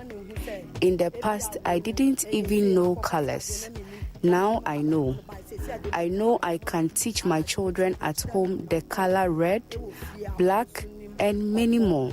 Some mothers have even picked up new skills like telling the time, for example.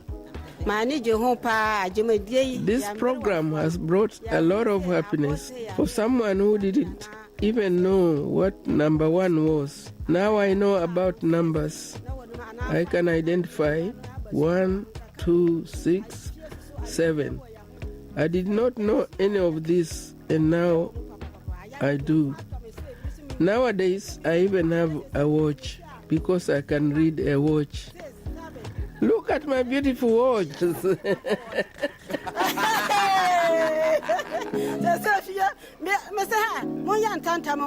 And so, as early as 6 a.m., I tell my kids, guys, hurry up, or you will be late for school.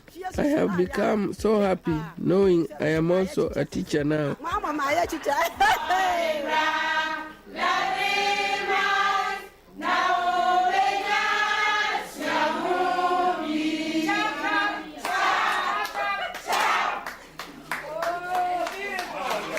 I think there's a lot that we could all learn from these women, Justice. Thank you so much for what we've heard today. Thank you, Myra. Now, before we finish, I've got a treat for you. A couple of weeks back, we did a program that focused on how poetry can make a difference in our lives. And at the end of it, I asked if you could send us a line or two that we could use to make a People Fixing the World poem. And boy, did you guys come through.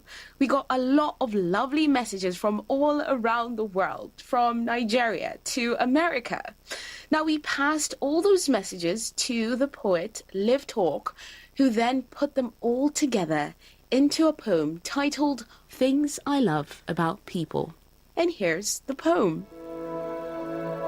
Oh, people, make me laugh my head off. Go on, human, fascinate me, appall me. We are the songs in other people's playlists, photos on the inside of eyelids, 8 billion stories on a tiny planet making art, cherry tree confetti to deface hate, to smother concrete. Vibrant varieties, you, they, he, she, we, different colours inside out, but all born from the same star. Warm skin, fresh sweat, collective power, generosity, opposable thumbs. We bleed when cut, cry when hurt, dance in the kitchen. Yes, we've messed things up, but our words have power. The rehydration of hope turning into fuel, to fire, to trying. The rucksack we wear sags under the weight of who knows what, but there's a general type of resilience that we all have. People being people, where tolerance for imperfections grow in a garden of crocuses, lifting their yellow and purple heads to greet the morning sun. The thing I love about people is how they love, and how far that love ripples. We hold in our handshakes, in our hugs, a human need for connection, building community wherever we go. May we always hang on to it. After all, we are simply stardust apes with quite clever thumbs. The line that really stood out for me there was the rehydration of hope, something that we're constantly speaking about on this program. Live talk with that poem. Now, I'll be back next week with more positive stories and uplifting news from all around the world. Until then, thanks for listening. Talk radio. I listen to a lot of talk radio. 95.1 FM.